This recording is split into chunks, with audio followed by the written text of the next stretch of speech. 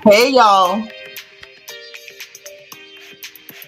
I'm hot. Forgive me, forgive me, forgive me. I am having a supreme hot flash, but I need y'all to hit the like button. Where's my mouse? Okay, I was looking for my mouse pointer and couldn't find it. Woo! Y'all come in here, hit the like button, please. Like this video, put your like number in the chat. Don't forget to use your engagement button to circle with the emojis. Send the bubbles up. I'm going to do my best to keep up with the comments. Let me greet everybody because we got to get into this, honey. Some things have happened at this darn reunion. Woo, y'all, I've been retwisting braids all day. My scalp is a little sore, just a smidge. Just a smidge. But yeah, I got the fan and cool off and all that stuff. I probably need to put some alcohol on my scalp.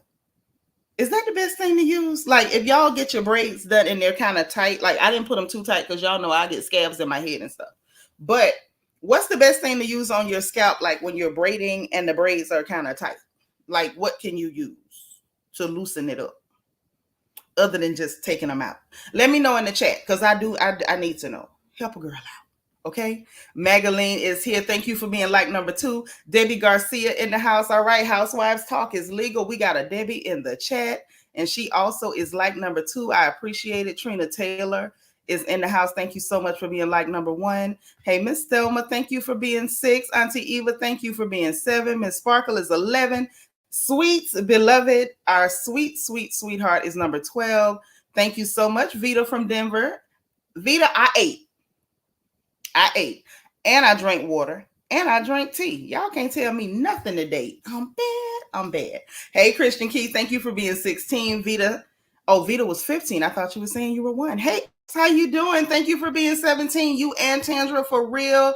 Y'all come in now, hit the like button, get comfortable, get comfortable. I just want to greet everybody. My girl from the UK. Hey, sis. How you doing? Thank you so much for being number 19. Miriam Sanfleur is 21. Hey now. Hey. Mo, hey Mo, you liked and you're waiting. I like that, honey, because we ready. Y'all, listen.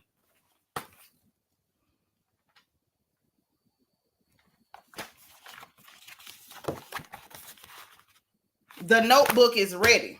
I got the notes, baby. They tried it. Hey, Callie, thank you for being 24. Lady T, thank you for being 12. Aries Sun, how are you? Happy Sunday.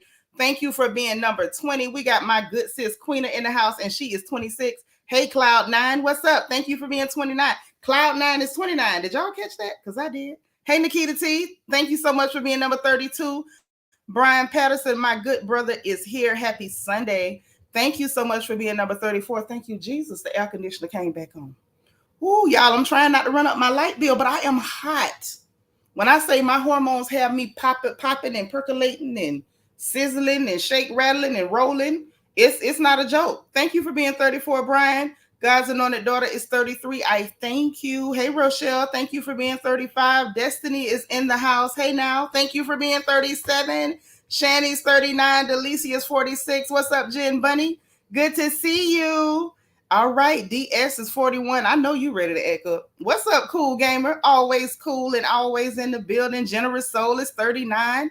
Evelyn O'Shea, hello, hello. Thank you for being 44. Shalon, how are you? My girl Nakase is here. Thank you for being number 40. All right, so look, y'all, they tried it tonight, and trust and believe your girl caught every effort they made to slide past us on some bull. We ready to go.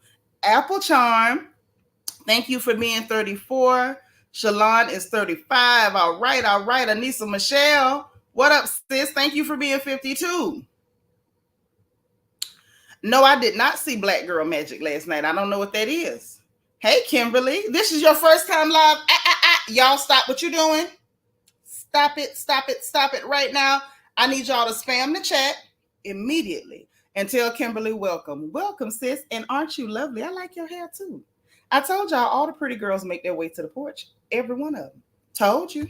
I knew I was right. Thank you for being like number 53, Kimberly, and you are welcome and you're lovely. Hey, Priscilla Clemens, thank you for being 41. Queen of Hearts KS in the house at 38. Tanish Gibbs up in here. Hey, now, how are you? Candy Delight, girl, I like your name. I know you. Thank you for being number 66. How you doing? All right, Delightful by Design. Thank you for being here. Just observing. Hi, is this your first time too? Happy Sunday. Thank you for being 67. You and Jenny Patterson. All right, I'm so glad y'all done slid up in here. Mama's baby is here. My peanut is 72. And so is DD Evans. Hey, DD Evans. Welcome. Welcome, welcome, welcome. No, you number 66 and your birthday June 6th. See, I knew I liked you. Y'all, she ain't just pretty. She's a Gemini, like my daddy. I like that. Hey, Nadine Thomas. How you doing? Thank you for being 78. Miss Gardner. Witch Hazel. I saw somebody else say witch hazel. Okay, so I need some witch hazel. And then my head will feel better. Okay, getting it tomorrow. Betcha. Thank you, boo. Hey, lovable Lisa. What's happening? Good to see you. You say sulfur 8? The sulfur 8 spray for braids. It helps itching and tightness. And it ain't itching, but it's tight than a mug. It's tight enough that it's uncomfortable. Because y'all know my hair a little funny. And Janetta, thank you for being 85. Brown style is 79. All right, all right.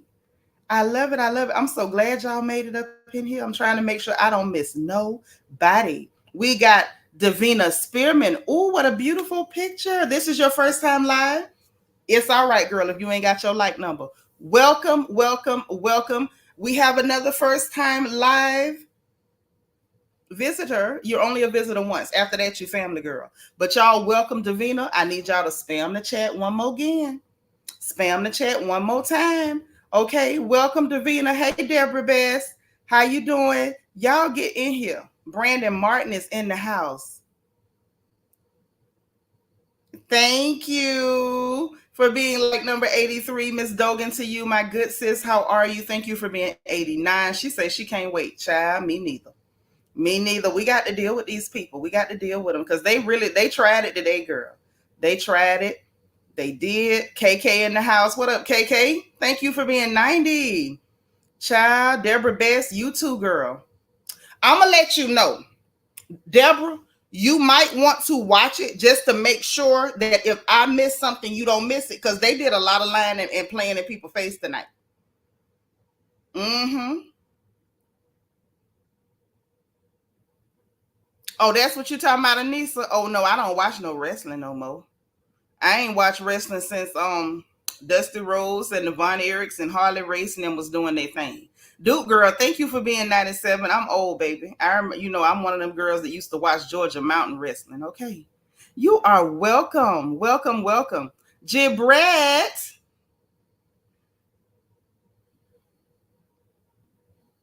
Well, here's the thing. I don't do caffeine. I haven't had sugar in God knows how long. And I drink a lot of water. A bunch of it. Them hot flashes is just hormones. Ain't nothing I'ma eat or not eat gonna help me. I got a busted radiator. I be having power surges for no reason. And then I get a chill right after that. Quiet Storm 87. Thank you for being 99. How's the baby? How is our baby? Hey, Lollylop, how are you? Mm-hmm. Yes. So it looks like I got everybody. I see all the welcomes in the chat. That makes me feel good. We want to make sure everyone feels welcome. Y'all know I don't play that around here. Hey, Tandra, for real. How you doing, girl? Hey, Dana Brown. Yes. Girl, welcome. Welcome. Please don't let this be your last time. Hey, Krista Jones. Barbara Parker from the UK. Listen, my UK girls is in the chat, and it's for real. Okay? Queen know what I'm talking about. Queen say she feel me. Queen feel me. It's real, baby. Them hormones is real. I got a busted radiator, but it don't stop my mouth. I promise. My mouth's gonna run regardless. Hey, Jenna Harris, thank you for being 106, Auntie Baby. Y'all make sure y'all hit the like button. Put your like number in the chat. Try to remember it. Y'all know the rules. If I ask you for your number, you don't never know when I'm gonna do it. I could do it at any time. I could do it once. I could do it twice. I might skip it all together. But if I ask for a number and it's your number, it don't matter if 2 or 3 people hit it at the same time. The first person to answer me is who win. You got to be in it to win it. Make sure y'all greeting folks, being kind and loving in the chat. We can talk about the people on the screen. Personal comments, personal attacks, any type of disrespect is never, ever, ever okay. We don't do that over here. The baby is playing kickball with my bladder and other internal organs. What that means, that baby is healthy and happy, and you must be doing a wonderful job of giving baby lots of treats and snacks. So baby is strong. Give me shelter. Hey now.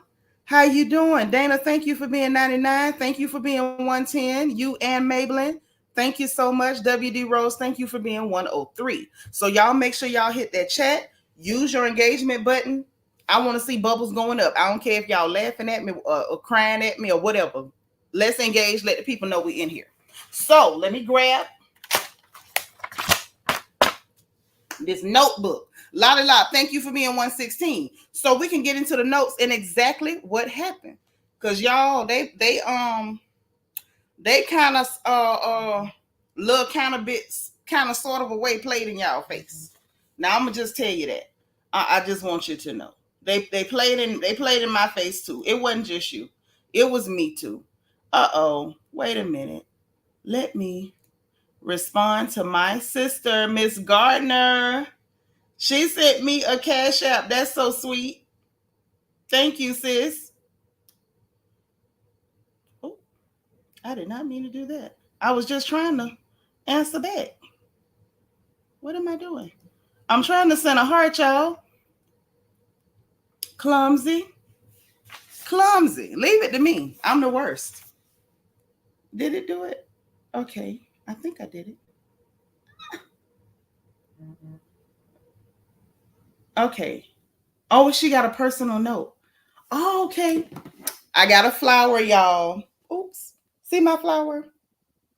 Thank you so much, Miss Gardner. I appreciate you, sis. I was trying to hit it and it was a picture. Y'all forgive me for being, technologically unsavvy. Hey, Belize and JB, how you doing? Thank you for being 118. So, y'all, I got the notes. Okay? Trina, if you don't see it, you might have to leave out and come back, baby, because it's always there. So dig.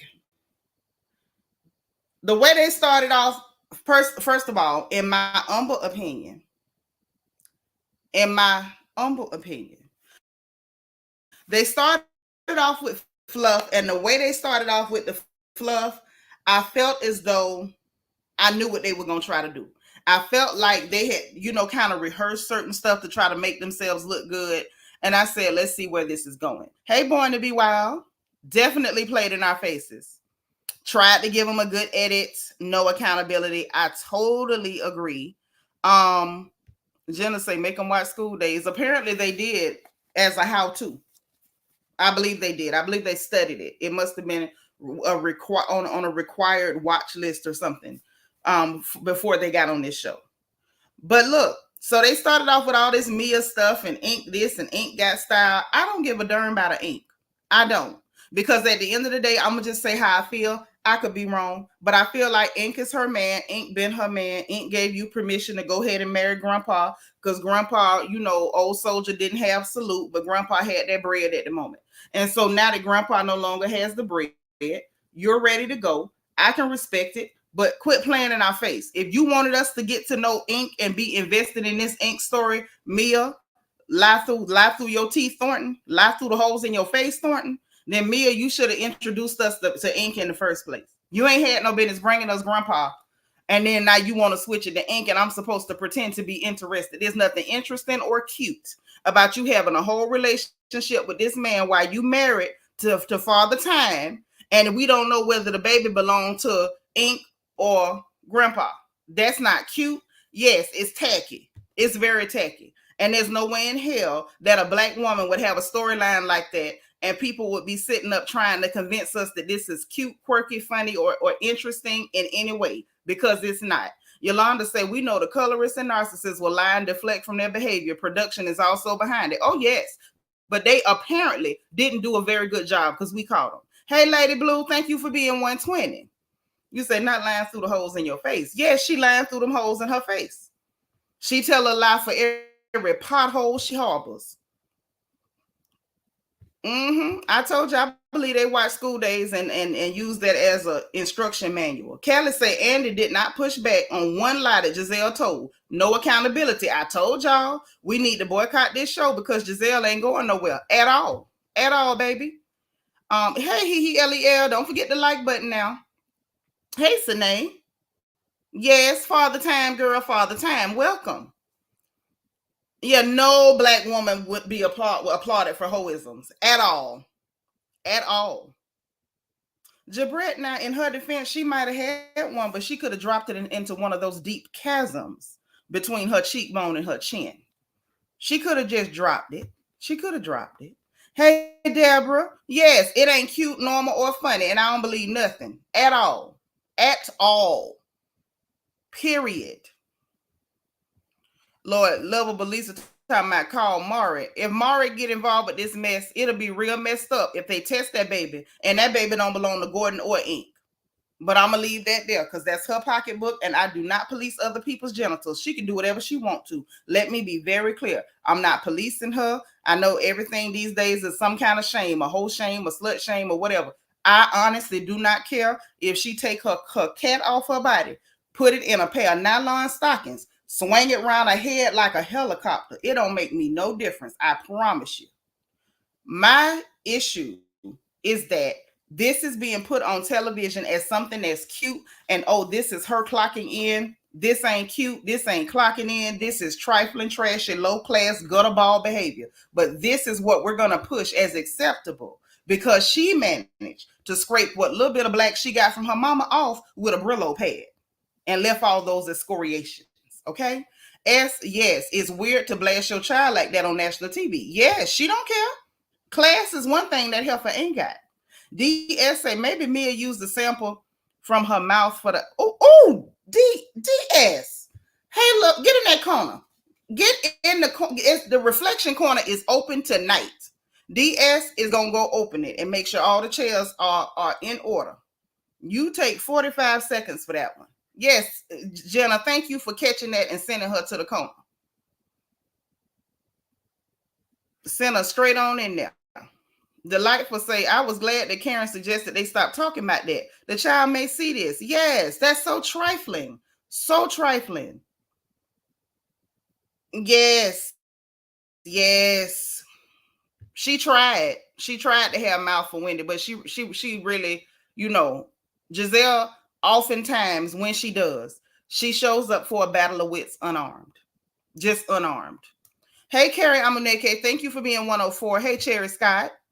Okay, y'all work out how the corner gonna work. So anyway, we got Mia in the 1,100 square foot penthouse or whatever, and Ink Talk. And now this was interesting to me. It was interesting to me, and y'all follow me on this one. There was a point during this weird Mia back and forth. Let's glorify my private parts being a public toilet. Ooh, several penises at once. Ooh, during that whole moment, right? There was a weird kind of thing that happened. Robert tried to get in on the conversation. Hey, Tracy Lashley. Robert tried to get in on the conversation, y'all, and was asking me about living arrangements because it wasn't clear because you were here and there, and Gordon was here, and then you was in Atlanta. Thank you for being 124, boo. And Mia, like, everybody talked over her. Mia talked over her and was like, girl, I might be in Houston next year. I want to go to Houston. Like, completely steamrolled over what Robert was trying to get at. And my thing is, what was you even asking? Was that something y'all rehearsed and it fell flat? Or were you just trying to get in on the conversation and Mia didn't let you in? Because whatever happened after that, y'all, Robert made a weird face. This is all in like the first 15 minutes or so. So if y'all want to go back and check, you'll see exactly what I'm talking about. Robert made this weird bothered face because everybody was laughing. Candiace, Wendy, everybody, kiki, cackle. But she was trying to throw that in. I guess I felt like she was trying to be a part of the conversation or like somehow center herself in it, but it did not work. Mia like brushed her off heavily. Everybody kept cackling, and she sat there looking like she had nausea, heartburn, indigestion, upset stomach, diarrhea. Like her whole face just cracked. Robert still want to participate in this like she ain't just had her whole life. Yes. Wait a doggone minute. Tracy Lashley, did you send me?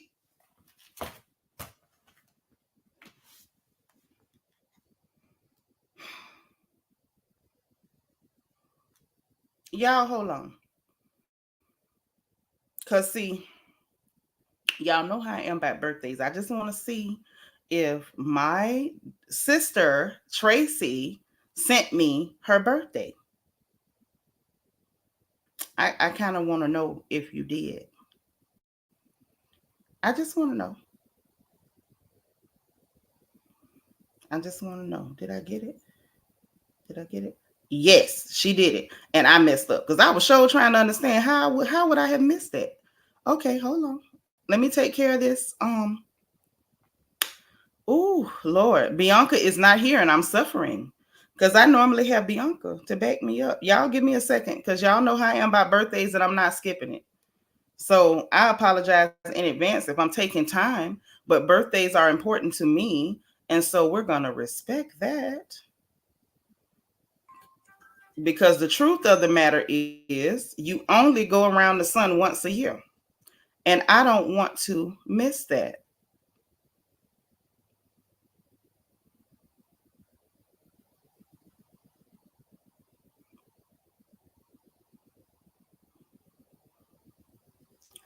Ooh, give me 1 second, y'all.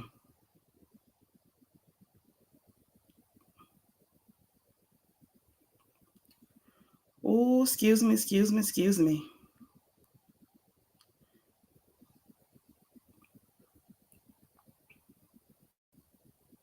All right, so I had to put a birthday message up for our sister Tracy Lashley. Y'all make sure y'all tell her happy birthday in the chat. Her Cash App is there. Y'all know that is our version of pinning that good dollar on the shirt. So grab your tools and fuse and make sure y'all say happy birthday to our dear sister Tracy Lashley. Happy birthday, gorgeous. Hey, Catherine Bennett. So let me grab my notes right back. Thank you, Tracy, for reminding an old lady who is very forgetful. So yeah, that moment kind of got me that Mia really steamrolled over Robert, like steamrolled over her, did not allow her to be a part of that conversation. And I do not understand why. I do not. It is not making sense to me. I don't know. I don't know. Catherine said Roberto is giving bone collector vibes. Maybe that's what she called herself trying to do to cover up for the crap that she did. Because she did do some crap. I'm sorry. I'm going to probably die still believing that she was a part of Gizelle telling that lie on that man. Say, did y'all peep them fake tears? Yeah, we seen tonight. We just ain't got that far yet. We ain't got that far. Evie said, I think the other women are done with Robert. Oh, maybe they are done with Robert. Hey, Dana Cutler, thank you for being 134. But I just wanted to point that out because her facial expression in that moment was very freaking telling. She looked defeated and cracked. Hey, Kai, thank you for being 213, boo. So listen.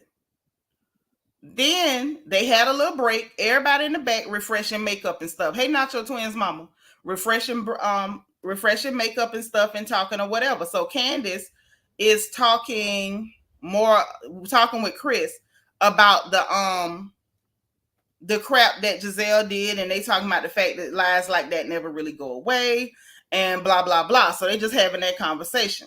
So then when they get back on the stage, when we're joined by them back on the stage, okay? Oh,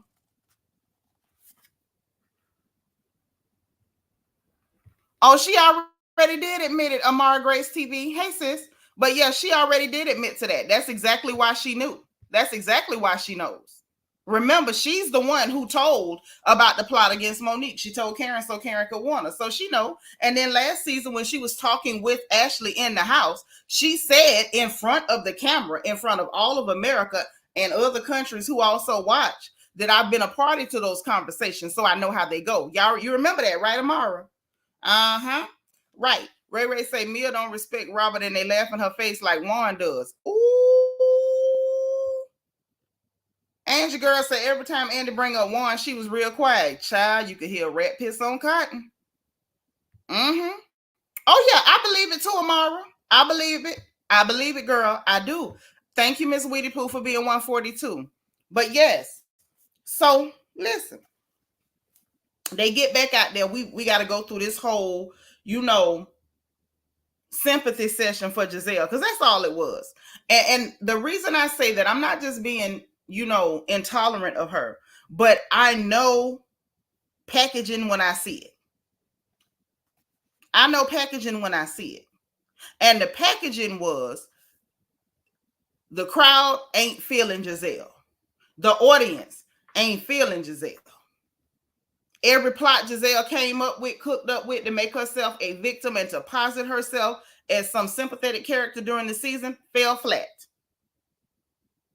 So what we need to do is to try to get people to be invested in feeling sorry for Jazelle. Now that's what it gave to me. Rochelle, hey LB, says stopping by to get 142. You heading to bed, boo? Well, sweet dreams. Say your prayers. Say your prayers. Kai say exactly. They were trying to make her the audience golden child, and we saying no. Yeah, no, we saying hell no. Like Miss Sophia on Color Purple. Hell no. No, Miss Millie. No. We do not want to be your maid. No, ma'am. So I understand, Amara. I'm with you, girl. So listen. We got to go through Grace leaving, the fake relationship with this boy, and Jason or whatever. That was so disgusting. We got the pitiful montage. We got a redo of the fake outrage, because they were really going to try to sell that to us. Oh, Wendy and Candiace made faces. It's so bad. It's so bad. And I'm just sitting here like, child, bye. Bye.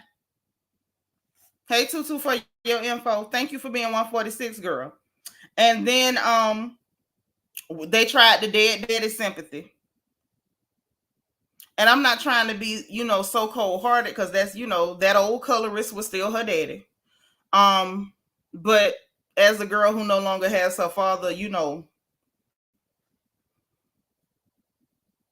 I can sympathize with the fact that that old colorist was your daddy, but I don't necessarily want to hear, the stuff about Daddy Graves, because I'm sure had he met me, he probably would have called me Aunt Jemima too, or maybe worse.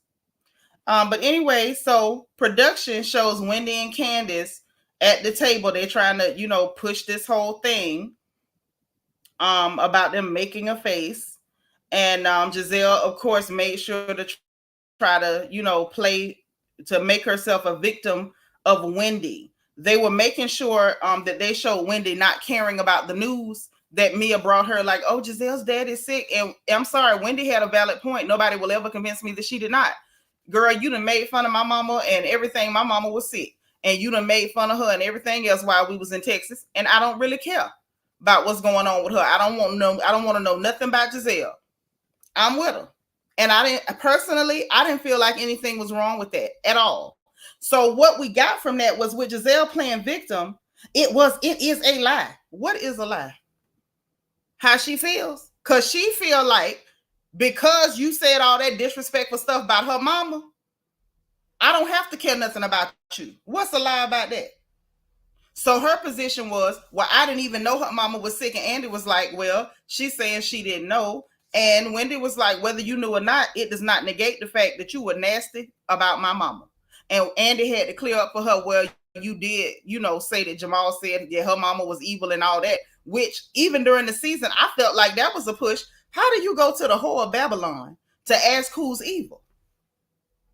Apparently, Jamal can't even decipher which vaginas he's supposed to enter and which ones he's not. But his discernment is supposed to be so great for a woman he ain't never met. Oh, it's real and it's evil and all that. What are you talking about? What's real? Because somebody came on a show and said somebody told me that they had a conversation and it was said, but I didn't hear it, but I'm going to run with it. What's evil? So anyway, so she kept saying, but you lied on me. No, she didn't. What she said was, you were saying disrespectful stuff about my mama. And so I don't have to care nothing about your daddy.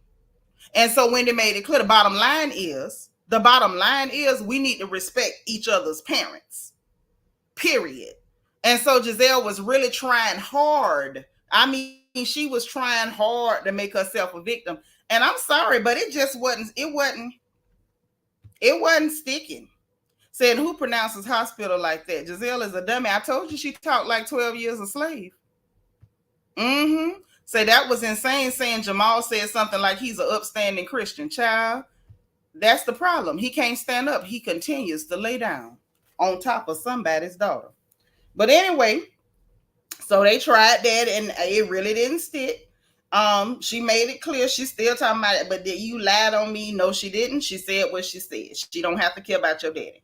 So then Andy gonna ask about the funeral. And Jazelle was like, well, oh, that's good.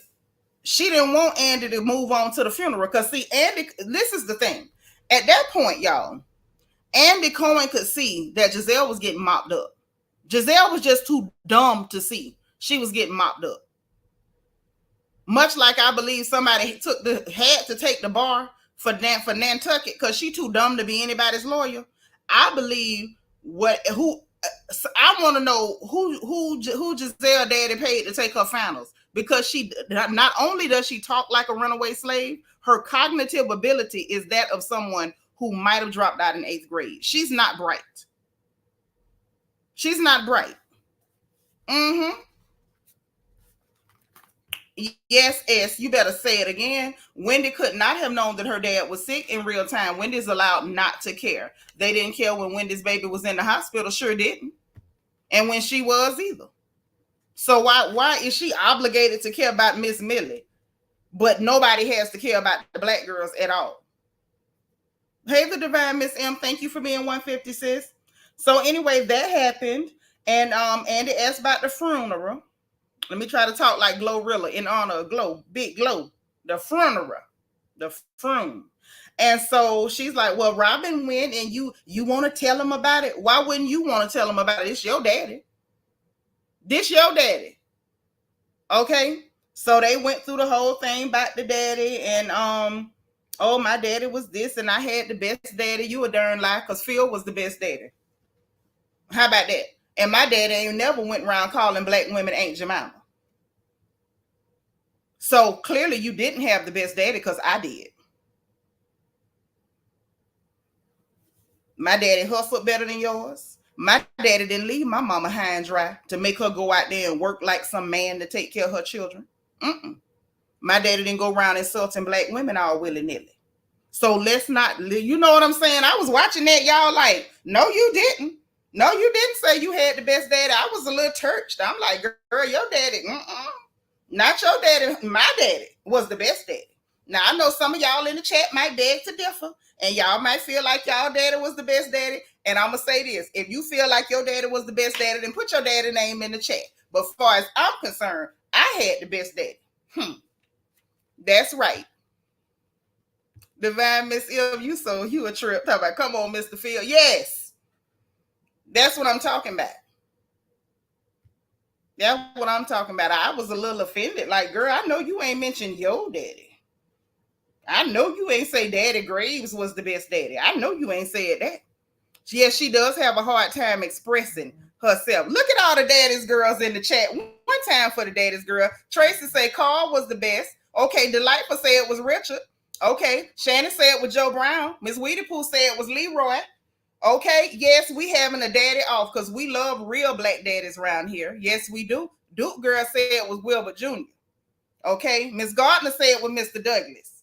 Okay, Dana Brown said it was Lamont C. Brown. That's who she said it was. Jenna Rousseau said it was Wilbur Maurice Jones. Okay, wait a minute. I don't want to miss none of the daddies. We're going to show love to the daddies, the real daddies, the ones that wasn't running around calling black women Aunt Jemima. We're going to show love to them. Okay, Joseph C. Gerald. Quiet Storm said it was Melvin. Okay, Queen of Hearts said it was Tommy. Okay, that's what I'm talking about. God's anointed daughter said it was Mr. Raymond. Dana said her Raymond was the best. Okay, Angie girl said it was James Nichols. Belize and JB said it was Albert. Okay, Jabret said it was Louis Williams Jr. Auntie Eva said it was Leonard. Okay, it was Ulysses. Okay, all right. Rochelle said it was Rothea Clark. We just want to make it clear. We just wants to make it clear. DA said it was Thompson. Lincoln D. Smith. That's what Kelly said. Okay, long as we got this straight. Long as we got this straight. Okay. Leah Aries said it was William Morgan Ferguson. I know that's right. Okay, I'm going to co-sign everybody. Miss Parker said it was Jerome. She said Jerome was the best daddy. Now, that's who it was. Krista Jones said it was James Brooks, in case y'all was confused. And Kimberly Jones said it was Mr. James Phillips. I just want to make sure we're clear on who the best daddies was. Mm-hmm. Uh-oh, Carrie say it's Mr. Eddie Amuneke. Okay, all right. Let's make sure we clear. Brown Star says Crawford. Shasha say it's Donna Griffith. Okay. Yes, we can have a daddy off. Yes, we can. Yes, we can. I love the daddy's girls in the chat. Jay Delaray say Dwight made me and Larry raised me. You better talk about it. Chubby Girl Cuteness say it was Willie Lee. Listen, Catherine Bennett say it was Ron Bennett because he got the best daughter. Ooh, oh, now that's smoke. Now that's smoke. Now that's what I'm talking about. Now see, this is the type of bragging I like to see. SS say it was Joseph. Yes, yes. See, this is what I like to see. Generous Soul said it again. I love this. Amazing black fathers. Ain't nothing like a good black daddy. Nothing. Okay. But how dare she say she had the best daddy when all these illustrious men we just listed in this chat that I can guarantee was better than colorist Daddy Graves. Now, how dare you, Jazelle? How dare you? And Janetta say Hollis Ratcliffe Sr. Okay. Yes. That's right. The best daddies. The best. Aries son say is James Albert. Your granddaddy. I know that's right. And shout out to Ura Richardson too. And James Edmondson. Shout out to him. Down. The nerve of her. I wasn't ready. I wasn't ready. Wait a minute. Hold on. Y'all know I be trying to do too much. Oh. My phone won't let me do what I want to do. It's sticking. My phone's sticking, y'all. I know it say Leah Aries sent me a cash app, but I just wasn't able to do anything. Okay, she sent one. Let me send a heart back. She said, for all you do. That's so sweet. She sent me a little drink, y'all. Ain't that sweet? So, yeah, shout out to the daddies. Y'all know what it is. Yes. So, I felt some type of way because I knew what they was trying to do. They were trying to do a sympathy package for Jazelle. They were trying to do a sympathy package for her. That's what they were doing. I knew what time it was. Like, I'm not crazy.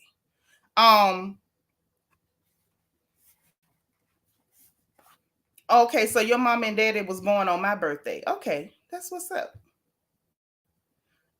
Jazelle unfortunately related to me on my mama's side of the family. Oh, girl, I'm so sorry. But yeah, so they did the sympathy package. And then, y'all, something even worse took place. Let me tell y'all what else went on. So after all of that, they did the whole sympathy package, and then we got to get all the old shots of them going down to New Orleans to see her daddy. And, you know, they had a celebration and they didn't have no sad funeral, blah, blah, blah, right? So she got slightly emotional. Candiace actually fell into the emotional trap. And Andy said, well, Candiace, why did you cry? And I knew what he was doing. He was trying to say, oh, you still care for Jazelle. So Mia tried to lighten up the mood, like, oh, you know, Candiace will cry at the drop of a hat, or Candiace cry when the wind blow, I think is what she said. And here comes Jazelle, even when it's not about her. And then they went to break. Now I'm gonna tell y'all something. Let me tell you how I know that Bravo and them producers is trying to save that wretched bruised banana. When they came, you know how they come back from break and they'll play like the last few seconds before they went to break. Y'all know if you put a 1 in the chat if y'all know what I'm talking about, okay? When they came back from break, they played the last few seconds, but they cut that part out. The part where she say, yeah, even when it's not about her, just nasty. Mind you, Y'all did all that. Thank you for the one, so y'all know what I'm talking about. That's what's up. You did all that stuff. They did that whole package to try to make you a sympathetic creature when really you're a vile, disgusting, decrepit, degrading, dilapidated, desolate creature. And then because she actually felt some emotion for you after seeing the press package they put together for you. Oh, even when it's not about her. Okay. Well, the whole point was for people to feel sorry for you. So now what you giving me is you don't even want apparently black women ain't even allowed to feel nothing for you. We can't even have emotions when people intentionally put together packages to evoke emotion. How dare a black woman have emotion? Is she too black to have emotions, Jazelle? Or was that press package that they put together to make you a victim, was that only for people of a certain hue? Because we know when you tried to sell every hue, somehow it went over like a lead balloon. So was the sympathy package for people that was lighter than the brown paper bag, girl? Is that what we doing? But when they came back from the break, production was careful to cut that part out where she said, even when it's not about her. And then they let Andy go ahead in the direction he was trying to go in, and like, oh, she still feels something for you or whatever, la la la la. And so Candiace with her silly self, like, yeah, I felt for her in that moment. Girl, you're better than me. You're better than me. Because what Candiace should have said, in my humble opinion, was, my bad. I fell for the sympathy package that production put together for you. Because that's what I would have said. I momentarily forgot that this was a press package. This was a PR package that production put together to try to make you look less vile and vulgar. Now that's what she should have said. But you know, Candiace, as much as they pretend that she's really the devil in the pitchfork, she's not. She's attacking these people with wet cotton balls. She ain't never hit them and made it stick. Never. She ain't never hit them and made it stick. Evie say she's so slow, she think crime makes it about Candiace. So does anybody want to ask me why I think that her daddy paid somebody to take her finals for her to graduate? Jazelle is as dumb as a bag of hair. And she looks about like that too. But anyway, so yes, that happened. Then Karen was up there holding her hand, being supportive. And y'all, I couldn't help but to think back to when Karen lost her mama and her daddy and they went on that trip.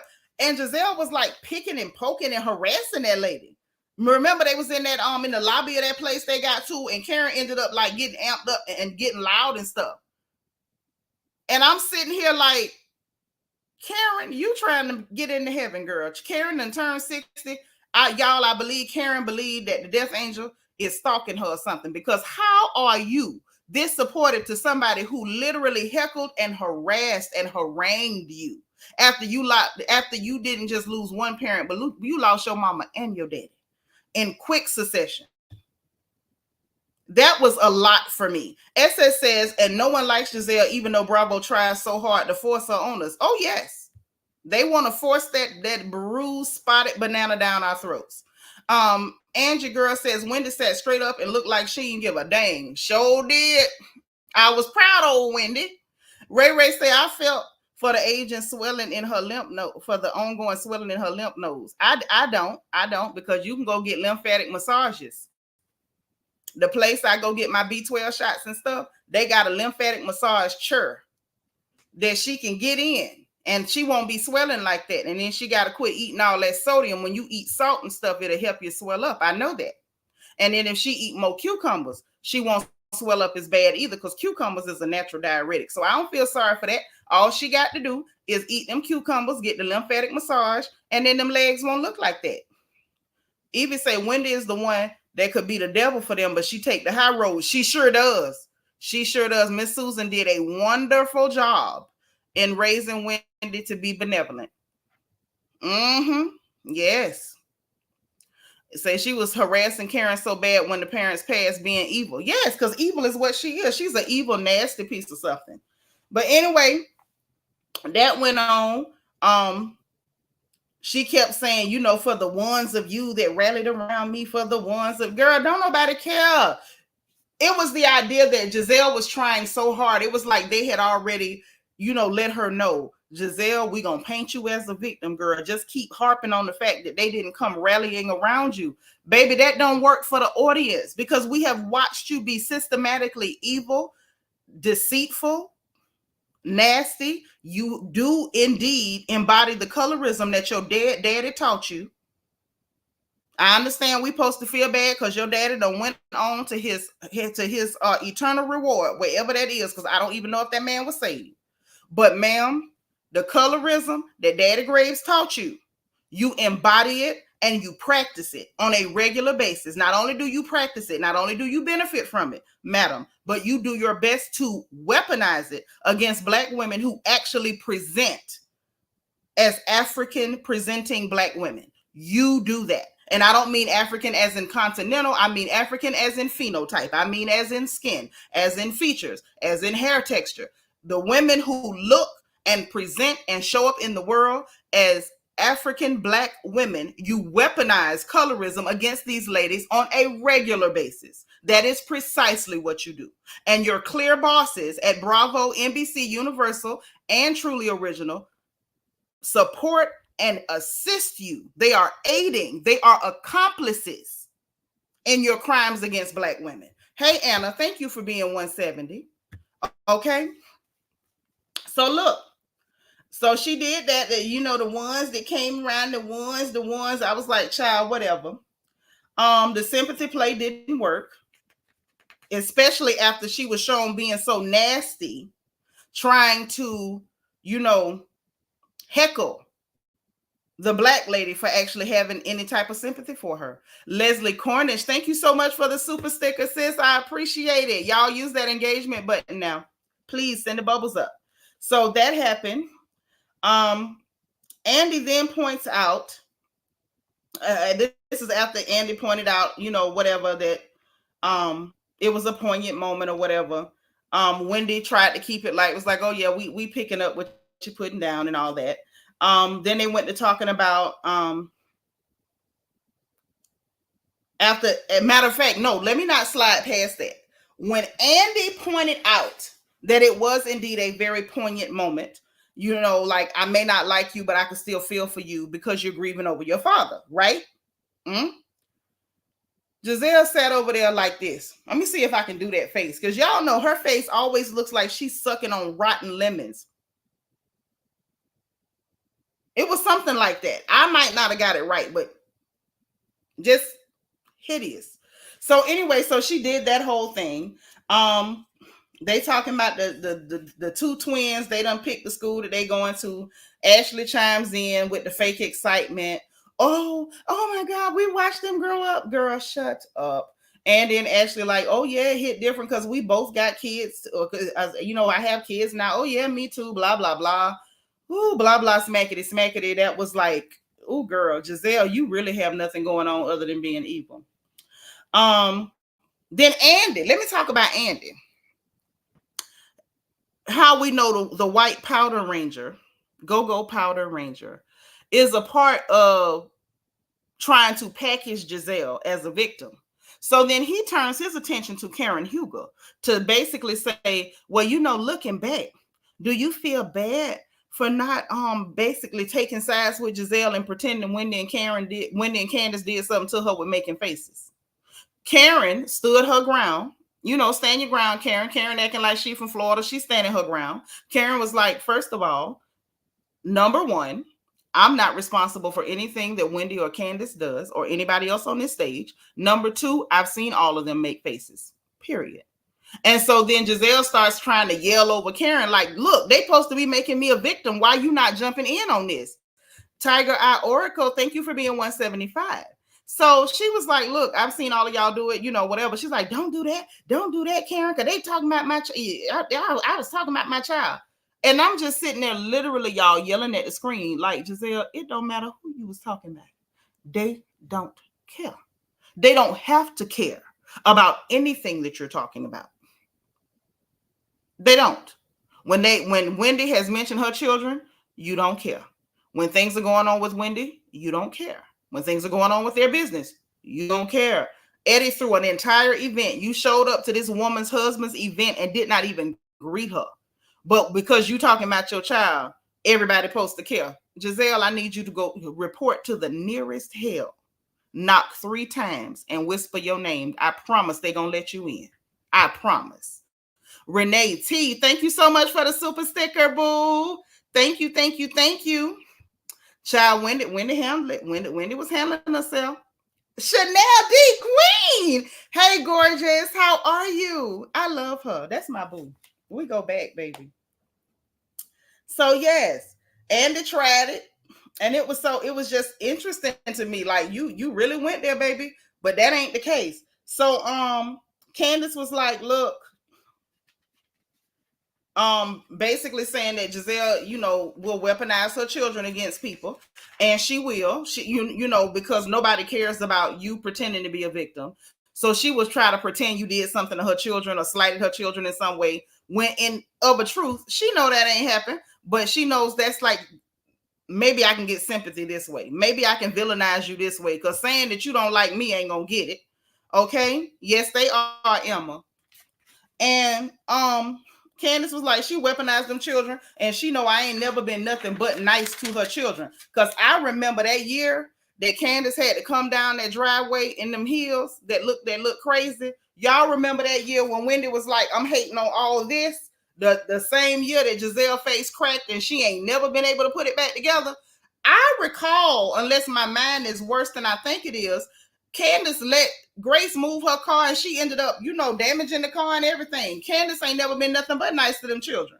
So now you want to pretend like it's whatever. So Wendy was like, but I did say congratulations. And seemed like I remember hearing Wendy say congratulations or something to that effect. And she brushed it off. And she said that she mentioned, asking whether the girl was going to join AKA. And she's like, that never happened. And Candiace was like, but I remember that happening. And so production didn't have it on tape. She's like, but that never happened. Girl, you can lie all you want to. I know for a fact, I heard Wendy at some point say congratulations. I heard that. That I heard. Now, what they going to make me do is go digging. And when I go digging, and I'm going to be right back on live to point out all the ways that production tried to help them tell a lie. Yeah, she did crash the car, didn't she? I thought so, Emma. I didn't think my mind was that bad. I didn't think so. Okay, wait a minute. We got a late daddy entry. Giovanna say Floyd Menifee. Okay, another one of the best daddies. Thank you, ma'am. Hey, Tammy Carter. Child, I don't know what we're going to do with these lying, trifling people. But yeah, she tried it. They had to move on. So then Andy say, now that we speaking about the youth, what about this man? So then she told us this whole lie about, ain't no rules. I just told him I don't want to have to be explaining nothing you doing on social media, blah, blah, blah. First of all, there wasn't no relationship. That was a PR stunt, okay? That was to promote that other show and to make you look like you had a storyline when we know you absolutely did not, like you never do, okay? Amara said they got a video of one of them saying congrats. I thought so, Amara. Thank you, girl. I didn't think I was crazy. Yes, it's on film, and they sat up there, Andy talking about they saying they don't have it on film. I knew. Thank you. Because I'm sitting here like, do I have a tumor? Like, why do I remember hearing congratulations? Yolanda said, I'm glad Candiace and Wendy stood their ground with Guzzard Guppy. Oh, child, not Guzzard Guppy. Kelly, production is worse than Jazelle because you have to be worse than a snake to assist a snake. You gotta be. Anna say that bad boy didn't want seen that boy didn't want seen interested in Jazelle. He was uncomfortable when she was up there trying to do that stiff twerk. You know when the twerk is stiff, y'all know I call it stiffing or twiffing. I call it twiffing. It's like the twerk is stiff, it's a twiff. And she was trying to she was like twiffing in front of that boy in the kitchen, and he was so uncomfortable. That baby looked like he was scared. He looked down and thought he seen the face of Satan on Giselle's backside. That baby was frightened. And as a mother, I was incensed because if I was his mama, the way I would have snatched 3 or 4 of them folds around Giselle's neck and told her to get away from my goddamn child. creepy self. That baby probably seen all kind of cobwebs and dust and everything falling out from in her crevices. Give me shelter. Say, you know what? Gizelle has never been so confident in denying things that clearly aired. Yes, because she knew they was gonna lie for her. The fix was in because I don't remember production not providing clips or to support again aired footage. Child, they tried to lie. I'm gonna have to go dig. I'm gonna dig tonight. He was scared of that mountain lion. Yes, he was. He was frightened, and he had every right to be. And so Andy asked about him being with the little clear girl. Let me see if I can pull this. Hey, Marquise. Marquise say, I never brought that relationship with Jazelle and that young guy from the beginning. Me neither. Lady Blue said he was uncomfortable, like his mom was working in front of him. Because it may well have been. And we don't even know how old that boy's mama is. Jazelle might be older than his mama. We don't know. But that's just scary. But this is the picture. I'm going to drop myself so y'all can see. This is the picture and one of the pictures, because I got a couple of them. But this is one of the pictures that Andy was talking about, y'all. I'm going to drop. Y'all take a couple seconds and examine this.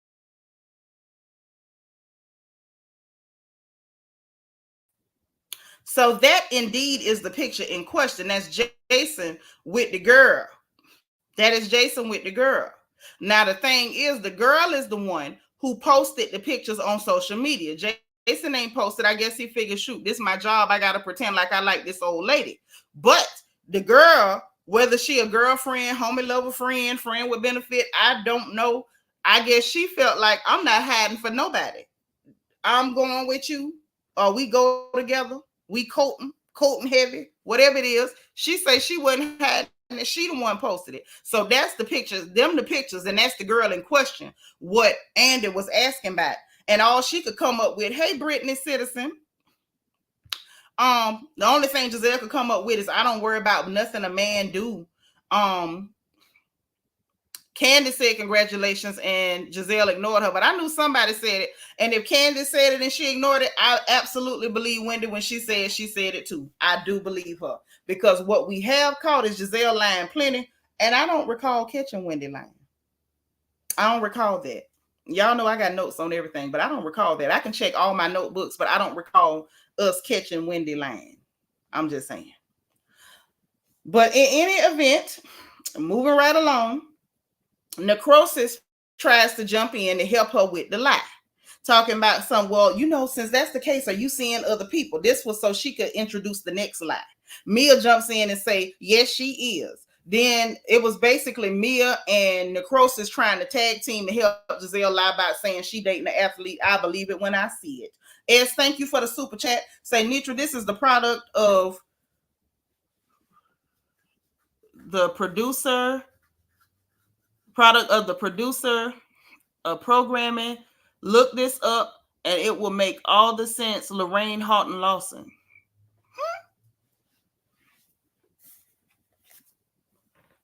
This is a product of programming. This is the producer of We Programming. Look up Lorraine Houghton Lawson. Okay. Make sure I remember that. Somebody email me or something. Thank you for the super chat. I want to kind of dig into that to see where that rabbit hole goes. I'm serious. Somebody make sure I have that. But anywho, we get past that bull crap, and she's saying she gonna see Jason later that night. I don't believe you. I think that child has escaped, and praise the Lord if he did. So then there was another break, y'all. It was another break. Wendy checks on Candiace to make sure she's good. Then they come back from break. Now we moved on to Candiace. Amara, you locked and loaded tonight, y'all. Amara say Jazelle is a lying geriatric bully. I promise if they got her off, the cast would mesh better. It's only her that's the problem. Okay. Okay. Thank you, S. Okay. Lorraine Houghton Lawson. Okay, gotcha. Oh, Bianca the Beautiful has slid in. Yes. Hit the like button. Yeah, she said geriatric bully. You heard that? You heard her. I'm a second that motion, honey. Oh, yes. So listen, moving right along. Candiace, we talking about the tour talk and the 6 figures she spent on the tour, the mammogram, that she want the babies, she's scared to do the hormones because she ain't want the lump to grow, the lawsuit talk, Robert talk, and all that. So apparently she had a biopsy done and the lumps had done shrunk. And to me, that's good news. We know that kind of thing can happen. I said this last season, I'm saying it again now. I enjoy when women's health topics come up. This is a show about women. Ian, thank you for being here, baby. Thank you for being 189. That's my nephew. Now listen, I like that. I said last year when Jazelle was going through what she had happening with her fibroids and stuff, I would have preferred to hear more about that than making up lies on Chris. Like, let's get into that because we're women. That's the kind of stuff I want to hear about. We want to know about what you did. Even Sheree, and y'all might laugh at me, I don't care. Even Sheree, even though she was teen too much, taking a holistic approach and not wanting to have surgery for her issues with her women's health and all that, that was interesting to me. That's the kind of stuff I want to see. Hey, BJ Daz, thank you for being 194. That's the kind of story I want to see. I want to see lifestyle stuff. I want to see them go and like Wendy and Kiana and them did, go get the laser hair remover. I want to see y'all go and like Kim Zolciak went and got the cryo for the cellulite while eating pizza. I want to see people talk about, hey, I'm having women's health issues. I got lumps, in my body. I did a mammogram and they said they found lumps. And, she wasn't going to get on here and tell us, her BI-RADS or whether, whatever, and take us on the appointments. But at least we got to hear some of that and some of her concerns as it pertained to getting hormone therapy to try to, stimulate follicles to have a baby and being afraid that it could cause growth and all that stuff. So I felt like, yes, this is what I want to hear. Of course, they didn't give us too much of that because they were too busy trying to, posit certain folks as victims. Hey, Miss Edith, say, I believe Candiace resembles one of Jamal's jump offs because she was so nasty when she showed empathy toward her when Gizelle's father passed. It could be that. I feel like all the brown girls remind her of the women Jamal likes because, Jamal likes them pretty and brown, pretty brown and fit. He has a type. And I feel like Monique fits that bill way more than Candiace. I think that's why she didn't like Monique on sight. But I'm gonna leave that alone because y'all know he was with Tweet, he was with Malaysia Pargo, and allegedly some other people that we know. I ain't finna say no names because I don't know them people to say that it's true or not, but I'm just saying the man has a type and she don't seem to be it. I'm just saying. But anyway, so they talked about that, and Andy asked her, like, what's the biggest venue you done played? She was like 1,200 people, and it was some place that he was aware of. Viewer question was really good. And I was actually interested because the rest of it was just so fake and set up, and it was so fake and set up to try to get sympathy for certain parties and to vilify other parties. And the fact that y'all set up segments to vilify Black women just annoyed the piss out of me, like literally and figuratively. Breesh say, we want to see Jazelle in the plastic surgeon office for a neck lift. Now, Breesh, she lifted her neck one time. It just slid back down. You know how when you pull up gym socks, but you keep walking, they slink back. That's all, because she pulled it up. She had pulled it up last year, I think. Well, before last season, she had pulled it up. It's just done slid back down. She might have to start wearing a garter on it, like attach a garter to it, like so. Just like that. So anyway, why are we talking about Matthew Knowles? Is he on RHOP, Brandon? Why are we talking about him? Why is we talking about him? I'm just wondering.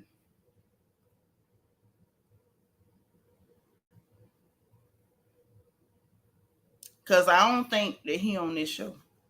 And I don't know why we would be talking about men who are philanderers, who take from their families to give to strange women. Why would we be talking about folks like that? I'm just asking. But anyway, so they talked about that. And the viewer question that popped up, that was interesting. The viewer popped in and said, why you ain't want Drew Sidora to open for you? Y'all remember when that happened during the season? And I'm sitting there, I ain't gonna see you to the corner. I'm just asking why we talking about somebody who ain't on this show. We got enough on this show. But y'all remember when that happened during the season? Hey, E. Davis, thank you for being 202. Hey, Nikki Tyler. And y'all remember her assistant or somebody was like, why you don't want to use Drew Sidora? And she was like, is that our only option? She ain't say nothing bad, but she, you know, the way she, like her tone and inflection and her facial expression, her non-verbal cues, everything said someone right with the whole thing between her and Drew. So I was trying to figure out what on earth went on with Drew. So I was glad, personally, why you ain't want Drew to open for you. So the viewer asked the question, and listen, y'all, I got quiet. I leaned in like this. Matter of fact, like this. Like I leaned all the way in. Honey. So listen what she said. And y'all let me know in the chat what y'all took from this, okay? Candiace said, let me get to my notes.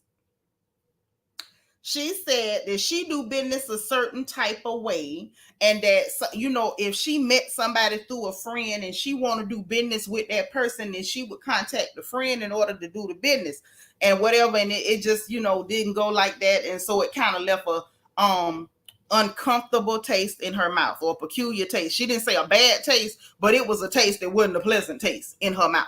Now that's what she said.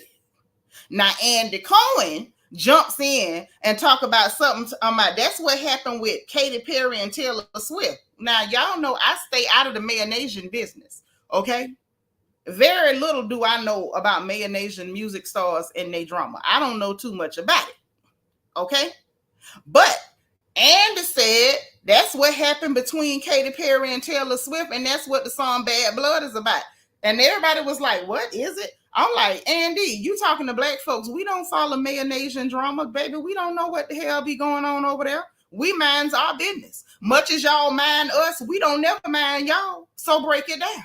So Andy commenced to breaking it down and said that one of them girls, now don't ask me which one he said wrote the Bad Blood song, because I don't know. I don't know nothing about Katy Perry or Taylor Swift other than the names. I don't know them hookers from Adam's House Cat. I don't. But he said that one of them had tried to steal backup dancers from the other one of them, and then that's why they got bad blood. So I say, Candiace, what the hell did Drew try to take? And who she went to that she met through you but didn't come back to you, tried to go behind your back to get the people to work with her? Drew, what the hell did you do? What did you do? My baby says she knew the mayonnaise tea. I didn't know it. You know, I'm old school black. I don't be in the mayonnaise businesses, honey. I stay out of it. Brian say Katy Perry stole Taylor's dancers. Really? It say I think Future wrote a lot on that album. Y'all know Future Navardius be writing. Navardius be writing his butt off. Yes, he do. Navardius got coin. He ain't got no class, but he got coin. Yes, he does. Talent too. But anyway, so I was, you know, y'all take that any way you want to. I don't know what Drew Sidora did, but she tried to move funny with Candiace, honey, and Candiace was like, is that our only option? Now, it's y'all guess is as good as mine what Drew Sidora did, but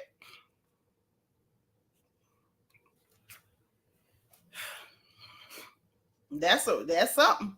So anyway, then they went to talking about the lawsuit, and he asked her, well, how you feel now that it was dismissed? She was like, of course I'm relieved and happy, or whatever, yada, yada. And so then a viewer, the viewers was more interesting when it was Candiace. You know what that tells me? That tells me when it was time for Candiace segment and to use actual viewer questions, okay? But when it came to Gizelle, those were stuff he handpicked or wrote himself. Because these questions was child. This one said, basically, that they was asking if Ashley basically saying that they believe that Ashley knew about the lawsuit and was pretending not to know nothing about it, and that she was hoping to get some money from it. Ashley hurry up and say, no, I didn't know anything, and I was not going to get any money from that. Yes, you was, hooker. Yes, you was. You was planning to get some money from it. Don't tell me about you wasn't going to benefit from it, because you still ain't divorced Smeagol to this very day. We seen on the trailer where you said you still rubbing Smeagol's feet every night. Okay? The precious. You still rubbing his feet. You still with Gollum, girl. You mean to tell me if Gollum had got $2 million off Candiace, you wasn't going to benefit? Why you down there at his feet? The precious. Really? Ashley's such a sad little big four-headed liar. Girl, listen, if you're going to be that big of a liar, I'm going to need you to be cuter, baby. I just need you to. Michael Morris say, I remember this drama happened. The rivalry between Taylor and Katie in the mid-2010s was insane. Was it? Where was I? Especially since they peaked at the time, but they're friendly now. Not that it's important. Well, at least you told me something I didn't know. Anna say, Ashley told Michael to sue Candiace to pay for that house. Mm-hmm. Yes. That's why she back to rubbing on them undead toes. That's right, Bianca. Yes, you was, hooker. Mm-hmm. Yes, the precious. The precious. Ed say that Bad Blood song is why I started listening to Taylor. Really? I have never listened to one song of hers, not even a snippet. Quiet Storm say, I thought Ashley and Michael didn't live together. Well, I don't know whether they live together, whether he stopped by there in the evening just for her to rub on them undead toes. But she said, and most of us heard her on that teaser saying that she loved him and she rubbed on them undead feet every night. We heard her say that, didn't we? So now maybe he get them, maybe he get them corpse corns rubbed and then he drive to the penthouse. Or maybe, he spend the night. Maybe she spend the night. I don't know who's spending what night, but she said she rubbed them corpsey calluses in the evening. That's what she said. That's what she said, and I heard her, and y'all did too. So listen, then we get on past that, and Candiace said, well, my mama thought the same thing. I'm going to be honest. She said, I didn't think that Ashley had nothing to do with it, but my mama thought that. That's because your mama is smarter than you. That's why, Candiace. Dot is smarter than you. Dot figured out what the rest of us figured out. That Ashley wobbled her big head in there. It leads her where she go. And she probably is the one told him to sue you in the first place. That's why she over there rubbing on them corpsey calluses. Because she got to make up for making that man spend his money on a lawyer. And he can't recoup none of it. Okay? Yes, now. So anyway, Andy then talks about the whole Robert thing with Candiace. Now, I want y'all to really lock in on this one. Lock in. Like this video, share this video. Send up them bubbles. Make sure everybody hear this because something interesting took place. Yes, Candiace is a little slow. Cute girl, but she a little slow because your mama got it, but you don't. So listen. So Andy went to talking about the whole Robin thing with Candiace, right? And so basically, Robert went to talking about, well, I felt like she was being critical of my job, and a friend doesn't do that. Because Andy was like, well, Robert, was you feeling like Candiace was coming after your job? So she didn't say that. She said she felt like she was being critical of her job, and friends don't do that. Why the hell she can't be critical of your job? Why she can't? Because you did something stupid and slimy, and them people already wasn't happy with you? Girl, bye. What the hell does she owe you? Anyway, so Candiace was like, well, let's get this timeline down. Now, halfway, y'all, I was ready to tune out because I'm like, Candiace, how many times you going to relive this with this hooker? She not being genuine with you. Like, why we need to hear this again? But I'm so glad I tuned in. So Candiace went to laying it on out. Now, something different happened when Candiace hit the timeline this time, y'all, because it wasn't like on the season. Now, on the season, every time Candiace went to talking, they start yelling over her where she can't talk. Well, this time they on the stage, Andy that'll moderate. It ain't gonna work like that. So Candiace was able to get it all out. Okay. So Candiace was like, after the reunion, you still had your reunion hair. And I was like, oh, that's pretty. So I was like, pretty, or and Robin says, no, you said long hair. She was like, okay, that's still a compliment. Everybody know that Lil Wayne coined the phrase long hair don't care. So you knew what she was saying. So then she responds back, yeah, and I'm sure that makes me look white adjacent, which isn't a good thing, and blase squaze. And then tried to make it about what Candiace said to Gizelle at last year's reunion, which to me was nail on the head, right? Okay. So then she said after that, she had messaged her and said, are you mad with me? And Robert left her on red. She said she messaged her again when the drama first broke and said, I'm sorry this is happening to you and your family. And she still left her on red.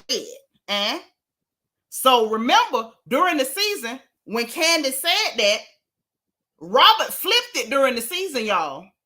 Oh, well, of course, I'm not going to say anything. You went around saying I was a fraud. Girl, shut up. That girl ain't even say that until after that. So I was actually glad that I tuned in, because Candiace really, once she established that timeline, you was acting stank with her before she even put 2 and 2 together and figured out that you was a part of it. Because let's be clear, Robert, you was a part of that. You and your bruised banana skin friend were in cahoots and came up with this bright idea to lie on Candiace's dusty unemployed husband. And you were mad because you were clocked. You were clocked. It didn't work. It did not work. Jazelle got stopped in her tracks. The colorism conversation didn't go the way y'all wanted it to go on last year's reunion. Your friend was clocked. And so you were already upset with her, and she hadn't even put 2 and 2 together yet. The rest of us figured it out, but she didn't. You was in cahoots because you needed to cover. You needed all the attention to be on Chris Bassett. The fact that it was that many of y'all telling a lie on one person, Mia talking about he looked at me. Production shows Chris not looking at Mia. Then Ashley gonna lie and say he was in my DM when he clearly responded to a story to tell y'all to come over there to his job because y'all partying somewhere else. Y'all party over here. Then you get Jazelle line talking about he a sneaky link and he was trying to see if I was with it and blah, blah, blah. Then Ashley come bringing in the Sesame Street Geico caveman girl to lie talking about that he was trying to get close to her and smiling in her face for production to show that this man was on the other side of the bar looking at his goddamn phone. Y'all whores had a whole conspiracy that y'all was gonna make that season all about this girl husband, because who else did you have? Like, let's talk about this thing and be real. Y'all knew y'all couldn't say nothing about Eddie Yosefo because Wendy done showed y'all, baby, she got apparently a McCullough lightweight chainsaw waiting on you hookers. The minute y'all say Eddie name, she coming. So you knew that was not an option. Y'all can't lie on Uncle Ray because he don't fool with y'all like that. Can't lie on, I mean, hell, Juan had real dirt. Ain't no point in lying on him. He the one y'all trying to cover for. Jazelle ain't got nobody's man. Not the maintenance man, the milkman, the delivery man, or the mailman. She ain't got nobody's man. And Ashley's man is Nosferatu. And much like Bella Lugosi, he done came up missing and disappeared. He done pulled Jimmy Hoffa. So there wasn't nobody to lie on but Chris. It wasn't even personal about Chris. It was just, we got the cover for one, and that's fine. That'll torture Candiace. We don't like her no way. Period. But Candiace hadn't even figured that part out yet. She telling you she's sorry this happening to you and your family, and you didn't respond. So funny thing happened, y'all. For those of y'all who didn't see it. Once Candiace was able to lay that timeline out clearly and concisely without any interruptions, I mean, smooth as warm butter on toast. Guess what Robert did? Robert gonna pivot and say, well, I didn't respond because of the colorism conversation at last year's reunion, and tried to fake cry. Because see, what you said to Jazelle about being white looking, it hit me hard too. And girl, shut up, lying. Shut up, lying. Because what she said was, Jazelle sat over there with her white looking tail, telling lies, thinking ain't nobody gonna bat an eyelash. How would that hurt your feelings unless you was another white looking heifer telling a lie too? Which you was. But why would that hurt your feelings? It was even the fact for me that she had the nerve to say, oh, but I'm sure it makes me look white adjacent. No, sugar, your face makes you look white adjacent. That 60% Caucasoid in your genetics make you look white adjacent. The fact that the other 40% ain't even black make you look white adjacent. It ain't the long weave, baby. It ain't the long weave, because I promise you that crusty, crunchy $29.99 pack hair that was on your head did not look like Caucasian hair. It didn't. It looked like you attacked and scalped a sheepdog behind that goddamn studio before you got your tail in there. Now that's what the hell it looked like. But it was the idea that she pivoted to the colorism conversation when she couldn't make it all about what Candiace said on social media. I just hope y'all caught that, because your girl did. I did. No, that don't look like no spicy white. That look like some white with like 2 pepper flakes and 1 grain of salt. Wasn't no spice, came nowhere near that. WD Rose say, for someone who's always saying she don't care, she sure care about a lot of things. She sure do. All of the goddamn sudden. She care about everything now. She care about a conversation happened way last year at a reunion, but you can't manage to care that your man got his name and a credit card on a hotel receipt for a whole hoe from Canada. He flew her in. Yes, girl, horsehair. Destiny say, I remember Rob and Giz on the first season, pre-Candiace, saying that they could pass for clear women. Sure did. They said it. Sure did. Because Katie, y'all know crazy Katie. Katie was like, both of y'all could pass. And Jazelle was like, yeah, but I don't. So you already acknowledged that you could pass. And now, to be honest, Jazelle really can't pass just straight up like that. She could pass for something other than black. But Robert could really get her a good relaxer and maybe even fool somebody. You just never can tell. Yes, girl, 2 pepper flakes, exactly 2. S say, right, she cried about that, but didn't cry that Warren couldn't show up. Right, left you up there looking like boo-boo the fool. Now, Michael Morris say, do you believe that Jazelle received death threats from people? Hell no. She was just lying on black women as usual, because who else the hell is she trying to implicate other than sisters? Because who else would care about her being a filthy colorist like her daddy? Yolanda say, 5 head brought Wanda from Living Color to on to be messy and got a blessing by Kiana, aka Michaela Tyson. I ain't studying you. Yes, oh yes. Now Rob got tear ducts. She should have been crying when Warren just pick a moment. I know that's right. Just pick a moment. Yes, Robert could easily pass for an ugly white man. I've been told y'all, Robert gives me middle-aged white dude. She looked like she got good credit. That's all I'm saying. But anyway, moving right along. After she pivoted, made it about colorism, and then tried to fake cry. But in the words of another unhinged person, drop a tear, because I didn't see one. I saw her do the lip trembling, but I didn't see no tear fall. Not now. Not now.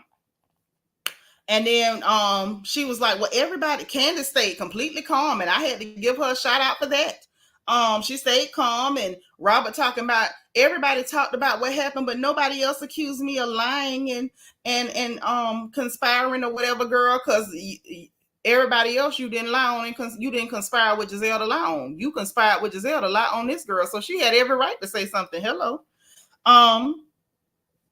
So Candiace was like, well, I completely understand. She was real calm. And then here comes Jazelle to jump in and try to take over. She tried to take over the conversation or whatever. So they were just trying to talk over each other. Mia jumped in to try to gaslight or whatever. They played the tape from last year's reunion, because Jazelle was trying to say, oh, well, but you went online and said we're colorists. And Candiace was like, no, I didn't. And she didn't. And I know she didn't, because Candiace pissed me off. Talking about, I don't think none of them are colorists. Jazelle is a raving, foaming at the mouth colorist. Foaming at the mouth colorist. Chelsea B say, why would Robin think Candiace compliment her on long hair equivalents to white adjacent? She didn't. She was just being nasty, because she was mad that Candiace didn't let them victimize her husband. Rob only thinks white people have long hair. See the colorism rhetoric? Falls right out their mouth. Chelsea B, I love you. Girl, you know I love you because you think like me. Yes, ma'am. Yes, that $10 weave from Wish. That was that synthetic. I bet you they couldn't put none of them lights too close to it at night. Yes, that's what your cousin Peanut said. Jenna Harris said, I'm glad Candiace said I wasn't talking to you. Yes, she had to tell her I wasn't talking to you. Yes, Toria is foaming at the mouth colorist. Rabid colorist. Fear of water colorist. So in any event, Candiace was like, I did not. Even on the reunion, I clearly said that I didn't think anyone on the cast was colorist. Wendy chimed in to back her and said that was the first thing that she said, was that she didn't believe anybody on the cast was colorist. And then they had to roll the tape to show that she said they didn't think anybody on the cast was colorist. And Jazelle was steady trying to push it. Mia tried to gaslight, talking about, but did you say that she wasn't? And Wendy was like, she absolutely did categorically say that she didn't believe anybody on the cast was colorist. And it's like, Mia, shut up trying to get in to help them lie. Just work on your own lies, baby. Your lies are bad enough. Your lies are bad enough. You lie so much, lying has become your brand. Stop trying to help Jazelle. Let Jazelle practice her own lies, Mia. That's the only way she gonna get better at it. Stop helping her. Robert, you too. Ashley, you too. If Jazelle gonna be a liar like this, she got to work harder at it. See, the fact that Jazelle expects other people to chime in when she starts lying is why she has never improved at lying. Listen, Jazelle, dear banana, if you want to be an accomplished liar like Mia Thornton, you have to stand on your own 2 feet and lie for yourself. Now I'm trying to encourage you. Hey, Lily. Michael said, I was uncomfortable when Andy asked Candiace and Wendy why they didn't show sympathy for Mia. Child pissed me off. Yes. They always want to police Black women's emotions and tell us how to feel. You know that's how it goes. Ed say Jazelle was so busy whacking Candiace that she doesn't realize that Mia is her sniper. Mia gives two-face too. Of course, well, child, Mia got a few faces, honey, in all them crevices. Yes. Why I gotta go to the corner? Why? What did I do this time? I'm always doing something. Okay, but listen. So that happened or whatever. Karen tried to say, because they was like, Andy was like, let's move on. This is not going anywhere. And you'll be laughing at Ian. But so Karen trying to give the beauty pageant answers. Oh, there's no better group of women to have this conversation. Baby Wendy Osefo hit the bell. Ding, ding, ding, ding, ding. The professor is in. And baby Wendy made me so proud. I shouted in here. Y'all would have thought that Matt Carter was preaching a sermon the way I shouted. I hollered.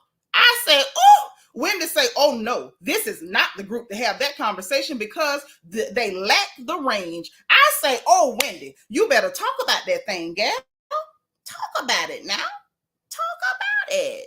They lack the range. You can't get into this conversation without the range. It is a mini nuanced conversation. There was no way in hell that those flying ignorami or ignorami. What is the plural of ignoramus? Those flying ignoramuses or ignorami are not in a position to have an intelligent conversation on a topic as nuanced and important as colorism, period, point blank. Hey, Mr. James, it just, you ain't got the range. And so here come necrosis trying to tap in because Wendy shut it down. The professor shut it down. Here come necrosis looking like, a desperate teenager from the projects with that microwave ponytail on the back of her head. What's the range? Girl, shut up. First of all, colorism in a conversation about Black Americans, baby, you can't clock in. We could tell by the state of your weave, your house, and the way your man dressed that you ain't got not one Black American friend. So we're going to need you to exit stage left because at least Wendy clocks in and she moves in the same circles with us. You don't. Because if you had one Black American friend, I repeat, one, we would not have seen you all season wearing synthetic wigs covered in blue magic hair grease. That was a hot mess. You ain't got one. You ain't a part of this conversation. You wasn't even smart enough to know that you shouldn't have brought your tacky non-dress and tell on this show with your mohawk sporting husband to help people push xenophobic narratives to an American public. Ma'am, you ain't smart enough to be a part of this conversation. You shouldn't have never cracked your lips. You've been quiet the whole time. Stay quiet, ho. Anna, thank you for the super chat. She says, yes, I was looking at me and Ashley like Wendy's calling y'all dumb. Stand up. Baby, they can't stand up. They can't stand up. They was all of them was kneeling down in 3-foot ditches. Ain't no standing up. Because she was right. Thank you for the super chat, girl. DT in the house, say hit the like button. Sharon Middleton say not the blue magic. Yes, girl, the blue magic. Clear jaw, white lid. You know. So, yeah, she tried it. Candiace was like, well, look, bottom line, worse has happened on this show. And if this is friendship ending, then so be it. Robert sitting over there, worse is helping. Yes, ho, worse is happening, so be it. So she letting it be known. She not begging you to be her friend no more. She not trying to be your friend no more, Robert. Okay? I would suggest Robert go make friends with Jesus, because I don't think Jazelle is your real friend either, girl. See, Candiace wanted to be a real friend to you, because we know Candiace low-key color struck too. Now, we're going to keep it real. Let's keep it all the way real. Ain't nobody safe. So Candiace wanted to be your real friend, but you didn't want to be hers. You want to be Gizelle's real friend, but Jazelle really ain't yours. Jazelle ain't nobody friend, not even home. We could see that. I mean, look at her life. She ain't nobody friend.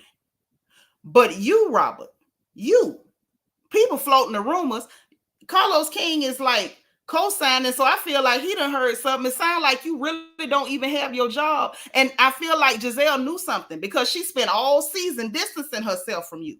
So while you so busy thinking you king ding-a-ling, brushing off Candiace with her little dumb self wanting to be your friend, baby, you needed a friend. You needed a friend. And now you sitting up here looking stupid because the girl was like, well, if this ends friendships, then so be it. And I said, you know what, Candiace, girl, you finally got something right. Oh, it tickled me. She said, so be it, honey. She said, if that's what it is, then, let it be what it is. In the words of everybody ever, everything is everything, sugar. Now, then they backstage. They getting ready for the men to come out. Let me tell y'all what happened then. Y'all, please hit the like button. Let me tell you what happened then. So they backstage, neck back there, Mia in the doorway trying to hype her up. Oh, you got to talk. You got to say something, blah, blah, blah. Necrosis, that is, not Gizelle neck. Necrotizing flesh. Necrophilia. Y'all know her. The one that says she don't care how Americans pronounce her name. So I will forever and always intentionally mispronounce your name, since you don't have any pride about yourself, necktie.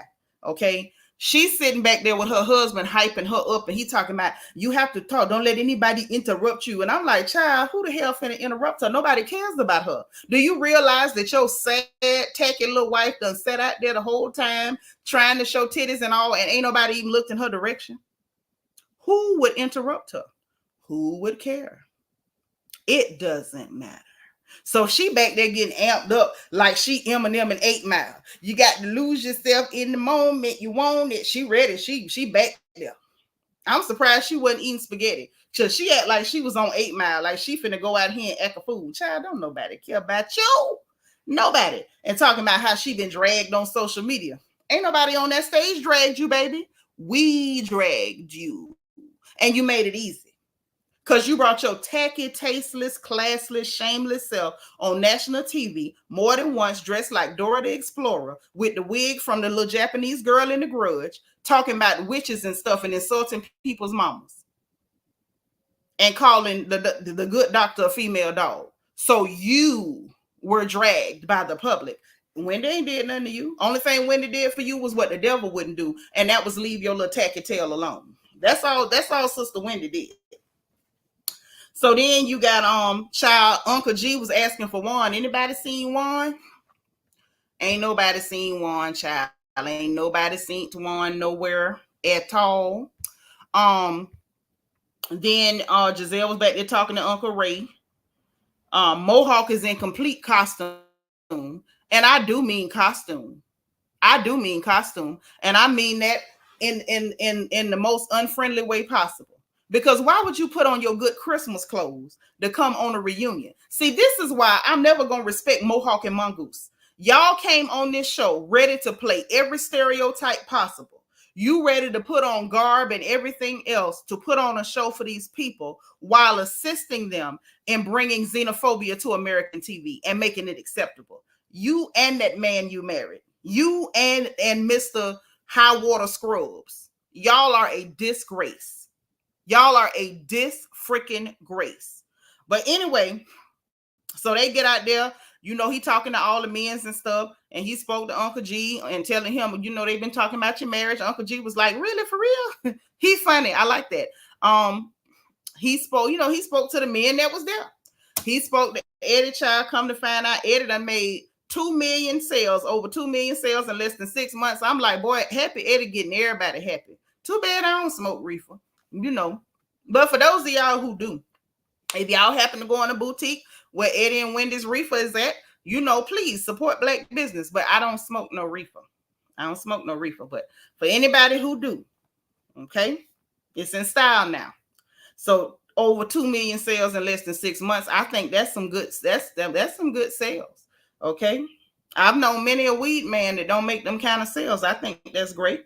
A question came in to ask Mia about her comments about being the only girls on the men's trips down there in the Dominican Republic. She talked in circles. Gizelle cleared it up that she was one of the hoes until she became a wife, and then she said, yeah, then she can hang with the wives. Okay.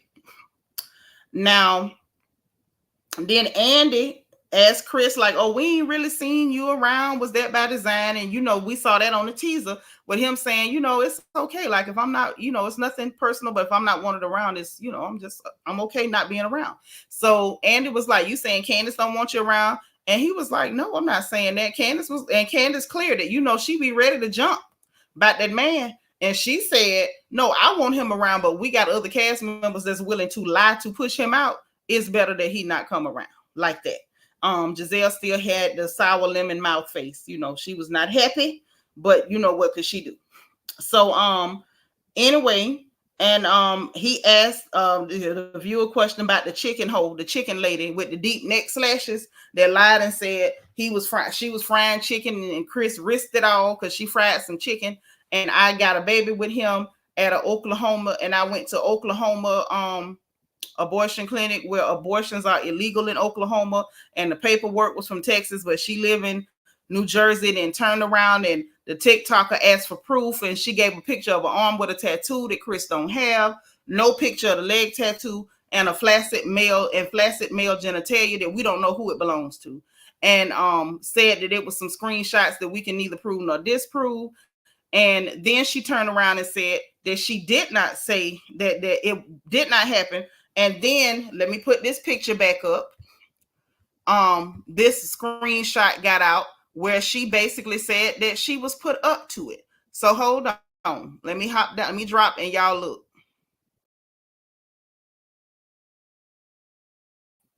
That's the wrong one. Hold on. Let me see if I can pull it back up. Well, do I need to pull it back up? I can. I'll get it by the time I'm done. But it was a screenshot where somebody asked her what happened, and did Jazelle put her up to it? And she said she put me up to it, but that's all I can say for now. And so that's how it was left, right? Well, about that time, after that came out, Roberts was still trying to get her money's worth, because I still believe her and Jazelle put that lady up to it. And talking about, but what about the screenshots and a picture of somebody's privates? And he was like, I'm gonna say this again, I don't know that lady. I mean, but you ain't met her, but what about the screenshots? He was like, I'm gonna say this again, I don't know that woman. And he was like, look, I don't want to, I'm not interested in talking about that at all. So Andy was like, yeah, the lady took the story back. And so her and Jazelle was like, oh no, but then she said it again. And then Jazelle was like, well, she said that Jazelle don't have nothing to do with it, to leave me out of it. And Chris was like, well, she said a lot of stuff. And she did. And Uncle G was like, well, this is a matter of credibility. I say, clock in, Uncle G. Clock in, because for Jazelle to be, oh, well, she said I ain't have nothing to do with it. She also said that you put her up to it. So if we're going to believe her, then let's believe her. She said you put her up to it.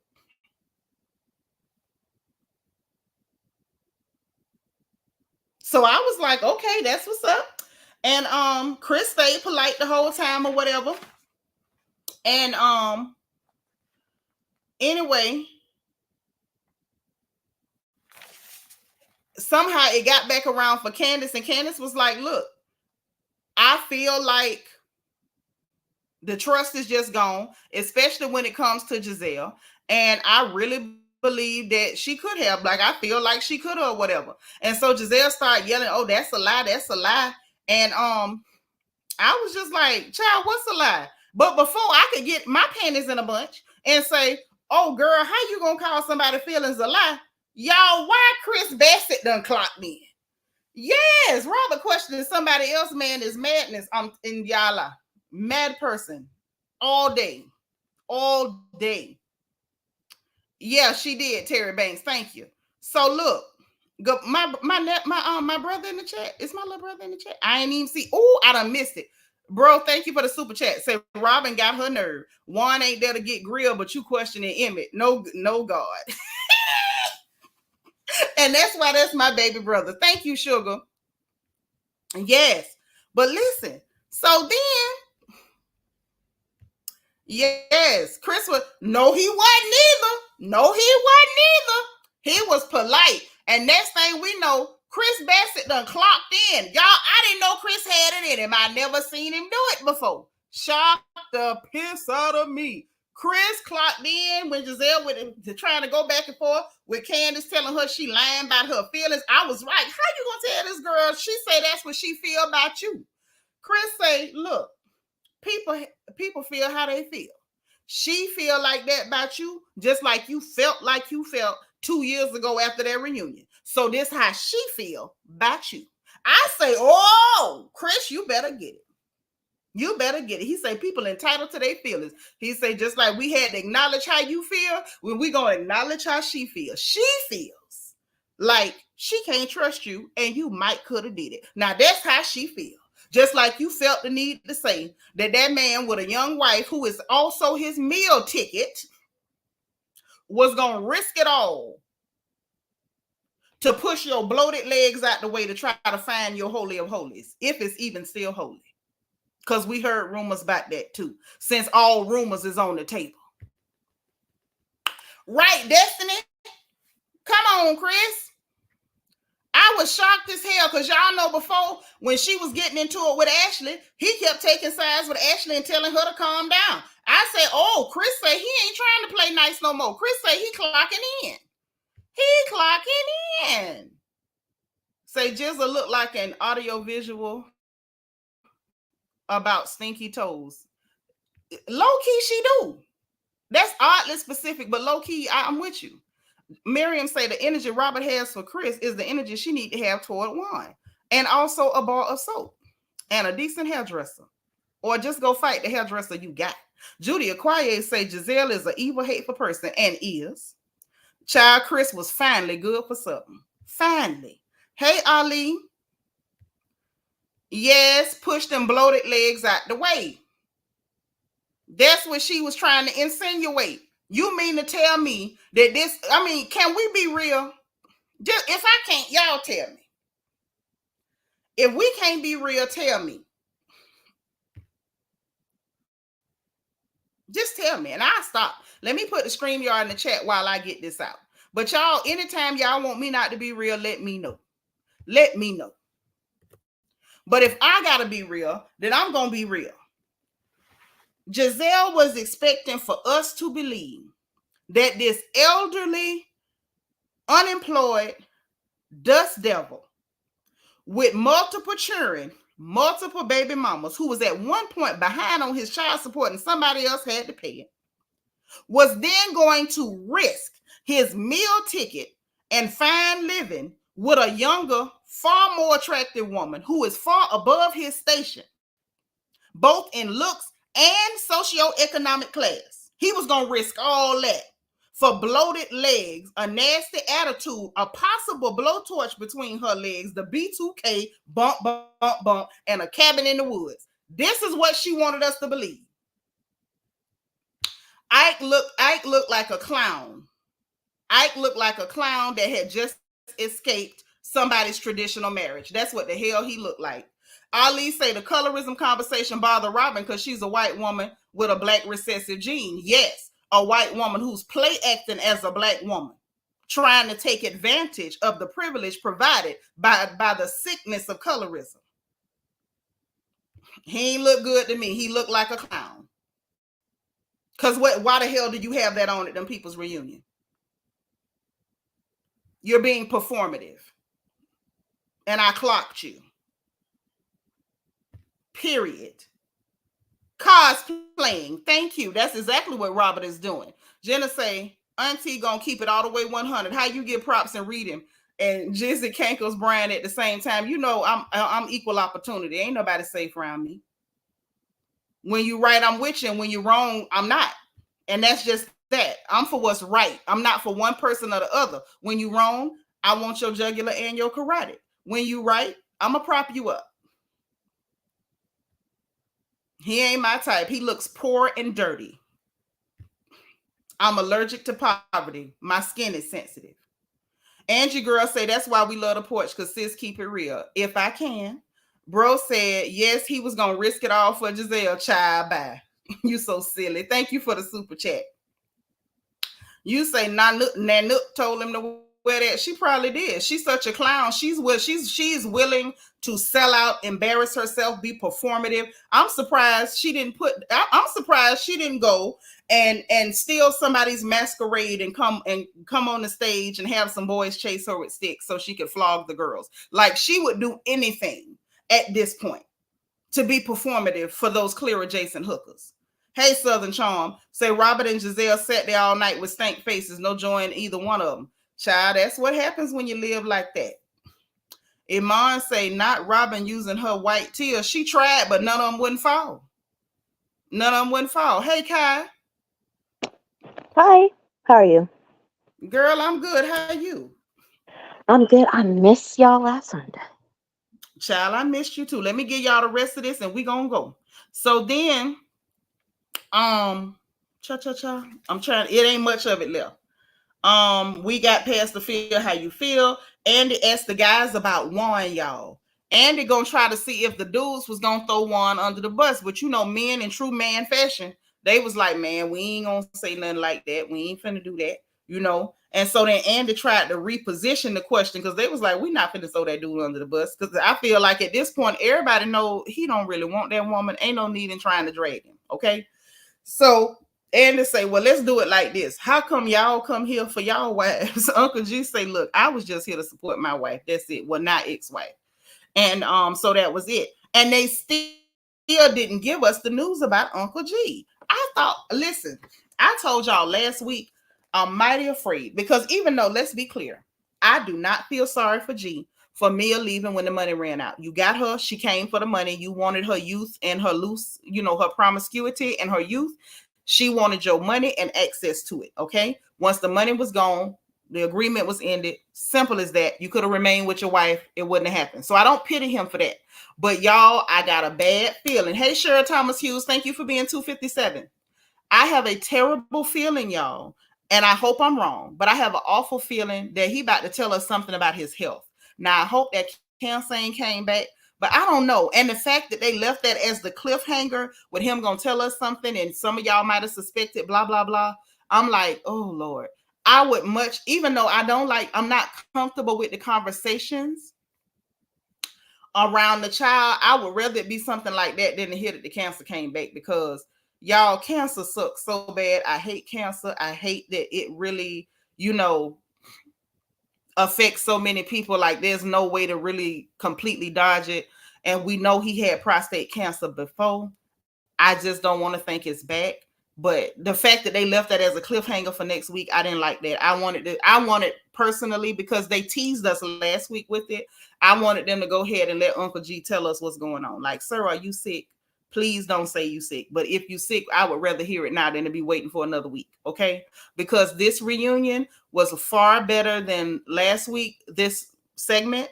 But this could have been wrapped up in 30 minutes. We had like all that wasted time talking about Jazelle daughters going to school and a man that wasn't never hers. And it did cook Robin a little bit. He did. So I didn't know this was a 3-part reunion. Yeah, we found that out last week, baby. Lord, good boy say G there for lunch money. He probably is. He probably is. You know, there's an old saying, baby brother. They say that a fool and his money is soon parted. Now, Uncle G was a fool, and now his money has parted ways with him. So he might need lunch money. Okay, Unc, if you stay close, I'll let you swing by and get a plate every now and then. But I don't know what else to do to help him. But I'm with you, Apple Charm. I hope that old man ain't sick. Poe is one thing, sick is another. Okay. So now, ladies, what y'all got on this? We're gonna start with Kai. I done ran my mouth, and now you can run yours. Oh Jesus. Okay, where are we gonna start? The timeline of the DMs, all that kind of stuff. You're absolutely right. Robin was on this season pretending like that message was because of Candiace going off on her, and then Candiace was crawling back saying, "Are you mad?" Instead of y'all are having a normal kiki, and then all of a sudden you and your feelings about a comment that was made towards Gizelle, and you haven't spoken to me for 2 months, but yet you wanted me to be up your behind about you and Juan's situation. And when I did check on your behind, you still ignored me. Mm-hmm. That's no sense. So that was interesting because I always felt that was kind of weird that like Candiace would text that of like, "Are you mad?" And Robin didn't make it seem like that message was specifically after Candiace going off on Robin. Kyle, let me ask you something because you on a roll. You talking made me think. Let me ask you this. Okay. Do you think Robin was mad because Candiace didn't go along with it, and maybe she blamed Candiace for why she got busted? Or let me see. How do I want to I ask need this? you to explain it better. Yes. Okay. Do you think that Robert felt like if Candiace had just not bucked it and just let them do it, that Juan might have got away? I don't feel that way for the fact that the Canadian woman was up in other like popular Bravo chats. You know, I feel like there were breadcrumbs of her saying her piece and not people taking her seriously. Mm-hmm. And then I felt like Robin felt like she was talking a little too much, and because she was like responding to people's comments, like the Bravo Shade Room, I believe, and other places. Because I remember another content creator like said like, "Oh, I could see her making all these comments." I feel like Robin and Jazelle, as we talked before, like to act like they don't pay attention to social media. Robin was paying attention to social media. She knew that one was going around there trying to get her story out, and I think Robin waited to the last minute where she felt like this is about to blow up in my face, so let me make a little money off of it. So I don't really think it was her being upset with Candiace, with the Gizelle thing. I think it's more of Robin's, I don't want to say guilty conscience, but more of it didn't work, so let me distance myself from her. Maybe she felt it was about to blow up, and so she couldn't do it anymore. So she started to step away from Candiace. If that makes sense. Okay. Because, like, when you were talking, something hit my head. Like, maybe her issue was, like, if you had just let us do this to Chris, that girl wouldn't have been able to get that kind of traction. Because some of the stuff she was seeing in social media was, oh, that's why she switched up on Candiace. You know what I mean? I don't know. Yeah, no, I get that, but to me, then the timeline of you all of a sudden acting like you're mad because I went off of Gizelle and called her her white looking behind her proximity to whiteness. All of a sudden, now you're acting like that had you so upset where you wouldn't talk to me for 2 months. Doesn't make any sense for that. So to me, that's why it feels like she started to step away because she knew it was about to blow up. And not necessarily that she's upset with Candiace for not going along with it, but more the fact that I can't keep being up in her face when I know that my card's about to be pulled. Okay. And Tanise, thank you so much. I did forget that part. I'll be trying to watch all my notes, but my handwriting is real bad. Let me give you credit. Tanise said you forgot the part when Chris said they made Candiace apologize over and over, but they allow others to say, well, I used the wrong word and everybody just move on. He did say that. He Chris said it real quick and slick. dingy and all. He clocked in. Yes, he did. It was real quick and real smooth with that one.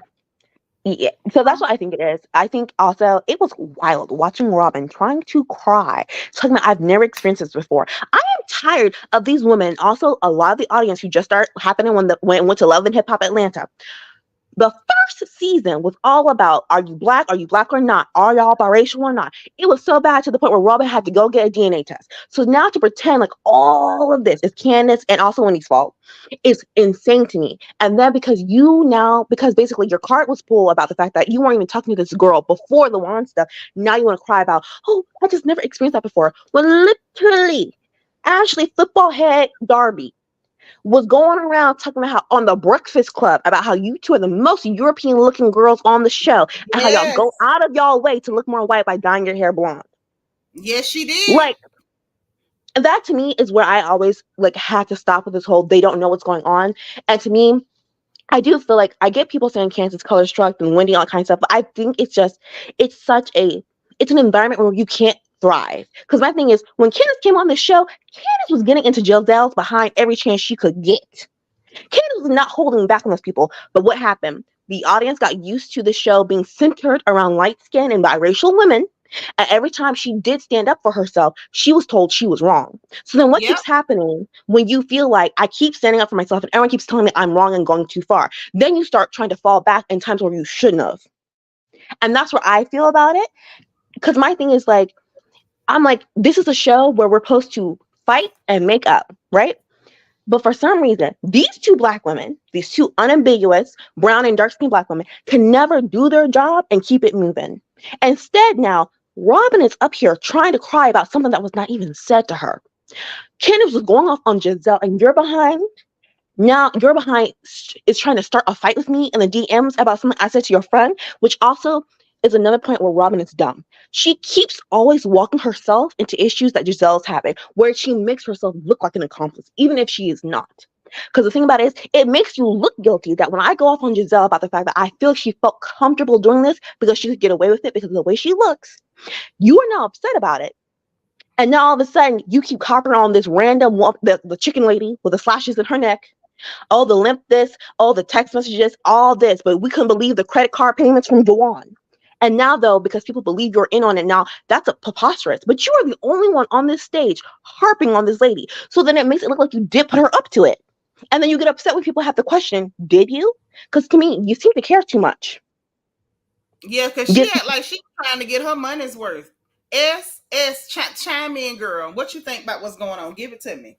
Hey y'all. Hey Kai, nice to see you. Um, Hey.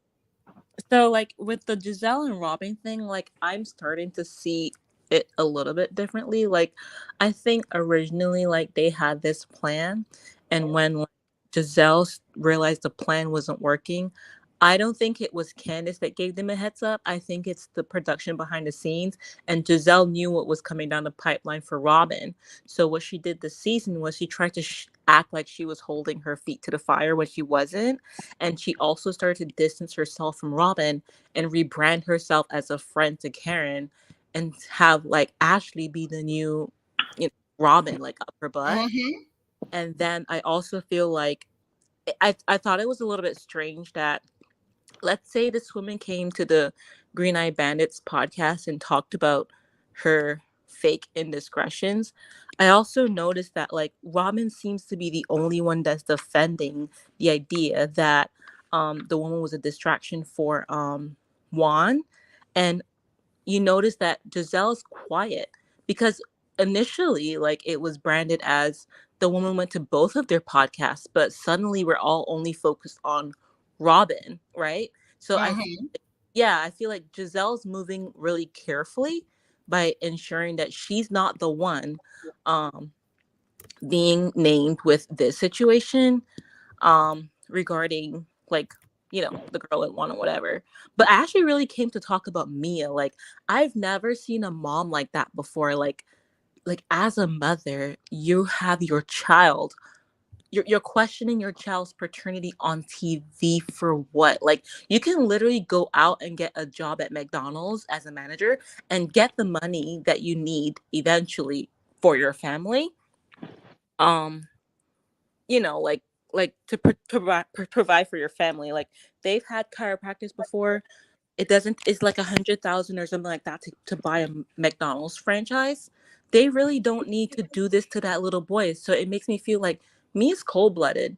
And I do think that Giselle is so busy worried about Candice that I really do think that Mia will be the one to unravel her tea. Because Mia was the one this season, if you notice, to get close to Robin and then fillet her out on national TV with the one. Like, Mia, like, no one's talking about Mia in the confessionals and how she was like, poking fun at Robin. No one's talking about like how she like how she really put one out there. Robin stupidly focused on Candiace, you know? And if this was fair game, she would have already gone and like she would have been upset with Mia too for talking about it, but she's not equally upset. She's literally only targeting Candiace, which lets me know that they always had a plan to target Candiace from the beginning. So yeah, that was my point on this. Annette, thank you for the Cash App. She sent me a flower, y'all. Thanks, Annette. But I'm with you 100%. They absolutely were after Candiace.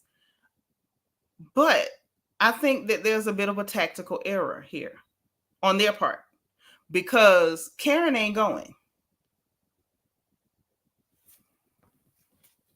Karen ain't going. But I feel like Jazelle knew that Robin was. It gives me the vibe that she knows Robin is going. Yeah, that's what I'm saying. Like when I say ain't going, I mean like Boss Man D-Lo. Okay? I'm Mr. Radthorn. I'm Mr. Ain't going. Karen ain't going. She ain't going for none of the bull crap. Robert is going out the door, but Karen ain't going. Karen ain't going. When she came to her, they made faces, and Karen was like, "Yeah, that ain't got nothing to do with me. You got a problem with my friends. That ain't my problem. That's y'all." Exactly. Karen ain't going. I'm telling y'all, Karen was on her Boss Man D-Lo tonight. It was not working. And even tried to chime in. Karen was like, "Ain't going." I know, ain't but going. Gizelle got smart. Well, not smart, but she tried to I think it was clever. Because remember, like the season with Monique and Candiace, Karen went to HR on Candiace, talk about threats on my life. You wish dead on Ray or something like that. She said, right? Not on Ray. She told Karen to go to hell to something. Yeah. And so what Karen did, she didn't say she made death threats. Karen didn't lie on her. We leave that for Jazelle. Karen went and said that she felt like that they need to talk to her because that ain't how she normally act or whatever like that. Exactly. That's what she said. She tried to say, like, check on her mental health. Karen did not say, oh, she threatened to kill me or nothing. Karen didn't lie on that girl. Here's what the thing is. Like, if you think about if you're in corporate America and you already know there's one employee, there's one complaint on an employee and you want to shove them out the door, I think that's what Jazelle was trying to do when she said, oh, they've wished death on me and my kids. Like, you know, it's all Candiace's That's fault. exactly what she was trying to do. I agree. But Synnitra, that's why I shared with you the name of the producer. It's definitely a group of white women, but there's one in particular that's based. She's the story pusher, I guess. She looks exactly like the showrunner. Yeah, and it made me feel like, okay, it makes sense because I think when the story comes up, she probably would find it easier to identify with Jazelle than she would a Candiace. Mm-hmm. Yep. And that I agree with you, Isha BB. I totally agree that she felt like, Robert, you on your way out the door, at least for a little while. They might try to do a friend thing later. They might try to do a little bit of, you know, like a charade, bring you in, get you out, bring you in, get you out. But she knew she was on her way out. Jazelle knows she's not a like a standalone character. She's not. But hold on. This is what I think. I think Jazelle feels like she needs to be a part of a duo. And I think she was hoping, well, I can latch on to Karen because Karen is a crowd favorite. That's somebody that everybody likes. I won't say everybody, but almost everybody likes Karen. So I think she wanted to latch on to that because latching on to Ashley, that's iffy because people don't like Ashley. You say Candiace needed a talking to. I don't believe Candiace needed a talking to, but that's what Karen felt like. I don't know why she, took it a certain type of way. Maybe she really felt like Candiace ain't never talked to me like that. Y'all need to check on her. If I'm being honest, I remember that season very clearly. Candiace was acting like a nut job. Karen owed her nothing to say that, like, oh, I'm gonna, help you freeze out Monique, or I'm gonna, help you gang up on Monique. No. I felt like Candiace was acting a little petulant and foolish. And if she took it all the way to telling that old lady to go to hell because she didn't want to jump on the bandwagon, girl, bye. Because let's be real, almost everybody who jumped on that bandwagon with her have turned around on her, except for Wendy Osefo. So that bandwagon wasn't all that in the beginning anyway. I thought that Candace's receipts were nothing until I like stopped Oh, them. baby. Yeah, they were, because if you realize, I know like Giselle pretended to be a united front on TV at that moment, but it also I do feel like that receipt is the reason why she didn't push to save Robin this season. Like I felt like it showed me the dissension, and it helped me to understand a little bit why would Candace even think that Robin is her friend. I think like behind the scenes, Candace knows that. Yeah, Oh. Candace knows Okay. that she talks about Giselle all the time. And Okay, finally, I'm hopping on US and Synnitra oh yeah, about yeah, what you're go saying ahead, go ahead. because basically I was listening to a podcast earlier because I try to get our background stories. I try to get on Twitter before I come to y'all so I can get some extra pieces that we might have missed while Miss Synnitra is giving us her thoughts and opinions. And someone and I felt this way during the season. I also checked out. Like I didn't watch. I felt like I maybe watched 40% of the episodes, and the rest through clips and stuff. Like I think it is going to go downhill. I think some people are trying to be smart, saying, "Oh, you guys say you hate, but you're going to watch it." But I'm like, a lot. Like people who make money off of reviewing the show stop reviewing the show. That is a problem. But regardless, it was interesting watching any time that Robin was making a step forward to being cordial or making up with Candace, Gizelle was right there clawing her back. And Gizelle did the same thing when Robin did make up with Wendy last season in Miami. Was it Miami? And then the next day when Robin's trying to essentially come to her, talking about, oh yeah, and Gizelle shut that down. The part one reunion where Gizelle did all that laughing, it didn't bother me because my thing is that's who you are and y'all don't like each other. But the thing that got me was the fact of matters, this was a moment between Candace and Robin.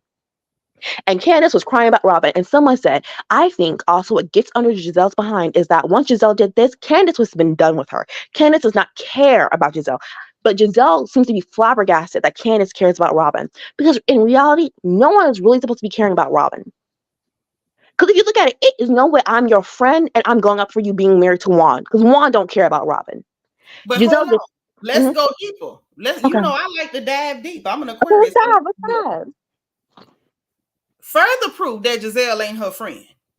Giselle has systematically and consistently encouraged, just like you said, Robert, not to make up with anybody that she's angry with. Don't have ties to anybody on this cast, no deep ties to anybody but me. Right? Her Mm-hmm. and Wendy fell out, don't make up with Wendy. Her and Candiace fell out, don't make up with her. I feel like Jazelle is part of the reason why Robert has been so dedicated to keep running at Karen and Karen keep decapitating her. I mean, consistently decapitating her. She Ichabod Crane over there. Can't keep her head on her neck. Don't have no connections to nobody but me. And then I'm gonna go ahead and tell this lie on Chris. And when you get caught up in the cross, I'm gonna advise you to tell your story behind a paywall on Patreon. And when all hell break loose, I'm gonna distance myself from you. That girl don't like Robin at all. But Robin Y'all got become don't closer see to how she followers. set her up. No, Robin, I feel that way Yeah, because it I just felt mean, so. Oh, sorry. no, go ahead. No, it just because to me, like people are in an uproar about Giselle laughing. I think my main thing is that it just felt weird because that's all Giselle has, and also you've been ignoring Candace all this while. It feels like you got second seat. You felt a little heat under your behind, and you saw that like Candace was crying, and this might be the moment where Robin breaks, and you said, that ain't happening here. And so it is weird that you also see. If you think about it, because people say the GBs and the light skin and all that kind of stuff, you never see Robin and Ashley hanging out by themselves. You will see Ashley and Giselle in a TikTok, or Ashley, Giselle, and Robin in a TikTok, or all of them in a group. You never see Robin and Ashley by themselves. Ever. nope, she didn't want her to have a connection to nobody but her. So if the time ever came, if I say I ain't fooling with you, I done made you trash all your other real connections on this show, you're done. Because she And knows you that right. By Candiace putting it out there and letting them see them blew up screenshots from the thread where she dragging Giselle to by talking about Juan yelling at her, which Juan probably did holler at her, and Robert making up stories talking about well he does that, he just talk loud because he's a coach. What that got to do with him yelling at this lady? I'm with you, Kai. I never thought about that with the information from the screenshots. People said that the screenshots were nothing. The screenshots were absolutely not nothing. I Those thought they were. screenshots were nothing else. They proved that as much as they pretend not to have anything to do with social media, and that's why Candiace is such a problem, apparently you are too, because you feeding information to bloggers, and there you are live in the living color.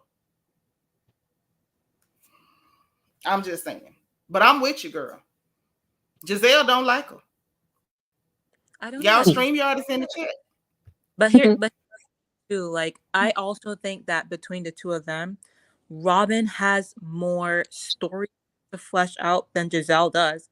Those girls are aged out. There's no more child support for her to collect. There's literally nothing. All Gizelle has for productivity as a person to make a living is this show. So that's the reason why she keeps the dissension between the women, because that's how she wins.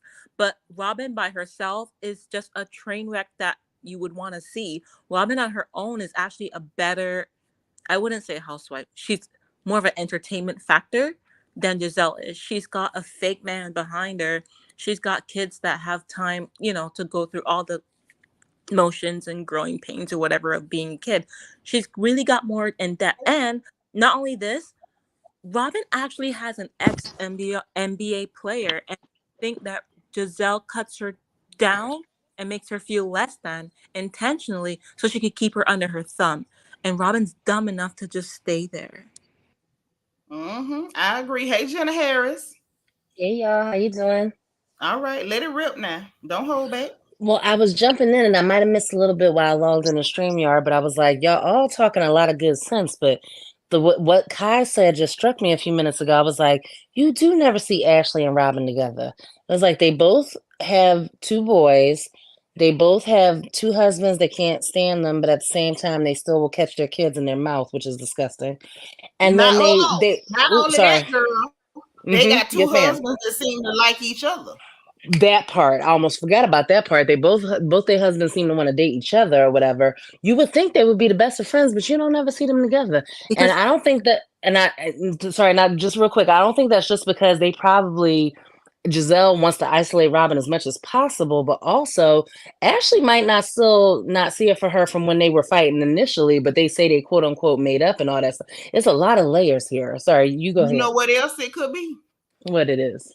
It could be because Michael done told some of the stuff what Robin's roommate done said, and that's might be what's causing a little bit of tension because Ashley might know too much of their private business. Well, because you do remember when Gollum was very clear to be like, Juan ain't gonna marry her. He ain't gonna marry her. Everybody was like, it's a lot of. Smeagol had me hollering that night. Smeagol was like, bull crap. He ain't gonna marry her. My precious. He's my precious. Yes. Terrible. They just terrible. I think they got something to do with it because, see, I'm gonna tell you why. You got to look at the dynamics of those two relationships. One treats Robert like, a smelly roommate that I don't like. Like, you know how you right. have guys in a dorm and you got that one roommate that don't nobody like. He kind of stank. They don't invite him to none of the parties and stuff. That's how he treat her. But when it come to Michael and Ashley, they partners in crime. They do their dirt together.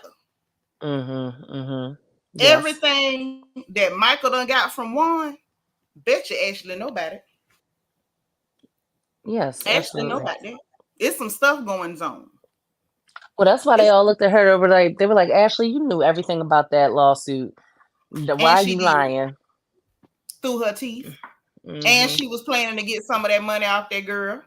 I'm sure. Now, mind you, I'm not mad at it because I still feel like Candiace was trying to be slick, trying to get a couple of coins off Monique and Chris. I believe it. I don't think it was that she needed the money, but I think she wanted to stick it to her. Like, I'm gonna make you write me a check, and when the check didn't come, she blamed Ashley and all like that. But that's probably why she was so mad. She wasn't there. Her feeling wasn't that hurt. She wanted that check. Yeah, she wanted that check, and she feel like Ashley writing that letter, really, did that. But I feel like her and Ashley had so many deep problems. That was just one in the number. But when it comes to Ashley and Robert, I feel like Yeah, it was bad that Ashley went and found out that girl had $37.11 in that account. That was messed up. You ain't had You to couldn't find I out. even think get you're that giving her money more out. You couldn't money. even get that money out the ATM unless you went to the one that give you $10. No, she would have had to go to Walmart and buy a stick of gum and do cash back. Not the That's cash back, Lord Jesus. That's what she'd have had to do. And I feel like, that had something to do with it. But I also feel like another, just one of many things that kept that wedge on top of it being Gizelle, but was things like Michael Darby saying that he wanted to puff on Juan's Peter. And Robert Dixon sitting up there talking about, I heard him say it. I heard him say it. I think that Ashley was like, you ain't had to tell I him. can't take it. I can't take it when you do the Robin voice. Oh Lord. That's how she talks. She Hey sounds just like that. sis. Is that Paige? Yep, I got something for you. I gotta call you tomorrow. I got something for you. I'm gonna have to text you with a number, girl. But yes, it's just the idea. I feel like that caused that drove a wedge and child. It's very interesting. But like I agree. Just to and so before S jump in, I want to hear what S got to say too. I agree with everything y'all was saying. I was doing some stuff earlier, but like Candiace is color struck. That has caused her problems throughout this whole thing. It's come back to bite her in a lot of different ways. It's very unfortunate. But I was so angry watching parts of this reunion this evening because I was just like, so we really just lying out in the open to everybody's face and exposing the fact that production clearly does not care, that they are clearly protecting the light people on the cast. It was so appalling, made me so angry, but I understand more and more every episode of this reunion why Candiace has not decided not to come back to this foolishness. And I'll just be quiet. Listen to my stuff. That's the other thing I want to point out too, right? Mm-hmm. With this Ashley and Robin thing, because Kai, you shouldn't have pointed this out because now my brain is trying to wrap around. Okay, what's that? So I feel like more evidence that Jazelle really don't dig this girl, because whatever went on behind the scenes, whatever it is that Ashley knows from Michael, whatever Robin is aware that Juan has said to Michael and all that stuff under the current, if that was your girl like that, and that her and her they don't really get down, why would you start a business with her? Why you want to be buddy with her? Because when Jazelle don't like people, Robert don't be buddy. She'll make up a reason to fight with the person. So that's the job to pay for the barn. Like they had upgrades recently. So Giselle's not thinking about her friendship right now. She really is thinking about paying off the mansion and the West Wing and stuff like that. She not thinking about her friendship because she was never friends with that girl. Right. But yes, but I think it's a I setup. agree with you. Yeah. For the safety, like that's what you were saying to me. I feel like she maybe thought, because also it hasn't been confirmed that Robin's gone. I feel like Robin's gone, but it's still up in the air. Right, but I do feel like Gizelle knows that Robin has been on the chopping block for so long that duo can only run so far. So I feel like she knew, well, Robin might be going next season, and we won't be able to, like, the one thing I can talk about is reasonably shady. We can like have some random party that can be a whole storyline for me. So I need to back myself up with somebody else. So let me start this random clothing line that looks like it's going to give everyone yeast infections and everyone's going to burn up and the clothes are going to melt and you can't wash anything. All it's going to do is grow mold in your house. Let me do that with Ashley, because that's the next thing I can do, because Robin's about to be out of here. You know how they talk about marriages of convenience? Gizelle and Robin were a friendship of convenience. There's a reason why that Gizelle never looks upset or sad when she talks about her ex-husband. She didn't care about him, just like she don't care about Robin. She probably cares about being embarrassed and all that stuff, but she probably just wanted the status. There's different layers of colorism where like she probably wanted the dark-skinned husband so that she could have like the more chocolatey children and all these different layers of things of why people do the things that they do. I don't think she really cared about him like that, because she don't really be sounding that upset about that. She's not upset about Robin either. She don't really like her like that, and she never did. Yeah, I thought. Well, I mean, but we can't really say that because that girl ended up having a whole nervous breakdown behind J. Maul and his philandering. That I know we can't really say it per se, but I think that's the embarrassment. If you're embarrassed enough, that will make you do something like that. That doesn't have to mean her feelings were hurt behind it, but that's wild speculation. That's how Oh, I feel. But like Chris said, I'm allowed to have my Well, feelings. we can feel stuff here. Chris made that real clear that we can feel things. I don't know that I felt anything that strong, but Chris said we can feel stuff. We're allowed. For me, I feel like Robin was gone a while ago, but like what really kind of synced in for me is that you didn't hear Gizelle talk about Glow 30. You didn't see her like tagging in on that thing. And she knows that, you know, Robin did all this, so like she really needed the help, and she knows that Juan has a girlfriend overseas, and you know she heard the audio too. Like if it wasn't for them kids, Juan wouldn't be there. That's your friend, and you know all these things.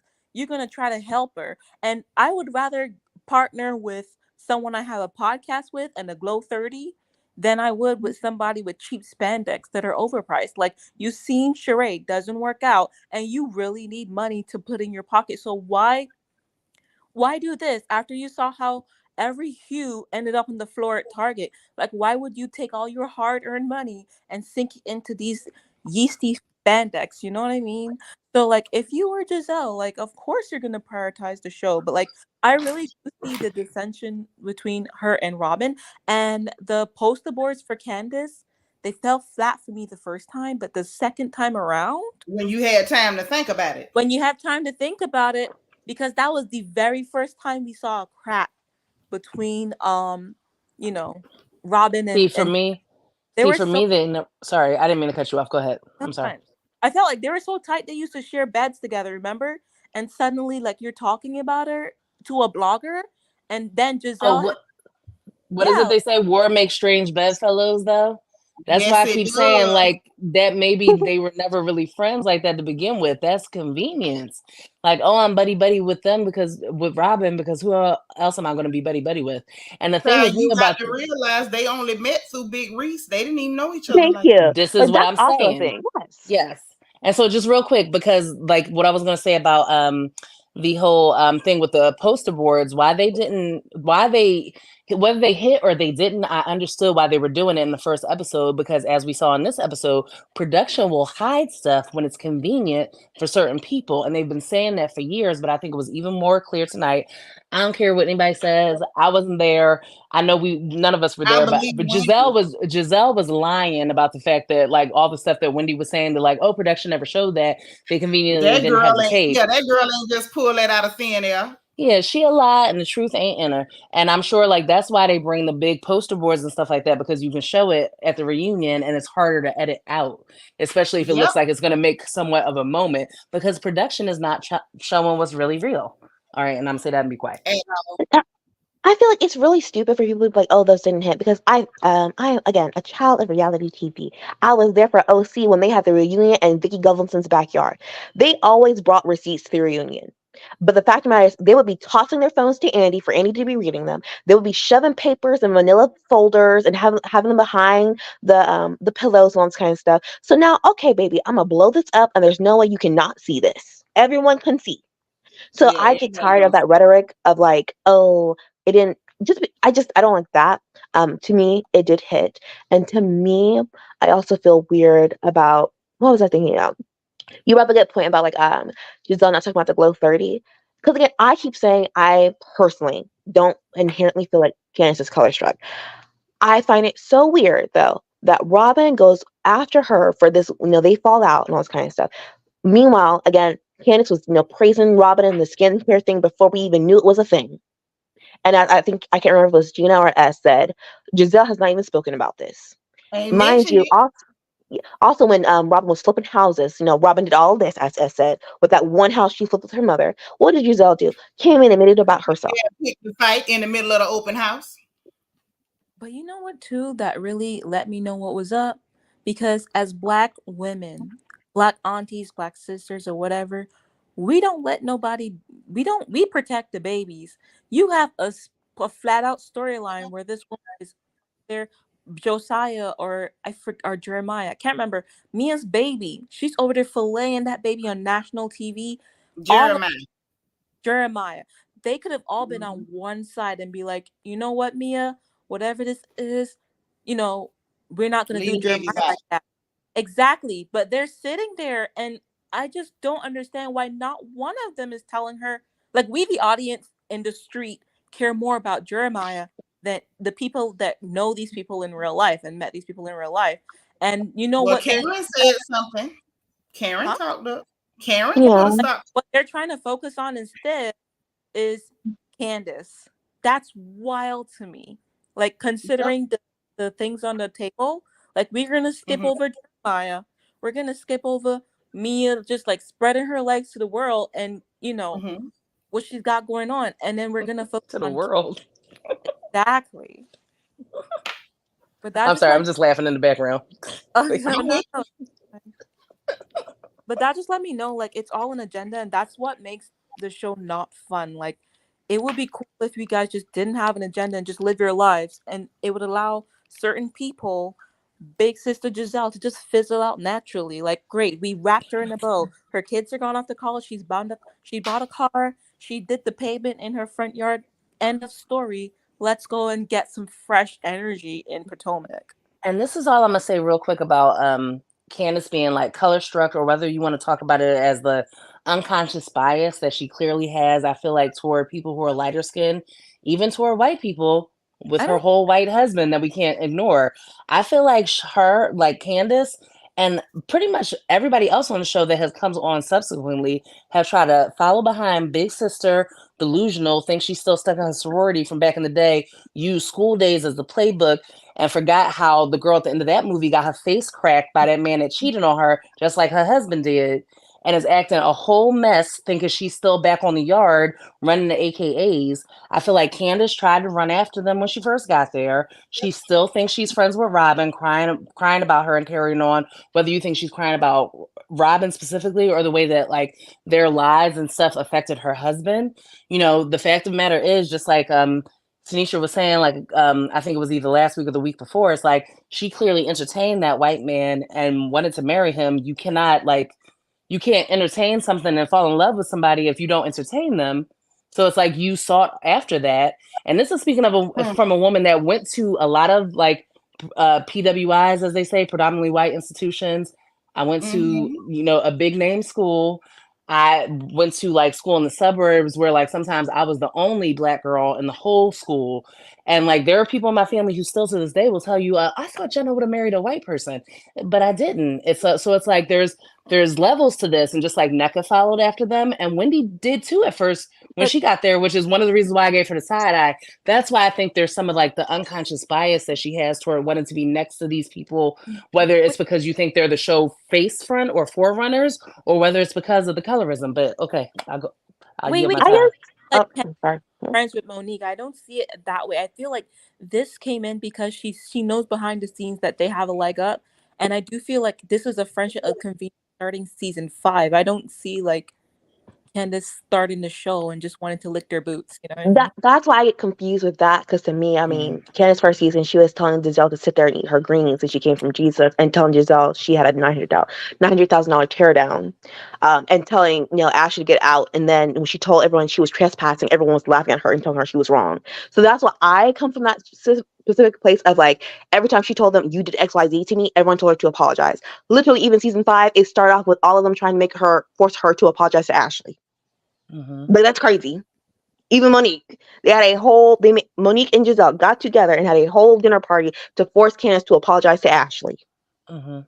Right. I didn't see that Candace coming in and being underneath them. I do think maybe there's something there, but I'm not a therapist, right?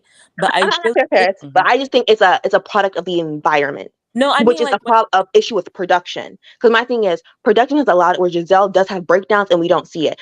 Like 2 years ago at BravoCon, when Andy made that joke about the set being better than someone else's fashion, it was Giselle. You saw it when people had the Instagram lives. The joke was there.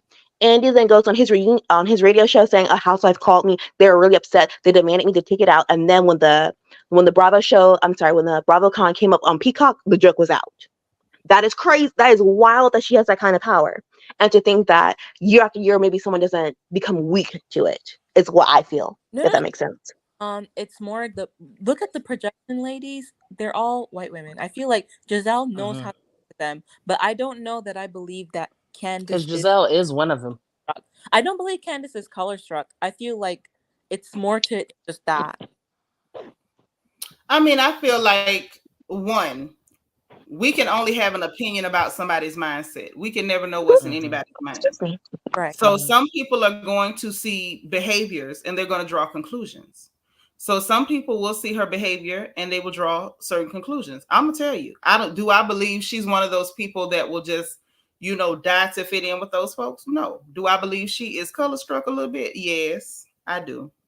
I simply do. If for no other reason, you're not going to convince me in a million years that she would have gotten J. Mall, Daquantavius from the projects with 3 baby mamas and three little illegitimate children and brought them into her mama's family for her mama to have to feed this dust devil. I don't believe she'd have done that in a million years. I think the only currency that critter had with her was his lack of melanocytes.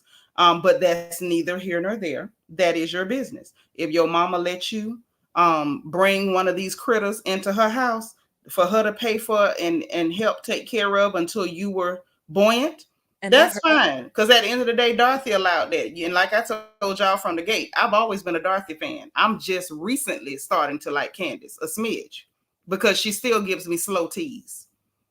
Real slow. The fact that it took her that long to figure out that Robin was in on that bullcrap with Gizelle, slow. The fact that she was still trying to be this girlfriend after all this stuff, slow. Yeah, I'm really slow.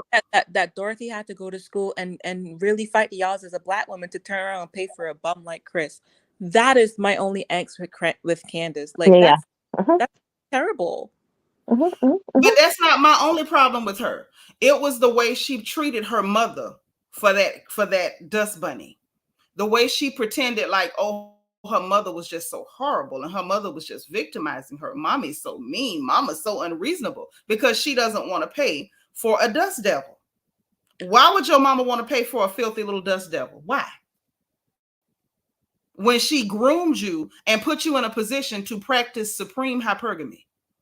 Instead, you reach to the bottom of somebody's dumpster, drug out this cretin who made a bunch of illegitimate children and was behind on his child support.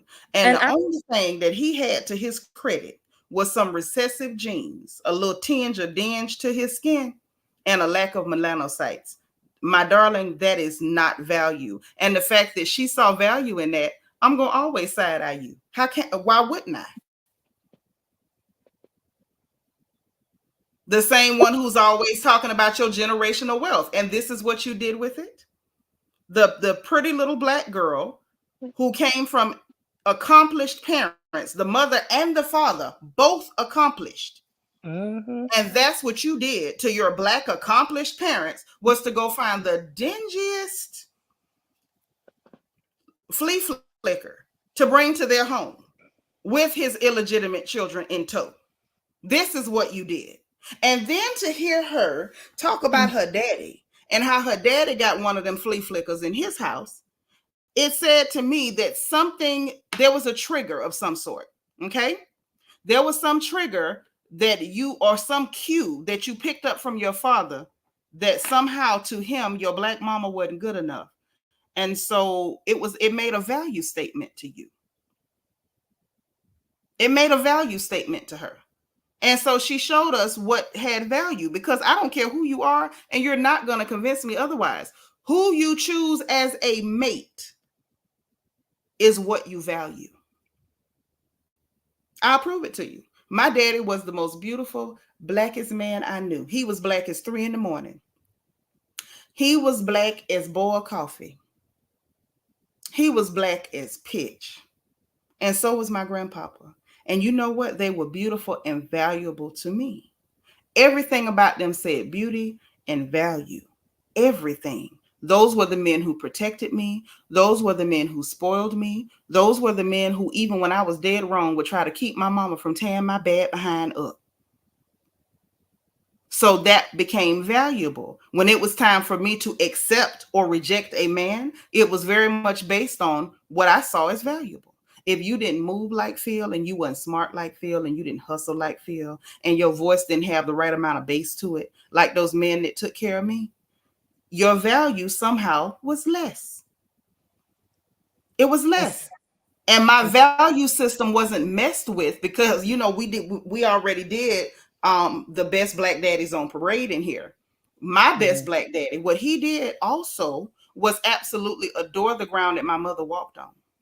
He loved her dirty drawers. He did everything but bronze her footsteps as soon as she picked her foot up.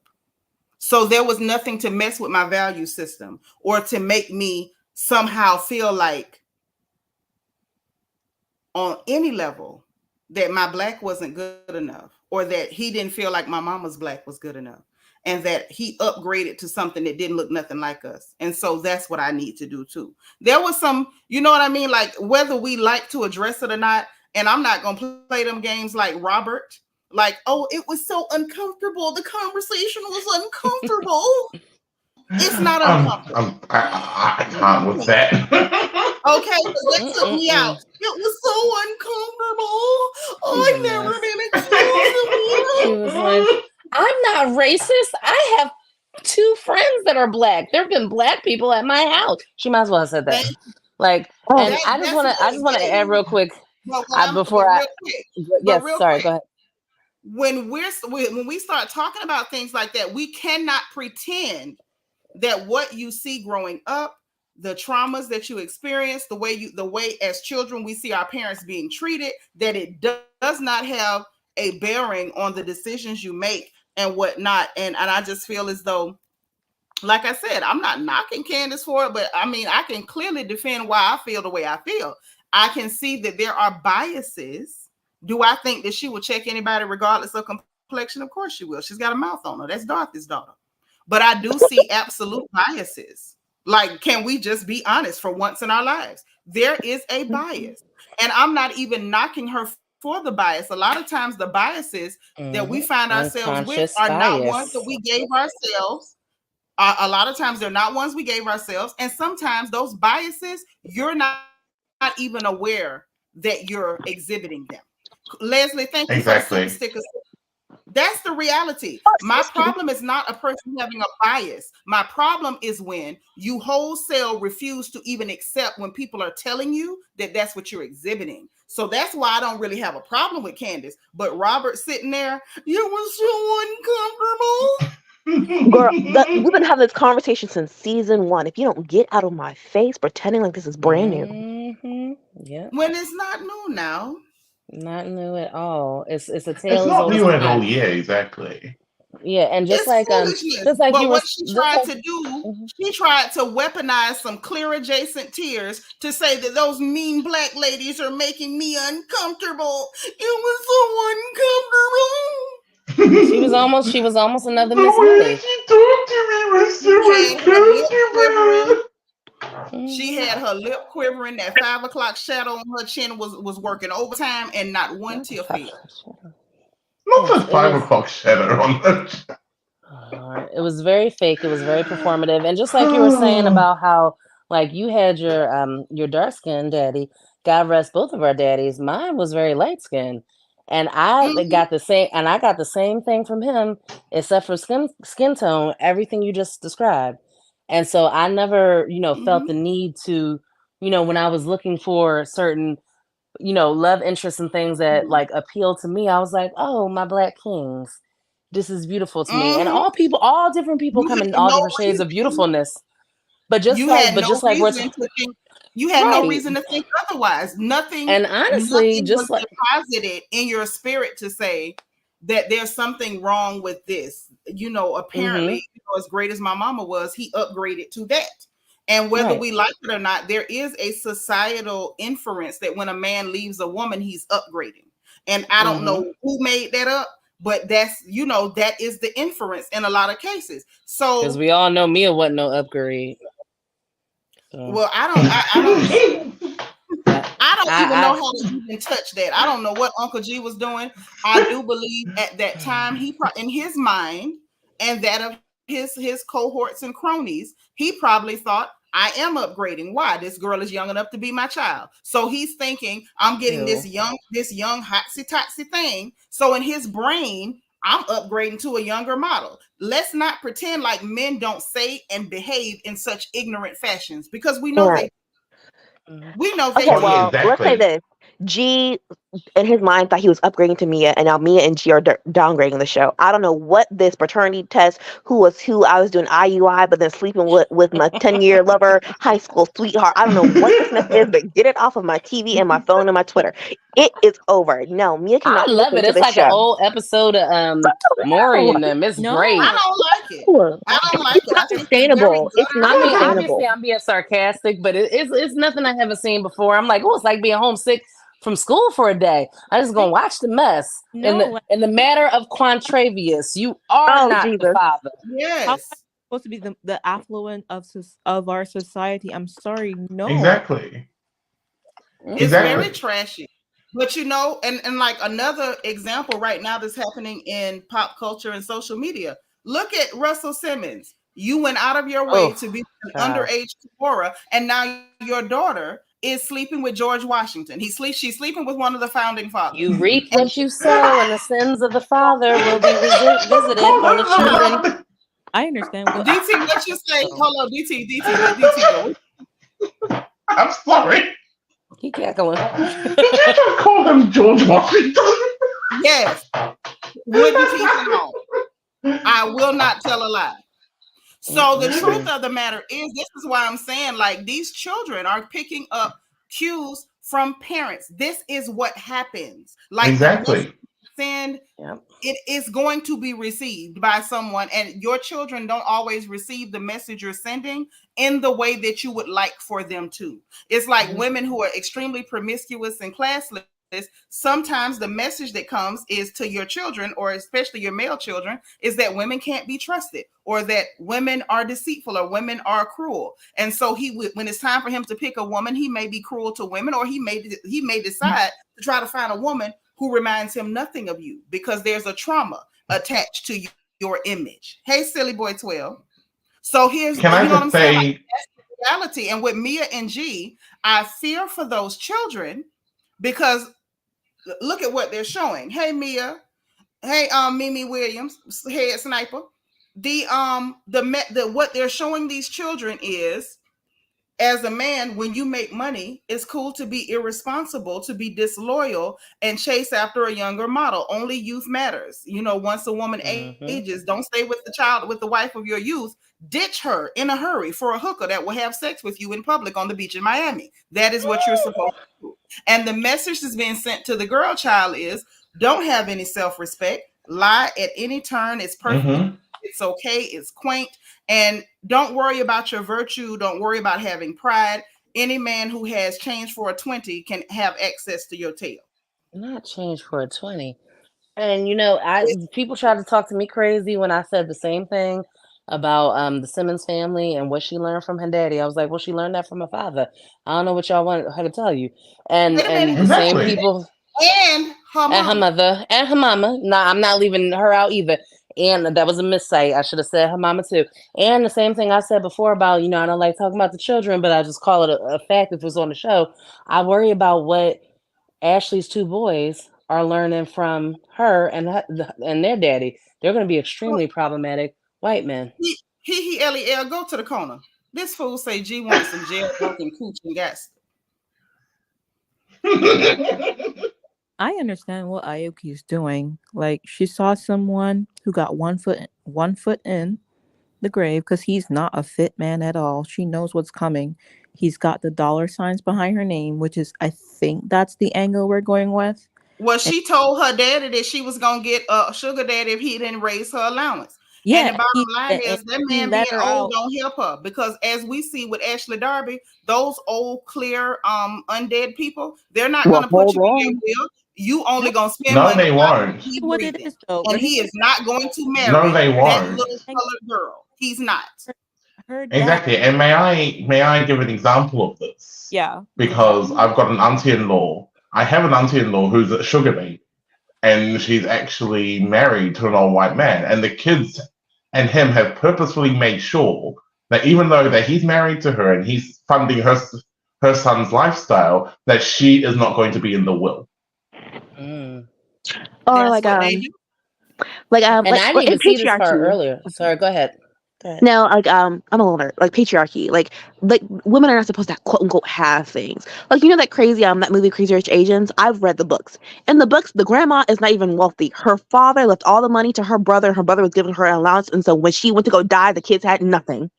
So to these Mm-hmm. girls thinking that like we can plot and scheme our ways, I'm like Michael. Like Michael has 2 kids. This old white man Aoki is with. Does he not He have got children? grown children. They do you not have ex-wives? They always the old ones always have an Mm-hmm. ex-wife that they already have to pay because she got with him when he didn't have anything. You But know, so Exactly.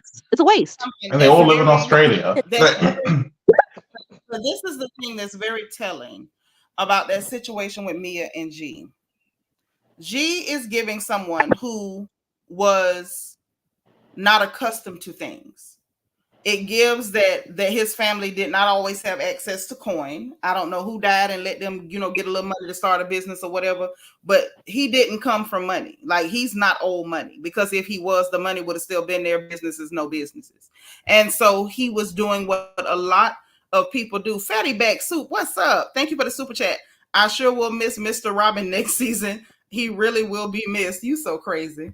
But and that's why he was so irresponsible, because of a truth. I believe in my heart, and I could be wrong. I said it before, but I just believe it. As soon as they get the signatures on the paper, me talking about, I was told not to divorce him to June because we got to sell businesses. Girl, that ain't got nothing to do with a divorce. Mia's trying to hang on, hoping his family will give him the money back if they say they're getting a divorce.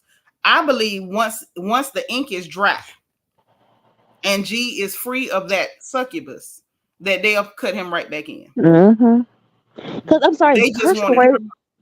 story. I'm sorry. Go ahead, babe. No, I was just saying her story doesn't make any sense, which is why I personally don't want her on the show.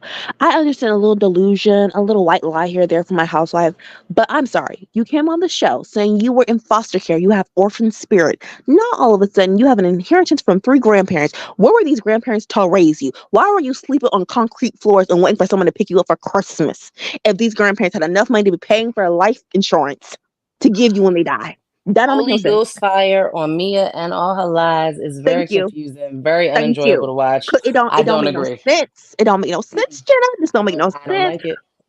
He was so bad with money. You didn't know he was spending so bad, but he was spending 10 stacks on you every time he saw you at the strip club.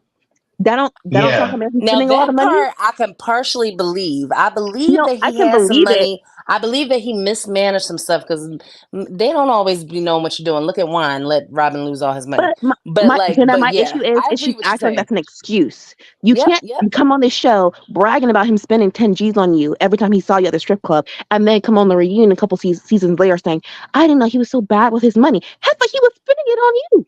I was You ain't about to said nothing say, wrong. You ain't said nothing wrong. like he went and got a discount hooker from the evening gown lobster and steak strip club. 10 racks for conversation when he really could have screwed her for $50. So clearly he was bad with money, baby. He wasn't being responsible. $50 Because in if the he face treatment for them craters on her cheeks. I knew I'm had that. sorry, Mhm. she done made me mad. Mia But would have she let didn't it pop. care. Mia would have let it pop for $50 and a fish sandwich, and we all know it. And the fact that now you with a Extra radio hot DJ, sauce. Oh, do you demanded it? I don't think so. The bottom line is Mia was spending the man money because he was ignorant and he was allowing her to. He thought he came up, I got to look, I can get this young girl, and we go to Dominican Republic and we gonna ho hop and hip hop and all that stuff, hanging around with Peter Thomas, Peter with the good, used to be married to Cynthia, and Peter was talking, and they was talking about, they used to have the boat parties and stuff, and Gordon was always the one paying for everything, and he got the yacht and they out there, and Peter couldn't kick in, he was just tagging along. You say what you want to say. Gordon was spending money left over right, hand over fist. Mia, the man ain't had it. Oh, he had it. The problem is he ain't got it no more because he was stupid. yes. Mimi say she was twerking for Waffle House. Not only was she twerking for Waffle House, she was tooted and booted in the Waffle House bathroom, according to them. So this is somebody that she would have let it go for a discount. She'd have gave him what she had for a pork chop. She'd have gave it up. She wanted that cheesy eggs and hurricane special, and that's all it would have took. It's some foolishness. Exactly. Hold on, y'all. We got somebody new. Is that your name? Yes, it is. Hey, boo, how are you? I'm fine. I enjoy this conversation so much. Like you guys are on it, honest and on point. And I don't understand why Mia lied about the inheritance. Just say your grandparents left you life insurance money. That's it. Point blank. Period. Like But why she try had to to make lie. yeah? Why try to make it seem more than what it was? Child, that's Mia. You know she always want to be grand, girl. Remember, it was like Mm. it's almost like Mia will lie to try to make a point in the conversation. So I when mean, they like, I feel like, at that moment, her point in the conversation was to say, "Well, I had more money than him when we got together," and so people like, "How the hell? Oh, I had an inheritance." See, that's how the lie came. She easily could have said, "Well, I mm-hmm. hit the alcohol child one time. I had sold some coochie for $20, and I went and bought some quick pics in it." You know, but that was just the first thing that came to her, But and Yes, whatever just say your parents had Primerica life insurance and they left it to you, and you well, got a little bit of Exactly. extra on the side. Not that you all of a sudden had more money than him when you were about to get married. Like she take the lie too far. You know, No, like it's tell because Mm-hmm. the lie so that it's almost Exactly. adjacent to the truth, just like her whiteness, and just well, leave but it at that. but But this she is want to the make Jack and the problem. Beanstalk. But this is the Not problem. Jack and the Beanstalk. But this because is the problem. For the purpose of that conversation, she was trying to prove that she had more money than him because that's what she needed to say to make her point in the conversation. She'll be dead wrong, but I'll just tell a lie to give myself, some levity.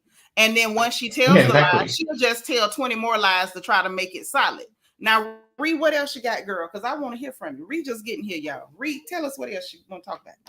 like the thing that got me so upset with Giselle is that she had like solid storylines that she could have done, like her and Robin, like the whole thing with the fibroids. A lot of Black women can relate to that.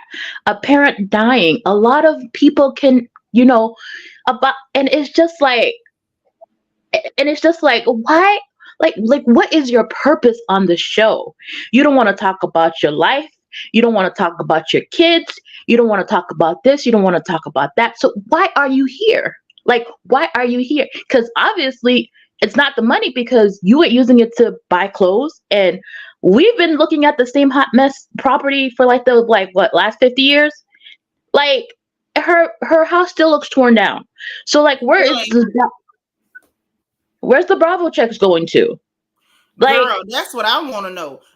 Is given she must have some debt somewhere that she's not divulging, because you're right, that she shed should have been fixed a long time ago. And for a while she was driving J Mall's hand-me-down car. She just getting a car, and it ain't even like she got a Rolls Royce like Nene and Kenya and Portia now. She driving a Range Rover. Hell, all us up here could probably go get a Range Rover if we wanted to. She's still paying for that tummy tuck she had. Child, listen. If she's still paying for that tummy tuck, and she walking around here looking like SpongeBob's driving instructor, she need to get all her money back and jump that doctor in the parking lot. And no shade, I'm pay for whatever you can pay for. Get your surgeries if you want to. Do it safe if you can. Get a board certified surgeon. No shade on that. I'd probably be on a surgeon table if I had it like that. But what I'm saying is that mm-hmm. whoever the doctor was didn't make it stick. So I hope to Amen. God she's still paying for that. We know she ain't spent the money on hair, because them wigs be sitting up there like the chin strap that come We with them. know she ain't paying on a stylist. All of her wigs look like they come with a chin strap. The fact that she keep all this season, Miss Thing had on lycra spandex blend fabric, like real budget fabric. And if we really gonna get into it, and I will, when she went on that reunion, you're not gonna tell me that was not the bottom of the barrel, Saks off Fifth Versace dress. That was not couture, baby. That was clearly. You're not I'm not even a fashion girly. People act like she looked better than she ever looked, but that was still some off the rack foolishness. That ain't hard to do. Baby, I was like, oh no. Let me tell you something. You could have put Jazelle in a potato sack and she'd have looked better than she normally do. So the fact that you went and got the discount Versace off the rack at Saks off Fifth or Nordstrom, the Nordstrom rack, no ma'am. No, ma'am. Everything about her gives real strict, tight budget. Now, I know she got them children to take care of. I got that. And I know children ain't cheap because I've raised more than a couple. But, girl, where is the money going? Where is that? She should have called Kenya. Like Kenya told her, before you go on the reunion, call me and I will help you. And she didn't take Kenya up on that. She still thinks she big sister pretty one on the yard. She thinks she don't got to do nothing. She needs to step it up quite a few notches because we know she's gonna be back next season, unfortunately.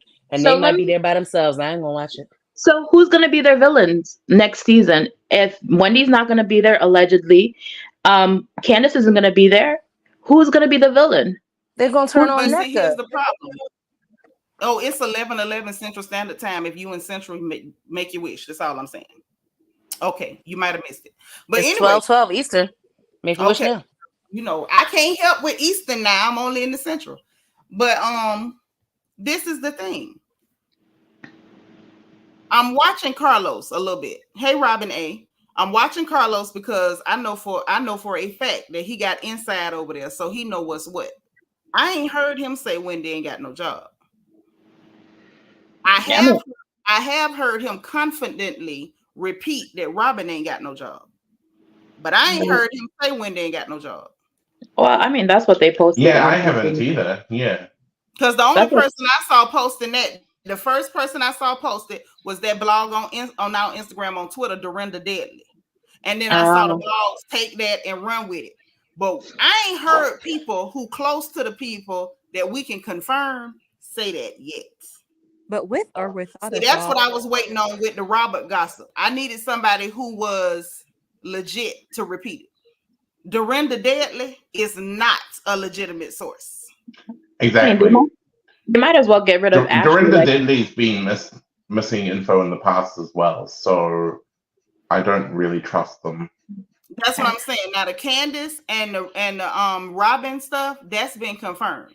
And like when it comes to the Candiace stuff, what I haven't figured out is why we got so many bloggers pushing that the girl was fired when Bravo made the statement on their official website that Candiace quit. I'm still people are delusional.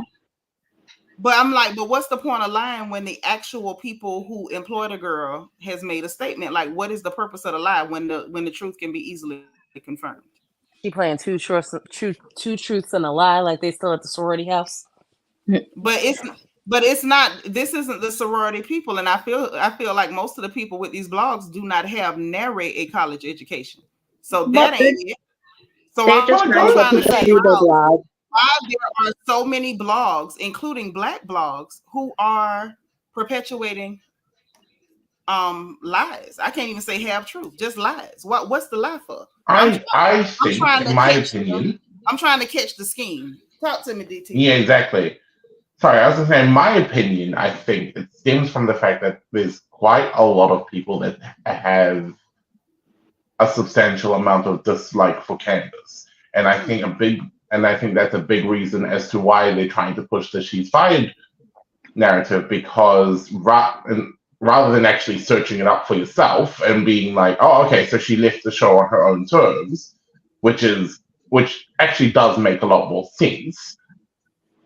But they want to push the she's fired because there's still a substantial dislike for not only her, but somehow her personality. I don't think that, but this also goes to show how people can't critically think for themselves. That the fact that they're still pushing this narrative, even though we see that it's not true, like it's clearly not true. But okay, maybe if I'm being too simple, y'all let me know. You know I'm not sensitive. Just don't call me old. Okay, you can call me simple. Don't call me old. Because y'all know we had a young lady do that to me, and I ain't got over that yet. Oh, not you, Auntie. Come on. Yeah, call me old. Child, sure did. Right here on this screen. I ain't forgot it yet. I'm traumatized. Oh, but this is the thing. Right. So when they don't like a person, right? Even if you tell the lie, it's not gonna make it true. So is this okay? Maybe I'm about to answer my own question. So do y'all think that that's a matter of pandering to crowds or trying to like pander to audiences that equally dislike Candiace? Is that yes? They're pandering. It's because, and I just want to real quick. I just want to talk about the pandering because Like a lot of us, I love me some Grand Dame. I love Karen. First But pause. Let yes. me pull up this comment. Yes. Because see, this is the type of stuff that make my head There hurt. it is. Deborah, it don't matter what you think. Bravo told y'all what it is. What is this a black people thing? Where people can tell you the truth, we see evidence of the truth, and then we still say, well, I just still believe that it's not what the truth is. Like, what is that? It's absolutely a black people thing. I want to be clear. I love Deborah Best. Deborah ain't new to my chat. I love Deborah, but I'm just saying, like, what is that? Bravo. Do I have to pull the article up again from bravo.com from the official site? Them people said Candiace. And I think that Karen show has slipped tonight. Like, why are we still pushing the story that this girl is fired when it's proof that she quit? Like, I'm confused. Can I say Karen show real quick, and I'm like I promise y'all, I'm not being funny. I'm not being silly. I'm not being intentionally obtuse. If I'm being obtuse, please tell me. I'm telling you, I'm not sensitive about nothing but my age. That is the only thing I'm sensitive about, because it's 25 and we all telling that same story if somebody asks. Okay. Can I say something? Ray, if you want to go first, I'll be quiet. Okay. But I'm confused. But I'm confused about this. Like, it's almost like we have a pathological need to not say the truth. I'm blown. I'm confused. I don't get it. I think that people just don't like her that much that they rather believe that she got fired than her leaving on her own accord. Even when the evidence is here. Even if the evidence is right there, the evidence can come and slap them right in the face, and they would rather believe a lie because they dislike her that much. I mean, honestly, I don't blame Candiace for leaving. The whole thing with Chris lost business opportunities because of false accusations that Gizelle made. Like, I don't blame him. I don't blame her. That's her husband. I know you're giggling about that, but like, she has not that. I'm laughing at Yaya. I'm not even laughing at you, baby. I love you. I love Yaya, but Yaya is sending me. She say black people like to dwell in ignorance. It's a safe space. I'm confused. Because Candiace understood the assignment. She came, she created her platform, she got her opportunities, and she's moving on. And it's just sad that people don't like Candiace because Jazelle and Robin don't like Candiace. Like, this is a show. Why are you taking this so personally? Like, these people are your friends. You don't know these people, and they don't know you. Not only that, Ray, but she left not only because she made her platform, made a space for herself, made her money, started her career in music, but she got sick of the toxic mess and the gaslighting that is on the show.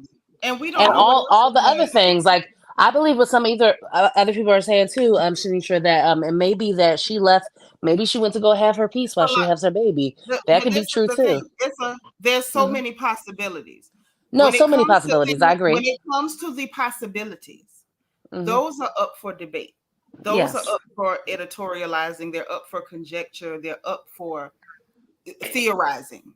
And don't forget, she almost got jumped too. Right. But this is what I could say is not up for debate. She was almost attacked. Hold on. You're right. She was almost attacked just this season by Lord Goro from Mortal Kombat. No, I was going to get to that, but that's not the only thing. But this is what I'm getting at. All of those things, we know those to be facts. We can assume that any one of those things, any combination of those things, a culmination of all of those things had something to do with the reason that she decided to leave. To me, that is neither here nor there. My question is, the items that we know to be concrete facts, those are facts are not up for debate. A fact is a fact. If I walk up to you and I say, I am a 5'10" black woman, those are facts that are immutable and not up for debate. Anything that you say aside from this is a 5'10" black woman, you are lying, because these are immutable facts. But this is what the people on the show will do. Hold on. If the employer of a person makes an official statement that this person chose to sever their employment agreement, that is a statement of immutable fact. Anything aside from the statement of immutable fact, a fact on record, is a blatant lie. And my only question then becomes, how word I want to use. How ravenous and out of control have we become that when we dislike someone, the best course of action is to begin to lie. No, This it's how is why. delusional. Hold on, it is not delusion, no, ma'am. Now that's Mhm. and that's a lie. They're not delusional. They are Or maybe they can't comprehend what they read. No, No, they're they No, not don't. real quick, because delusional. this is what They are. real This is quick, real not a quick. matter. Hold on. This Mhm, is not a matter of delusion. This is not a mhm. matter of comprehension. This is a matter of seeing the truth and making a conscious decision to state otherwise, which is a conscious decision to tell a lie. But Not Seanitra, only this to is what I've tell been a trying to lie, say. to propagate Mhm. a lie. But hold on. What I'm getting at and where my confusion comes in, which is why on this porch, y'all know I gatekeep the truth and y'all know I don't play. Mama got a shotgun, a pitchfork, all type of stuff. Y'all know the minute you say something that is slightly inaccurate, what do? I slam the door shut. We don't tell. No, what do I say, DT? No lying and no signifying. But this is Exactly. what I've been trying to say for a while. This is Why I shut it down. but this is the point I was trying to make earlier. I'm Real not quick. done. I'm not sorry. I'm done. sorry. I'm not trying to cut you off, but I was trying to make a point earlier. But I'll wait. This is what I'm saying. I'm not interested in anything other than why are we so comfortable. Anne Marie say cognitive dissonance. That's one way to put a lie. Why are we so comfortable in doing this? And I see it not just when it comes to this television show, not just when it comes to Bravo. Y'all know I report gossip, so it's my business to pay attention to what happens on social media. I see it in more than one scenario. Literally, the truth will be blaring, and you will see someone in a comment section. Y'all know I love the comment section. I like to kind of put my finger on the pulse of the people to see what the crowd is saying. What are people getting from? I'm looking at evidence. What are the people getting from it? And inevitably, in almost every instance, is usually one of our folks, unfortunately, embarrassingly, who will say, oh, I still believe X, Y, and Z. You do not believe that. You're lying. You don't believe that at all. That is simply what you want to say. And see, what's bothering me with some of the bloggers that I see concerning this show is, why do you want to do that? That's why I asked, I'm like, am I answering my own question? Is this about pandering to a crowd that may dislike one person or another? Y'all know, even in here, I can't stand Mia Thornton. She is the most classless alley cat I've ever seen in my life. But when people came in to give fraudulent information about what was going on with her, Tacky Jackie G, the business, all that, I stopped it at the door. I told y'all bluntly, I don't care if we don't like someone. We don't lie. And so when I see people doing that, I feel like, one, it makes me wonder if this colorism issue that is playing out on our screens on Sundays with these god-awful people is so deep also in the audience that even the bloggers feel the need to pander to it. I think it's more than just pandering to crowds who don't like this young lady. I think we're pandering, and I'm saying we loosely because Nitra ain't never doing it. But I think that the Black bloggers that I see participating in this, and a lot of them are male too, they're pandering to the colorism in the community at large. And they know that based on that sick system, the little sister of racism, that the crowd, a large amount of the crowd, wants to see the Black girl be humbled, be beaten, be dismissed, be put in her place in favor of someone who has more of a proximity to whiteness. Like, I'm just saying, that is what it looks like to me, because why are we still propagating lies? That whole thing with them like intentionally lying about Candiace's employment is disturbing. And the fact that someone started the rumor that Wendy's fired, but nobody who is relevant enough, connected enough, or actually has clear connections to production is saying this. But because it's coming from, just because it was said at all, we have people repeating it like it's the truth, and nobody has vetted the information, and it's spreading like wildfire. Oh, this person, the other Black girl's fired. She's fired. She's fired. According to who? Dorinda Deadly? Like, what are we even saying? I feel like there's something deeper that's going on. Who is Maria Pitts?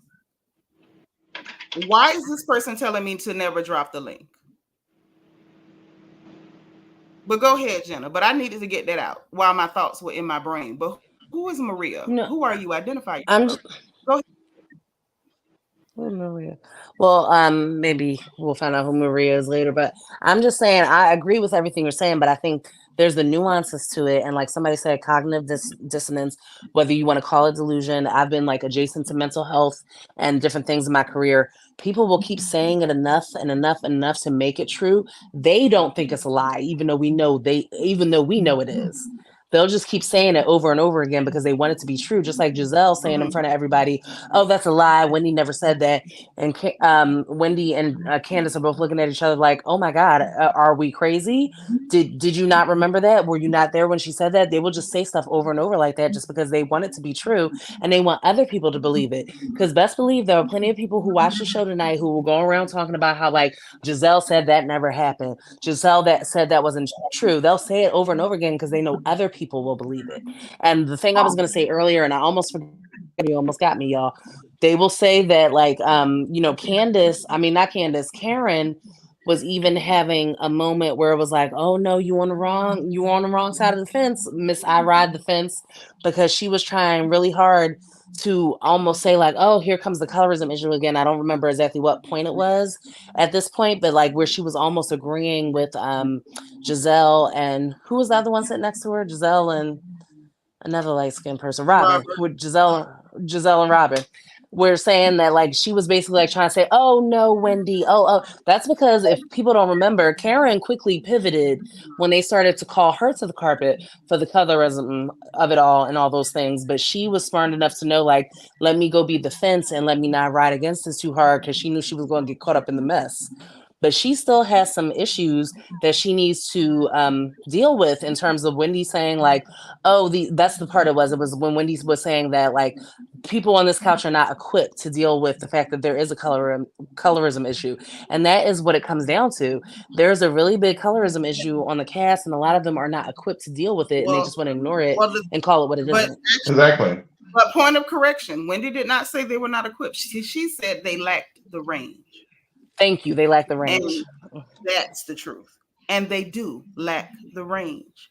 Because, like I said before, and I said last year during that reunion, the truth of the matter is colorism is a many, many, many nuanced conversation. It's extremely nuanced. And unless you are well read, well versed in white supremacy, racism, and the systems that trickled down from that, and the history surrounding it, you do lack the range. And with that being said, even though even people who experience it and they're able to talk about what they experienced, a lot of those people also lack the range to have an intelligent conversation, and not just intelligent, but an intelligent and fair and balanced conversation. Because sometimes, while I love us, and y'all know that I love us, I love the mess out of us. A lot of our people, even the ones who are victims of that disgusting system, right? Ash, you back? Okay. Well, hit the stream yard and come on if you want to come on back. But they lack the ability to talk about it without emotion, to talk about it as it applies to all of Black people, not just your experience of it, if that makes sense. And so I feel like in a setting like that where you're on Bravo and it's not just us in the conversation and other people are watching, like literally the world is watching, you try to talk about something that's that nuanced and that sensitive and that critical. Wendy's right. That needs to be done in a very specific, responsible, intelligent way with people who don't lack the range. I would say Candiace absolutely does not. She doesn't have the range. Karen, I think Karen would probably do better than Candiace. Jazelle and Robert, no way in hell. They're going to deny, and then Jazelle is going to start talking like 12 years a slave. Mia, I'm not even sure if Mia can read. I'm not sure. Ashley, absolutely, she's going to try to fake it, but that's not going to work.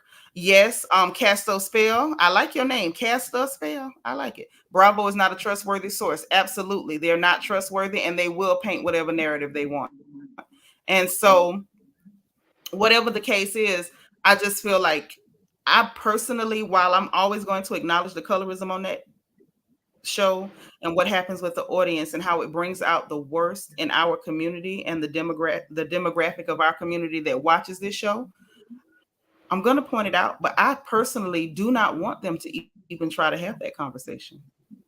I don't. I mean, is Wendy just going to sit up and write a monologue on it? Because we know that Necropolis, I mean, she don't even have anything to do with us. She can't even get her sister to do her hair.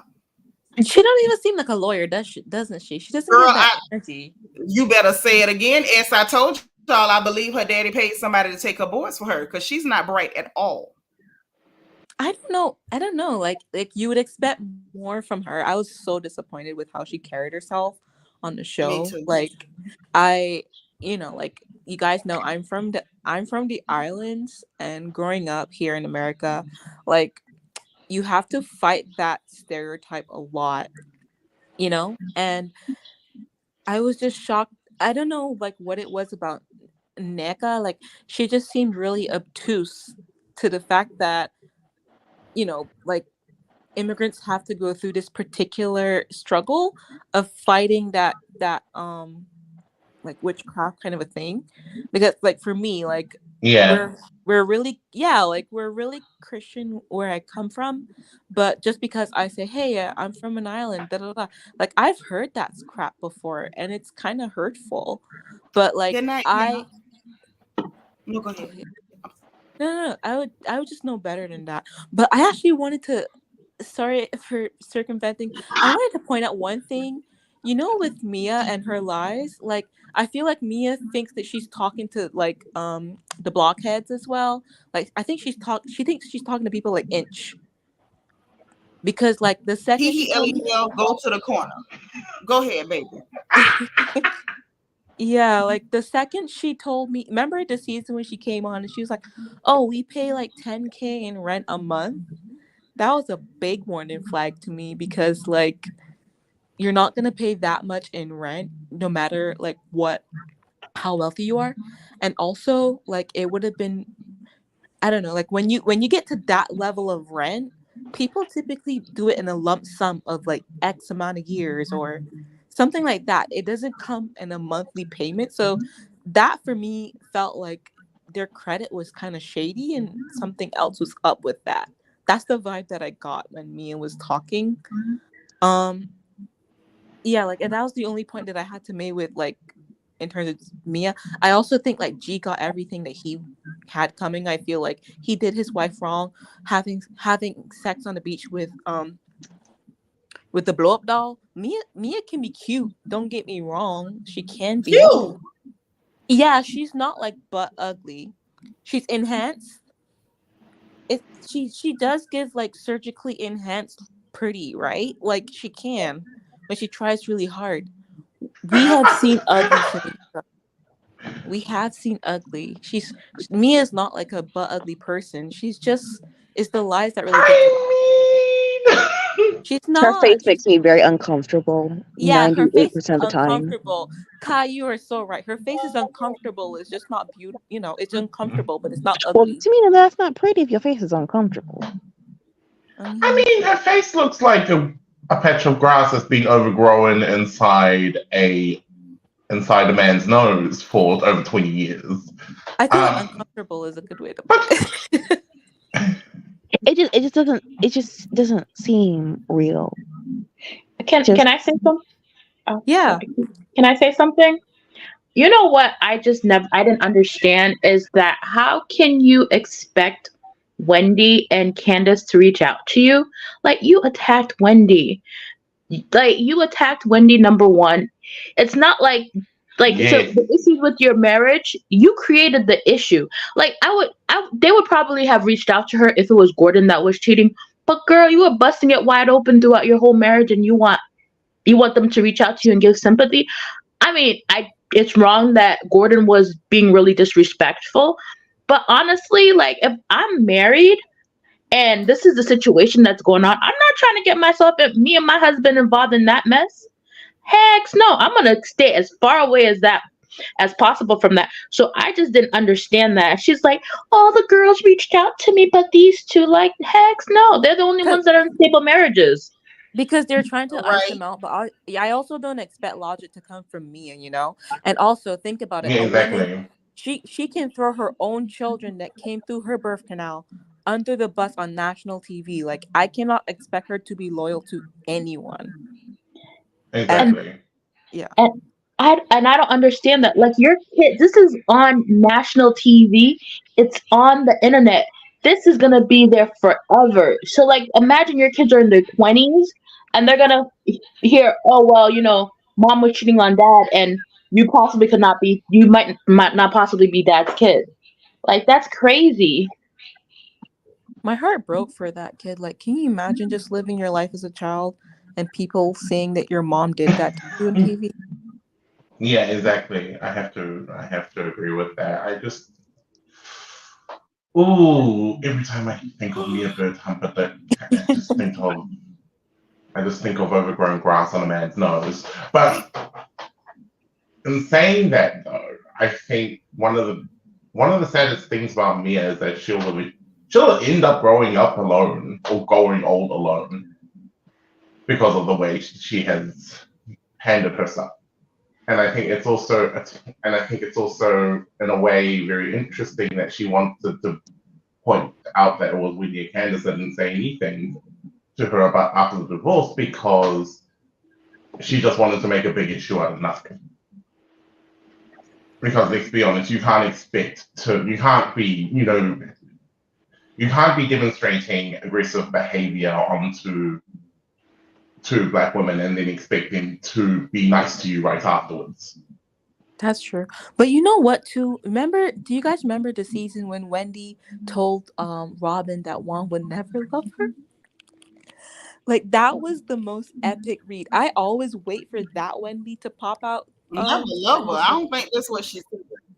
Something along those lines. I don't know, like, verbatim, but she basically was saying, like, Juan didn't know true love because she was there with Robin didn't know true love because she was there with a roommate, something like that, when they were talking about Eddie having the child. Do y'all remember that? I keep waiting for that Wendy to come out, but I feel like she's still guarded. Like, she's still cautious about how she moves on set. Well, to be fair, had they not tried to lie on her husband, they would have never got that Wendy at all. As long as they leave Eddie alone, that Wendy would probably never come back. Can I make 2 comments about Juan? Comment number 1. I mean, Juan told us what he was about since season 1. Like, he told us that he was looking for the love of his life. And I think we need to have a show of Juan looking for his love in the DMV while Robin is chasing him. Because so what you're proposing is The Bachelor than Robin. And number 2, like, Juan, like, he's so broke. You're sending another woman to have a headache with him? No, let Robin keep him and be the man of the house. Well, she's the man of the house. Exactly. Like, why would you wish Juan onto another woman? That's terrible. Hey, listen, I just want a better reality show with Robin actually doing stuff. And I don't understand why she was asking Candiace all this question about Chris. These should be questions she should have been asking Juan. And it cracked me up when Gordon said he was there to support Mia when they asked about Juan. And it's just like, did you see the pain in Robin's eyes? I was like, damn, he hurt her without, like, saying it. But I was all there for it. Like, Chris got them together, and Gordon came in and he just gut punched them. Well, gut punched her. And I was like, yes, we need the husbands on the show. Wait, I just noticed on Edward James Olmost's picture. Does she have 2 front teeth missing? Child, it looked like that's just some the of them are not lips. the same length as others. I don't know. Let me do this real quick. Elizabeth, thank you so much for the super chat. She said, love and blessings from France. Oh, merci beaucoup. She says, regarding your braids, my Senegalese hairstylist would advise you to wash and massage your scalp to get rid of the discomfort. Okay. I might look into that. Thank you for the super chat, sis, and thank you for the tip because they are sore. They're sore. I Like love all tips in like here. that. Yes, well, I begged for a tip today because the girl is sore. Okay, go ahead, y'all. I just had to thank my girl for looking out for me. And y'all see, like Syanitra, I know your ear's about to burn, so I'm just getting you a warning. Did you see how handsome Ike was tonight? No, what Yeah, I'm nothing sorry, handsome I about don't that see it. dress for a Christmas Wait, pageant. First of all, I need him to stop being performative for the clears and the clear adjacents. Paige, thank you for the super chat. She said, "Cause I love you and I love you back." He looked a hot freaking mess. He looked like my uncle. Like he was dressed wait, like is Ike somebody's Nick? old uncle, and this boy is in Wait, his is Ike? 30s. Like, why did you have that on? Mm-hmm. Wait, He is looked Ike like Nicole's honestly, husband? he literally looked like he had just escaped from somebody's traditional marriage in the village. It was Oh like, no. what the hell do you have on?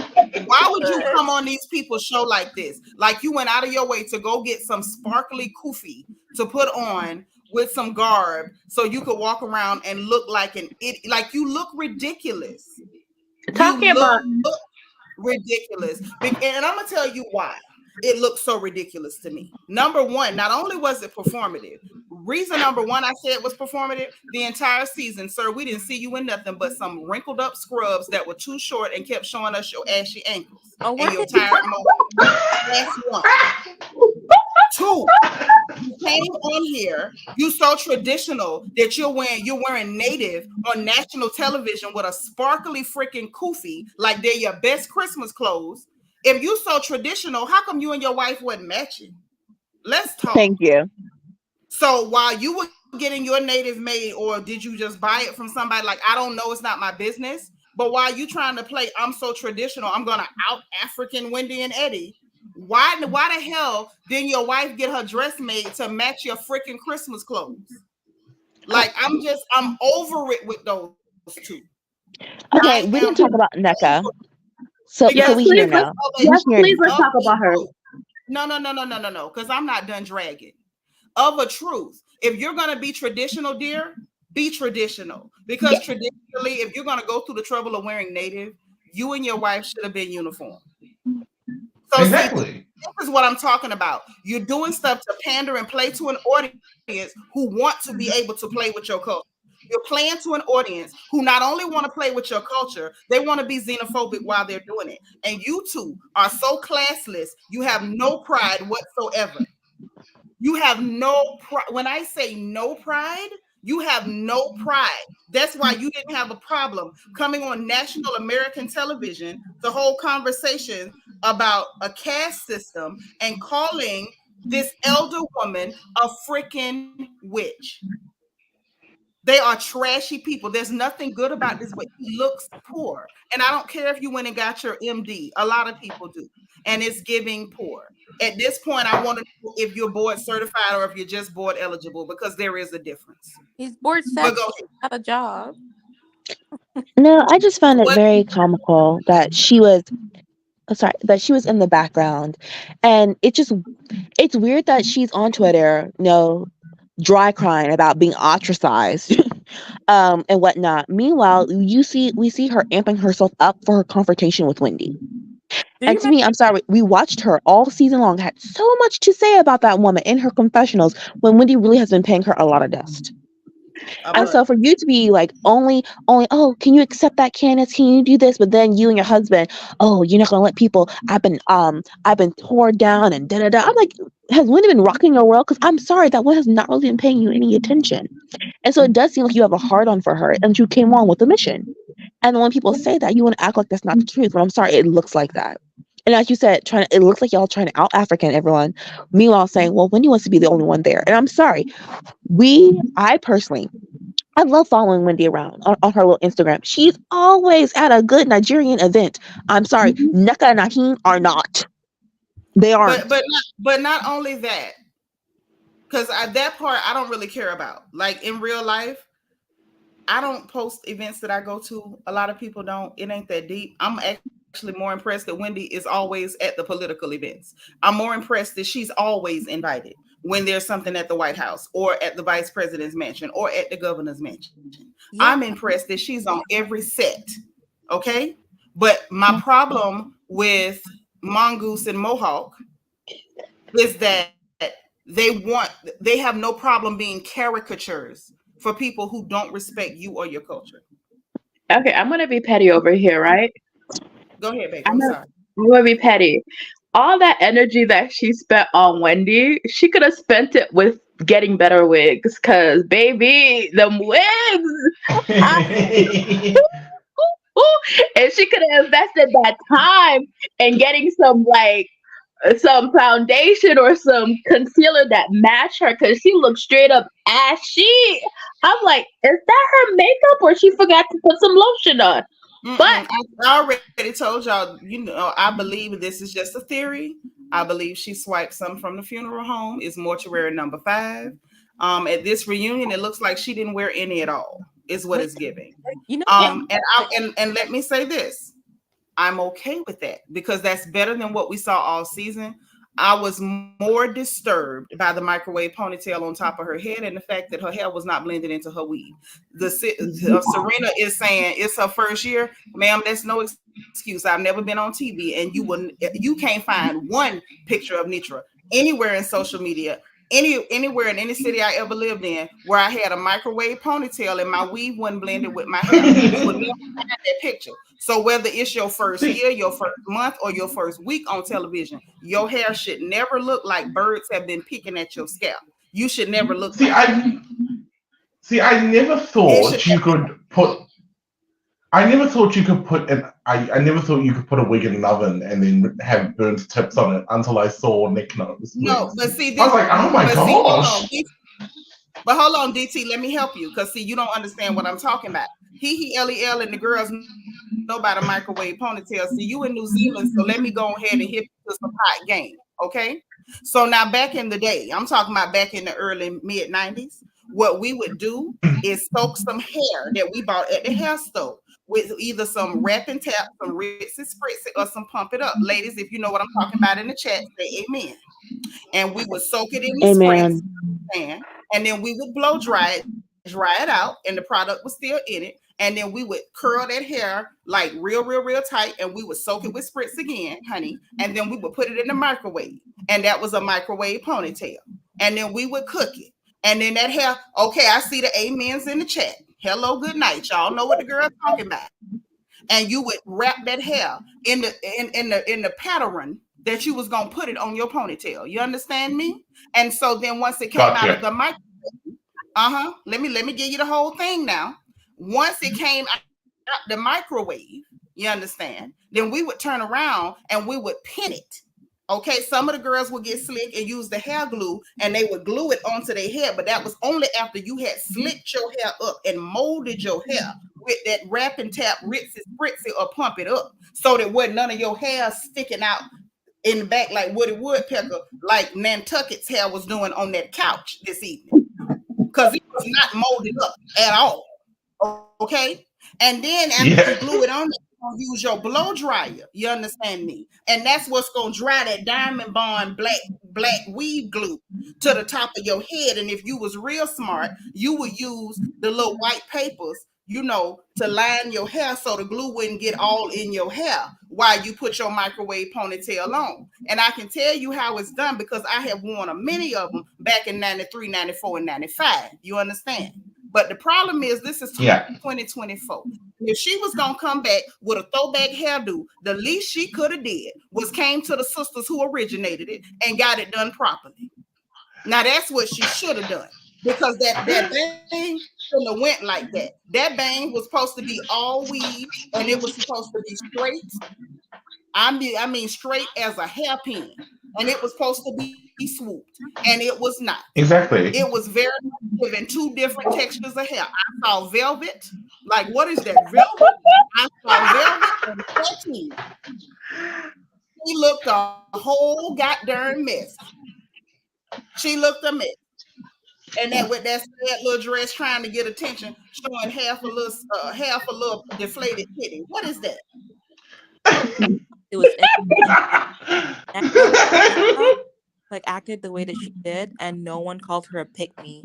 But last season, like they were all on Wendy calling her a pick-me. And I feel like Nneka's actions are more detrimental. You know what I mean? It's like Yeah. very often not giving her the same energy. But I actually didn't think that Nneka looked bad, to be honest. Her hair was tragic, and I'm not giving her no passes on that hair. That's ridiculous. On national television, she at this point, this is what I want you to understand, baby. She had time to watch herself back for the entire season. By the time they come to the reunion, person delusional enough to not be like self-aware. I wouldn't expect her. But this is the problem. You ain't got to be self-aware. You looking at it. She saw herself walking around with that wig she stole from that girl in the Grudge. Girl in the Rain was one of them, and so you seen that all season. You saw it play back. You clearly saw that you was wearing Mortuary No. 5 foundation because you stopped wearing it. But somehow your response was to show a half a deflated titty, a microwave ponytail with some velvet and satin weave in the front of your head, and like my sis said, it was puffy too, real puffy. Well, I mean, she watched this season. And she didn't come back with like a different demeanor. She didn't seem to realize like how many people she offended. So then like I didn't really expect much in terms of the logic department from her. But I'll say like she did look better than like the tights and stuff like that she was wearing throughout the show. Yes. That was better than she did throughout the show. My problem and the reason why I'm highlighting that tragic weave. Because baby, that was a tragedy the likes of which Shakespeare couldn't have written. Yeah, that's like a Greek tragedy. That's a Greek tragedy. But no, I just thought. But this is my point. I'm highlighting it because this is the same girl that was trying to insert herself in a conversation about colorism in America. You don't have one American homegirl, not one, because nobody would have let you walk out your house looking like that. No. Nobody. Like the thing is, nobody. Let me tell you something. Even the girls that got to fix your hair in the kitchen would have got you better than that. The thing is, like, Nneka is more she's more astute than the people she's trying to be a lapdog for.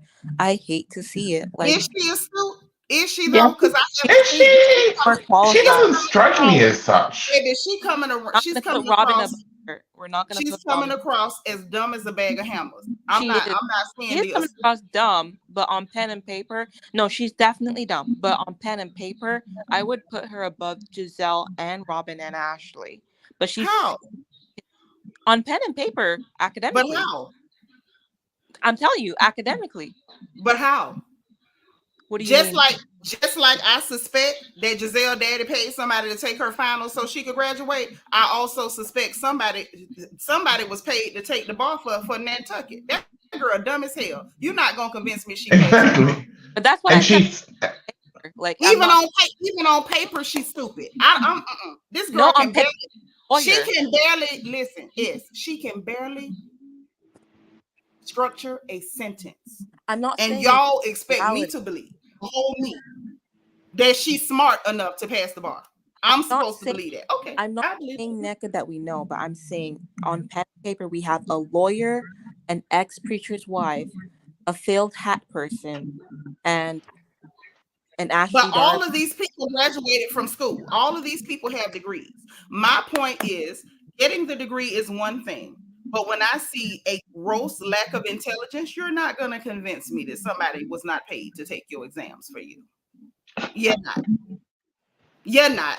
Let me go even further. I believe, and I don't care if y'all throw rocks at me. What Shirley Brown say, whether y'all be cool or come out of a bag at me. it's okay. I personally feel as though Robert is more intelligent than Nantucket and Gizelle. Well, if common she's sense? well, if Hold on. Does she have common sense? Not a lick. But she's able to structure no, she doesn't. sentences. She shows cognitive ability.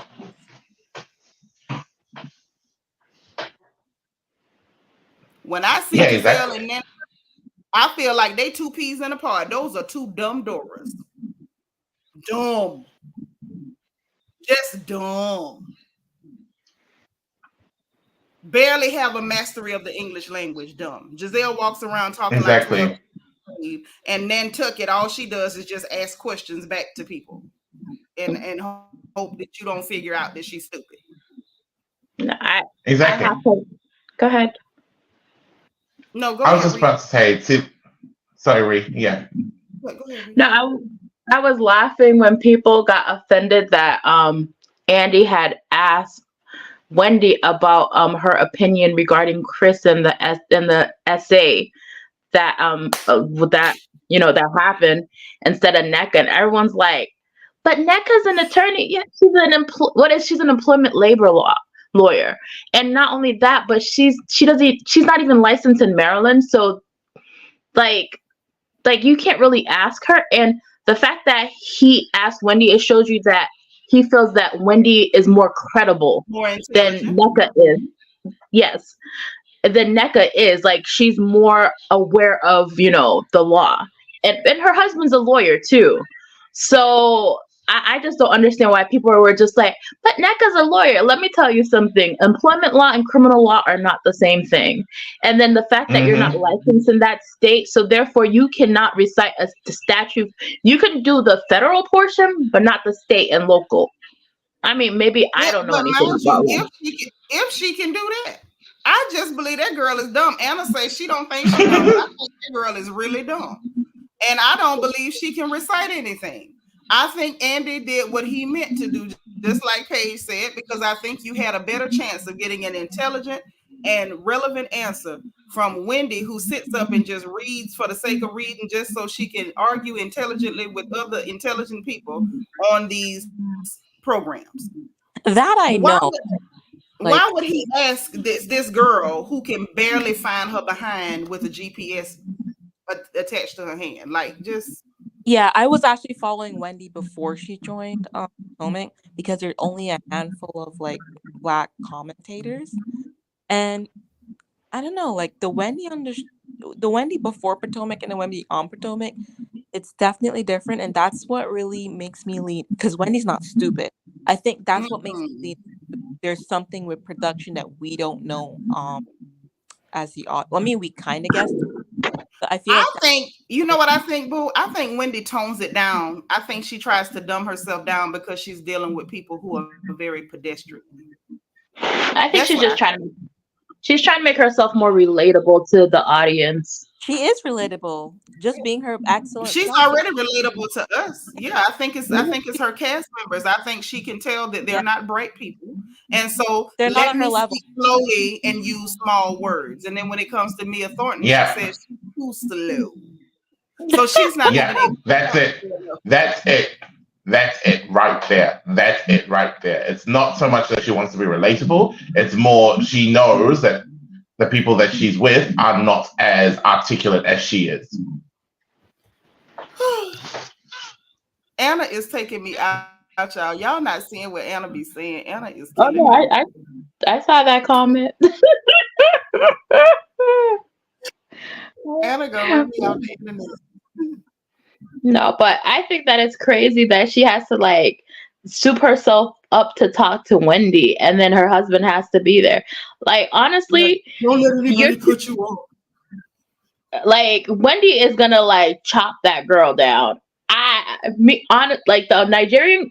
Okay, so for me, watching this season, watching two Nigerian girls fight on the show blew me away, because the Nigerian girls I knew in college, you would have never known there was drama between them, because that community is tighter than than a pair of skinny jeans.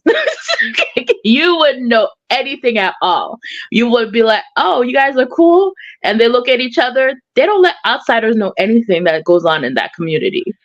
That's what my experience has been. But mind you, look at good old Nantucket. She just hanging her dirty laundry for everybody. Fresh. And then the stupid thing is, like, she let herself get dragged into this because it's not even her problem. It's her sister, her cousin-in-law that fell out with Wendy's sister. Like, this is not your fight. This is not your, it's not your monkey. It's not your circus. So why are you even entertaining it? And you need to question your cousin. Hold on, Reed. Do you know why she entertaining it? Because it is partially her primate. Because when this Levy person reached out to Wendy to try to see if they could use Wendy to get Mongoose on the show because her show with Carlos King fell through, Wendy left him on red. So then that's where all this animosity come from. You got to ask the grind because Wendy was not interested in allowing you to use her name to get on this platform. Number one, I don't know you. Number two, my sister ain't even cool with your cousin-in-law no more. So no, you can't just say, well, you know somebody who knows somebody who know me, so help me get on the show because the show with Carlos King fell through. I'm more interested as to know why you were willing to move all the way across the country to a state that you're not even licensed to practice law in just to be on a television show. Why are you so desperate to be on TV, Nantucket? We're not gonna forget those bots that she had when the series first started that were online trying to like hype her up and suddenly just disappeared when everyone called it out. Yeah. Oh girl, but that wasn't all. Don't forget, she paid the blog over there. I want to say, was it Famous Blog Nigeria? I think that was the one to write an articles like smearing Wendy, and all of a sudden a bunch of gentlemen in the DMV area went into the comment section to let people know that Ike was cruising. He was what? Was that Linda EKG? Was that Linda EKG that she paid? I don't know who wrote the article for Famous Blog Nigeria. I'm just telling you that's the blog. That's what she paid for. And as soon as those gentlemen, those young men, some of which were rather handsome, jumped into the comment section to let it be known that I was cruising and might accurately be described as trade, all of a sudden that whole article came down. I had to defend himself from all the hate that was coming his way. And then I really didn't like the way she talked to him on TV as well though. I really didn't like the way Neka into Ike. It made me really uncomfortable. And I don't even know if it's like I don't even think it's just it's something about the way she speaks to him that feels completely disrespectful. You know what I mean? Well, he talked to her the same way. Y'all kill me with that. Y'all, well, why is it that ladies are so sensitive about how women talk to their men? But y'all not mentioning the way he talks to her. That was though. He talked to her funky. When did he talk to her funky? Like because also just to be very honest, I wasn't watching the show that closely. What I saw in the scene was she just talking to him crazy. And he just like sitting there. I think it was with the dogs and stuff in the house. She just acts like he's annoying her. Well, first of all, you got to take into account these two people don't even know each other. Probably. But where was Ike talking? Okay, so let's break it down because Reese say what? Well, girl, girl, break it down like a math problem. Yes, you give us the history because So they met, right? They had what they called a long distance relationship, so they wasn't even spending no time together. They got married, right? Like after a year, if that, not even that, really. They got married. They still did not live together. They have never lived together until they moved over there to Maryland where she could be on this TV show because she didn't even plan to move over there. She was supposed to be on the show with Carlos King over there in LA about first generation Africans, the show that he had set up for VH1. And according to Carlos, she was even on the sizzle reel. So she still wasn't going to live with him. That was just to check a box. Okay, technically I'm married. Okay, so boom. He been over there at the University of Maryland, and the young girls was in my inbox, and I showed it on this channel that they were saying that he was giving them money and buying booty over there on the campus from the undergrads. So they Exactly. yes, that is why after the little wedding or whatever, which was quickly thrown together, that's why she talking about she want to plan a real wedding or whatever because you didn't have one. That's why the wedding presents were never unpacked because they never lived together. And when she got that little sad cookie cutter house in North Potomac on the outskirts, like what the Grand Dame said, that's the first time they ever lived together. They don't even know each other like that. That's number one. So people can with this trying to come with the Toya Bush Harris. Oh, she's so disrespectful. He talked to her crazy too because they don't know each other. And she probably cramped in his style because how he gonna buy booty in peace with her sitting right there? And how he gonna cruise if what the gentleman said is true with her sitting right there? Plus the fact I caught that bullcrap he pulled after the turkey baster situation with the IUI, and they went in the bathroom for her to help him collect some material for them to put it up in there. And the first thing he said, "Oh, the ball is in your court now." They don't have any affection toward each other. Now, I don't like that hooker, but we ain't gonna sit up here and pretend like, oh, she just talked to him so crazy. They don't know each other. But where I want to know the scene so I can like as well. Like, where did he talk to her? Girl, go to that scene with the turkey baster when they went in the bathroom at that clinic for her to help him collect his genetic material. Just go watch. He did look annoyed when they went to he did look annoyed at her. He did look like he was annoyed by her when they went to the doctor's they were in the doctor's office. Sure did. That's what I'm saying. He ain't no better than her. He ain't nobody. He ain't nobody. Sitting up there in them Christmas clothes, looking like a whole fool. Looking handsome, Synnitra. Looking See the moment. Wow. Rhea, don't do Yeah. Girl, if I was your professor, I'd give you 150 on that breakdown. I told y'all I've been gossiping for many moons. I am not new. I keep track of the mess. It don't matter whether I like them or don't like them. I'm always tell it straight. Makes sense why Eddie unfriended him. Eddie's like, nope. Not get involved in this mess. Eddie was like, I don't know you, man. I don't know you. Like, I have no idea what you're talking about. See, the moment I remember that live where you gave a whole breakdown of Mohawk's, promiscuous academic career. And the moment I had heard about it, I just knew straight away because I was just like, I've heard this before in academic circles. You always get men in very high positions of academic power that will prey on younger girls. And a big reason with that is the power dynamic that is usually established whereby those who like Mohawk will use their academic prowess to get whatever they want. And we've had comments from academics talking about that, being like, well, if she doesn't sleep with you, don't give her an A. But the thing is, he was not teaching at University of Maryland. He was working over there at the health center or whatever. The young girls that was in, y'all know, I showed the screenshots. I just blacked out the girl name and her face or whatever from the inbox. Yeah. And it was the fact that she said it wasn't that he was teaching them. It's the fact that he was trading currency for cane. Yeah. He was trading money for the honey.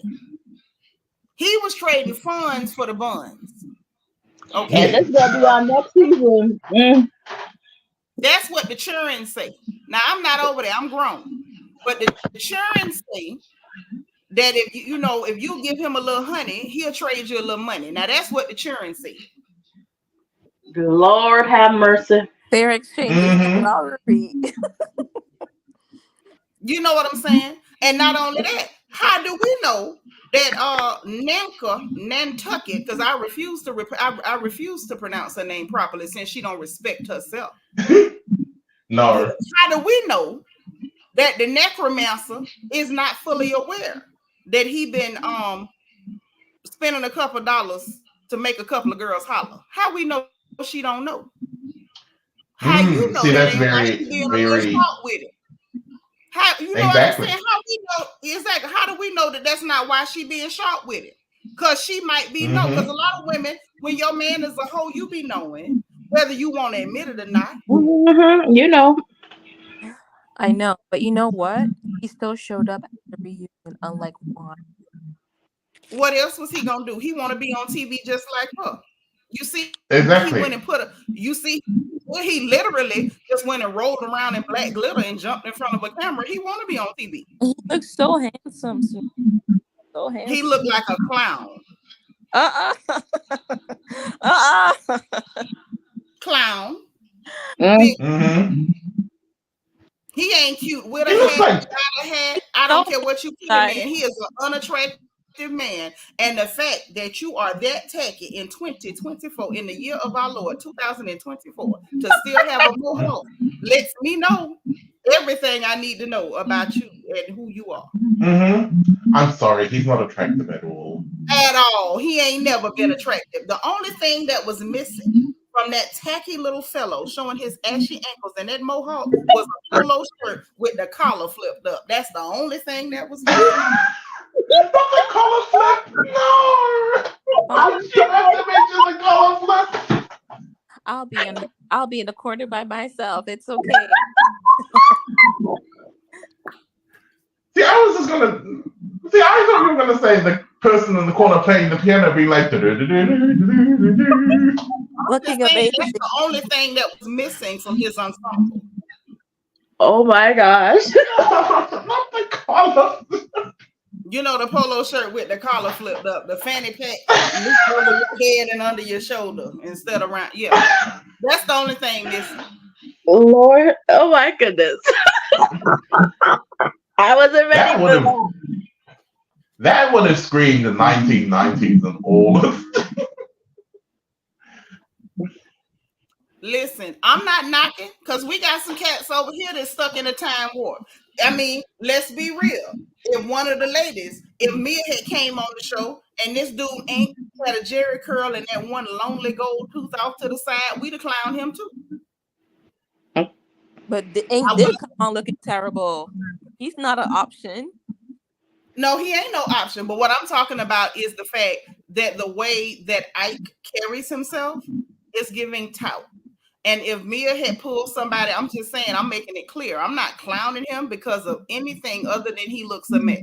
If Mia went and grabbed somebody who was equally as tragic, as unattractive as Ink is, he didn't come in there with 3 lines cutting his eyebrow, a lonely gold tooth, a Jerry curl with lines on the side. Now, had he done that, I'd have dragged him the exact same way. Oh, I'm opposite. I'm just going based off of like I wasn't paying too much. Yeah, I pay attention to everything. He's so fine. Do you realize I would rather my cooch ball up in a fist than to have to go anywhere near that man. He looked musky.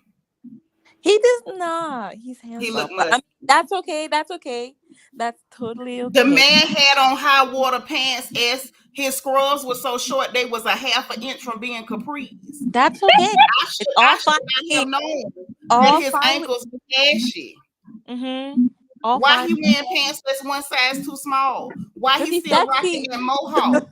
Because he's sexy. He can't help it. There's nothing sexy about wearing pedal pushers. You a grown man in capri pants. That ain't sexy. That's corny. What he gonna do next? I can only that fourth grade. He gonna be our new auntie. Like, what you doing with capri pants on? You a grown man. I was the only man that was on that wrong. Wait, say that again, because I heard some crackling. I was trying to hear you. Oh, I'm not saying anything too important. I already shared. Like, Ike is very handsome. Girl, wait, Ed. Now you know you my boo. Ain't you the one said Mia was pretty? I said that her face looked uncomfortable. I moved to what Kai said. I agree. Her face looks uncomfortable. That's what I really meant. But it's not like trash bag ugly now. We're not gonna do that. Her face looks uncomfortable in a natural state, but when she dolls it up, it looks uncomfortable is all I got for you. But she's not ugly. Ugly, Really? Are you sure? positive, Should we positive. look at Exhibit A again? She's not ugly. She's Well, let's uncomfortable. re-examine the evidence because I obviously didn't see what you saw. I missed it, and I'm woman enough to admit that I clearly missed it. So what is Say ugly? she On not. what's the scale? Like, what's ugly look like? I'm not gonna say a word. The Girl, now you all know, us crazy.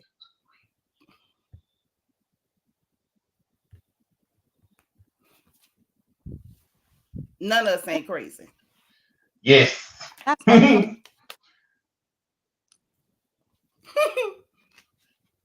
I didn't say the I one was told drop you. dead. She looks. I never said the one was drop dead gorgeous. She looks uncomfortable, and that's exactly what I'm looking at right there. See, I told you. She looks like overgrown grass inside a man's nose. I don't know, like uncomfortable, ugly. I can't even characterize it, but I'm just saying, like, listen, I'm just saying, I'm just saying, I feel like Mia was able to run up on Uncle G and come up a little bit because he was an old man that wanted to mess with a young girl, and she got a friendly coochie. But I'm just like, child, I don't know how to lie about your face. I don't know how to do that.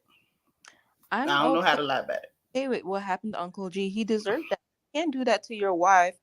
He deserved every bit of it. Every bit of it, yeah. He deserved that whole uncomfortable face as well. The whole thing. I'm sorry that, like for his health and stuff like that, because I have a soft heart, so I feel like the humanity of whatever's going on with people, like I really do feel it. But on the I don't surface, want him to be sick. Mm-mm. Yeah, I don't want Uncle G to be sick. Like, that's my thing. Like, please don't be sick over him.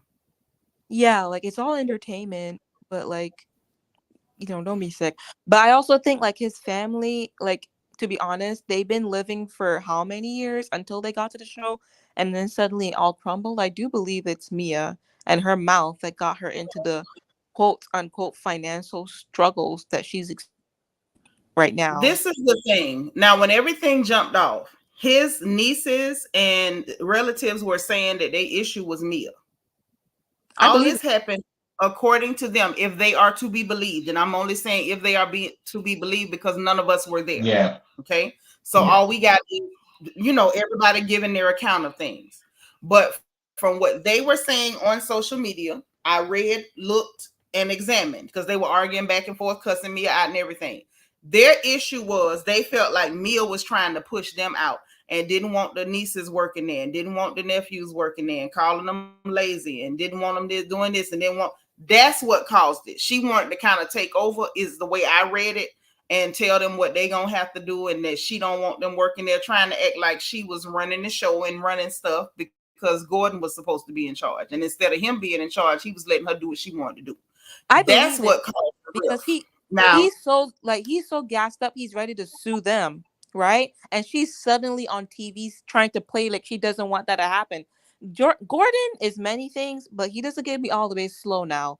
He feels entitled to sue them because of whatever she put in his ear when she opened her leg on the beach. Like she got him right and tight. And that's Let me ask y'all this. Do y'all think that Gordon has any, and I'm not, please don't take this the wrong way. Do y'all believe Gordon has the beginning processes of any dementia? Like, do you think she's taking advantage of him in that way? And I'm asking that because something about the way, I don't know, he's clinging to it's her. It's just the way that he kind of, sort of, like, even when he gets upset, it's like she can confuse him easily to a certain degree. Like, I don't know. I don't know whether his family is suspecting that or like what it is. I think that he's completely isolated himself from everyone but her. And he's older now. So he's damaged those relationships beyond repair because of her, and that's why he's clinging on for dear life to her right now. Like that's what I see when situation. Okay, I can see that. So Gordon's gonna believe whatever she tells him because, like, it's not like he really believes it. He got no choice. He screwed everybody. Like, you think he could have screwed some woman on the beach and come like and disrespect my mama like that on TV? I will wreck your life. You know what I mean? His kids probably feel really strong about it. And not only that, fine if it's just his nuclear family and kids, but she over there like wreaking havoc on his actual family members to the point where he wants to sue them. Like that tells me a lot more behind the scenes. And I do feel like the lying Mia that we see on TV is just a small part of it. She lies in real life. So you saying basically what the family alleged, you believe the family? Yes. And I believe the family not because of what they said, but because of how she acts. And what we see. Okay. Yeah. I believe them just talking alone wouldn't have done it for me. But seeing I can see that. Yeah, and what he's admitted to, that's what connected the dots for me. That what they said was true. Okay. I can see that. I can see that too. It's kind of distressing. Actually, it's actually very disturbing in a way because, like, I can see where you're coming from with that dementia comment, Sympathy, because I saw that in my uncle when he was beginning to develop signs of dementia. So I can totally agree, but I also agree with what S is saying. Right, and I always like this Rihanna. Like, there are people in the world where I know they would dog everybody out, but not their own children. Like, that's just another level of diabolical. Yeah. Oh, Frenchie here, 91. That's my boo. Frenchie say, so when we gonna talk about Andy was giving Juan passes from the reunion because he also, like Michael, has a crush on Juan. You think that's why he was letting him slide before? Yes. Frenchie girl. Frenchie, I need you to hit the link and come make me understand this now. Because now we knew Frenchie. Hold on. Now we knew Michael had a crush on him behind, the sausage eating comments and stuff. We got to keep it clean over here. But you think Andy had a crush on Juan too? Andy also like. I can totally see that. I can see. Really? Hey, Amanda K. Hi, welcome. Yes, I can. I can too, because he has a sense for black men. Y'all got my brain somersaults. Wait. Andy will bend it over, ride, make it make it rain, make it splash, make it water for a black man. And Andy won't do anything. No, Real Housewives of Atlanta. Kenya has many things. She's part of the drama on the show. She's part of the core storylines, and she was kicked off for less. Robin gets to sit there and charge you $5 and keep that poor excuse of a man around and come season after season and collect a check. Andy has, I don't know what's alleged or whatever, but I wouldn't be surprised if that's the case. And remember, Andy had a big crush on Apollo too from Real Housewives of Atlanta. That's what Amanda K just said. You see, I put it on the screen. Yeah, Amanda K said that. Yeah, because you should see how he'd be brightening up as soon as Apollo walks in that room. So, wait, well, how come I never put two and two together? Or even thought of that? Because you haven't seen. You know what? What really? Well, you did watch Martha's Vineyard, the first season. They were getting ready to be canceled, and suddenly, like, Amir walks on. Watch what happens live, and Andy's whole face lit up. And they got a second season. I feel like he has this little thing where these guys are like Barbies to him in his back pocket. So he feels a sense of something to have these type of men in his back pocket as well. You know what I mean? Now, I'm going to bring up Real Housewives of Salt Lake City for a bit. Because my cousin of a cousin of a cousin, Jane Shaw, married a black man. Do you not see how Andy's face was every time he saw Coach Shah walk into the building? Well, I don't watch Salt Lake City because they bore me to death. Yeah. Even in they got a second season too. I'm only 25, DT. I don't want to die. Yeah, Even in Real Housewives of Beverly Hills, how he looked at Garcelle's son too. Yep. And her son. Her Yes, oldest and son. her oldest son.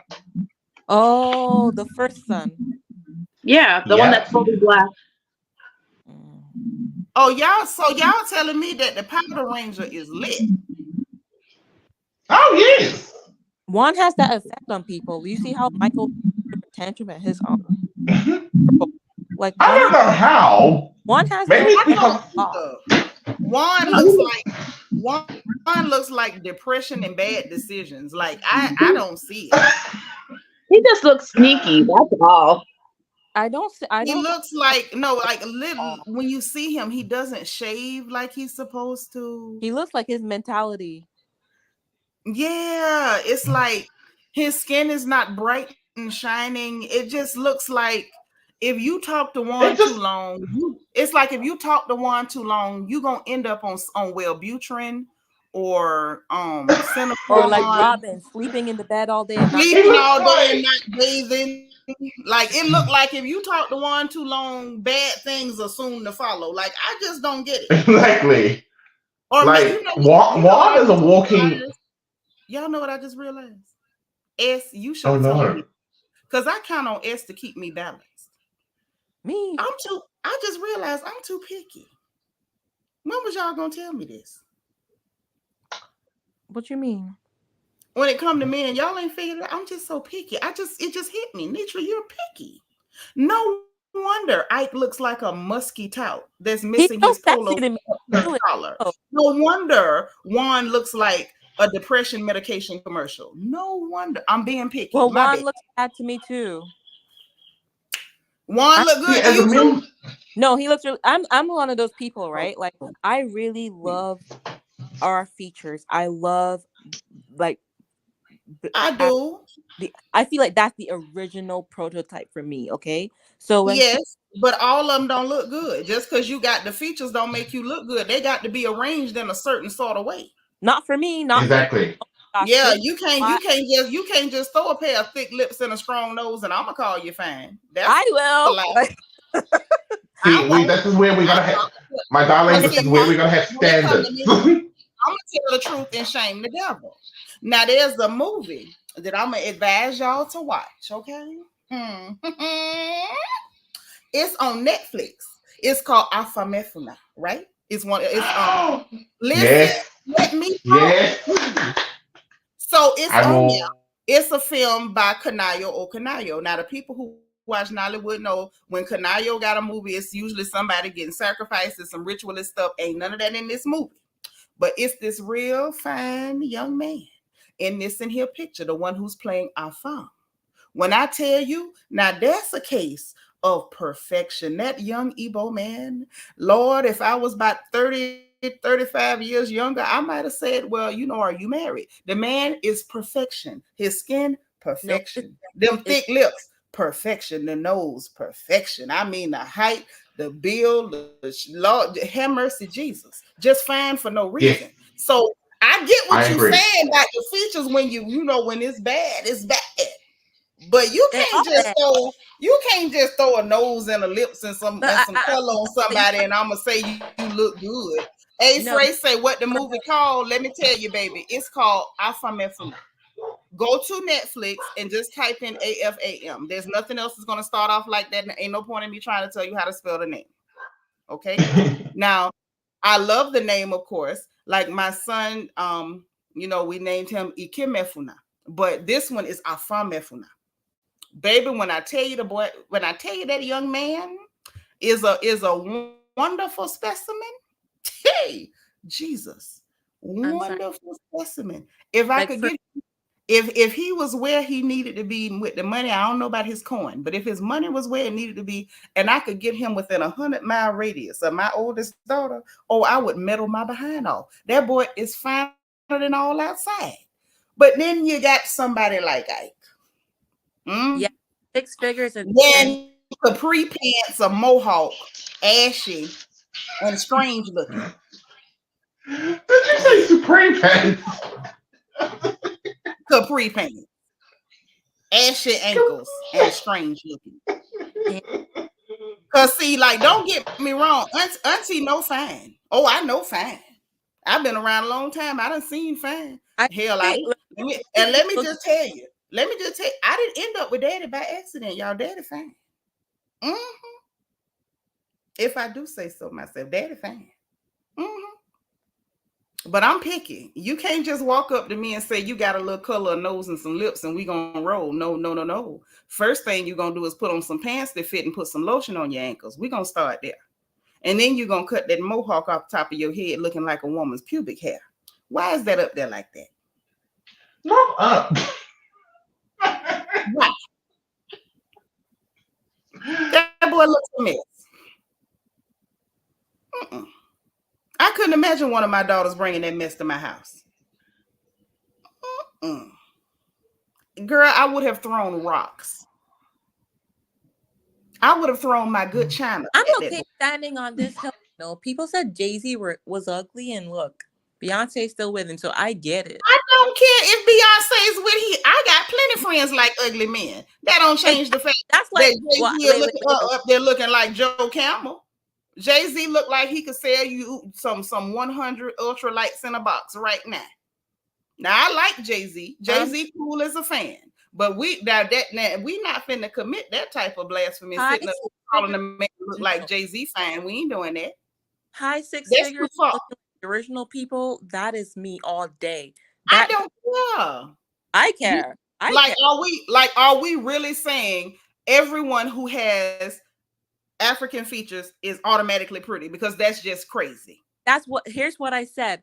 High six figures and original features is enough to pique my interest. That's me. Well, yeah, you can get interest from there.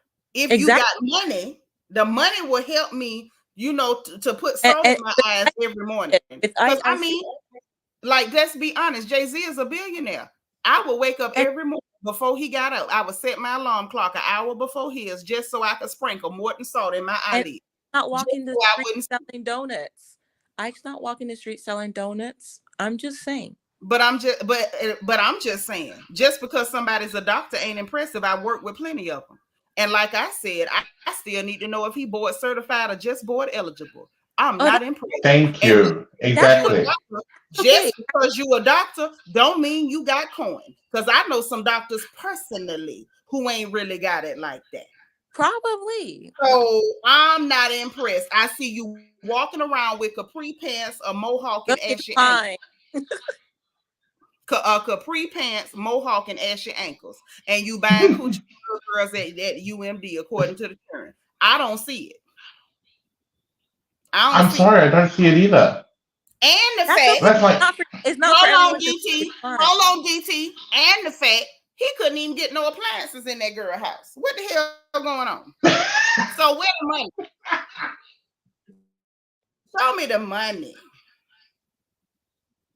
Where the money? Exactly.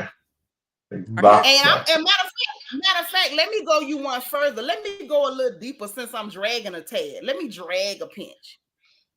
When she was up here bragging, calling her daddy a rich female dog, and she's a rich female dog, why she ain't say my husband a rich one? And I'll wait. Let me read comments. Because see, one thing about the girl, now I'm not bad as Portia, but I can smell a dollar. And I didn't even catch a whiff. Building, but that's okay. The hell is building? Building? That girl ain't supposed to be no construction worker. No, but I don't like current building. You need to come already built. That's true. He's already finished his resident, everything. Like, I actually do think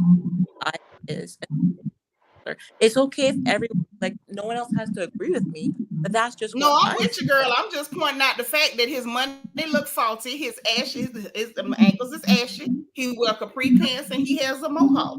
And he came on this reunion after rolling around in black glitter in his Christmas clothes. That's all I'm saying. And he looked good. I know he has at least an extra $25,000 of girl's boob job, so he has that as this. That's where I can't hear you, baby. Say something. I can't say it again. It cut out. It was cutting out. Right, No, I didn't say anything. Oh, that was S. S. Okay, it was cutting out. I thought it was Re. It was S. S. Say it again, baby. Oh, I said that he has at least 25,000 as disposable income to pay for this whoever's boobs. That's where I land. Oh, I'm sorry. I wasn't supposed to laugh at that. Girl, do you know I know dope boys that can give me that today? Like, Wait, I don't know no dope boys, Seanitra. All I know is oh my God. I'm sorry. I was not supposed to laugh that hard. Baby. Oh, child. $25,000. I'm too picky. I'm too picky. Ain't no way in the hell. Ain't no way in the hell. Do you know I would call the police on Mohawk if he asked for my phone number? Okay, if you don't agree, but I'm allowed to have feelings. That's what Chris said, and I think it's fine. Feelings you're joking and clowning on this man because he look a mess to me. It's okay if you like him. I'm just yeah, he looks amazing, Synnitra. It's okay. It's okay. You're gonna see it one day, maybe. Who knows? You know who you should say is not fine? The guy that Porch is with. Now that is an ugly man. Girl, that's Shrek. I told y'all if I was Portia, the minute I married him, I'd have went in the house and broke every light bulb. I swear to God. No, but if his money was real, to me too. If his money was real, he would be fine to me too. Listen, I'm not mad at that. I told you if the money is big, just wake up an hour early and put 2 grains of salt in your eyelids. I'm cool. But you ain't got enough money for nobody to be salting their eyes in the morning. Hell no. And he looked like his breath stank. Just no, ma'am. No, ma'am. Breath. See, that's why his breath is. Michael looked like he got the worm mouth. Google worm mouth. That's the real thing. First off, let me tell you this: Michael couldn't have came nowhere near me. Michael is true. I call him Smeagol for a reason. He looked like Smeagol. And I couldn't even put salt in my eyes for Michael because his skin looked like it's so thin. Like if you touch it, you'll probably feel it slip up and down on his bones and stuff. Ooh, Michael, listen, I'm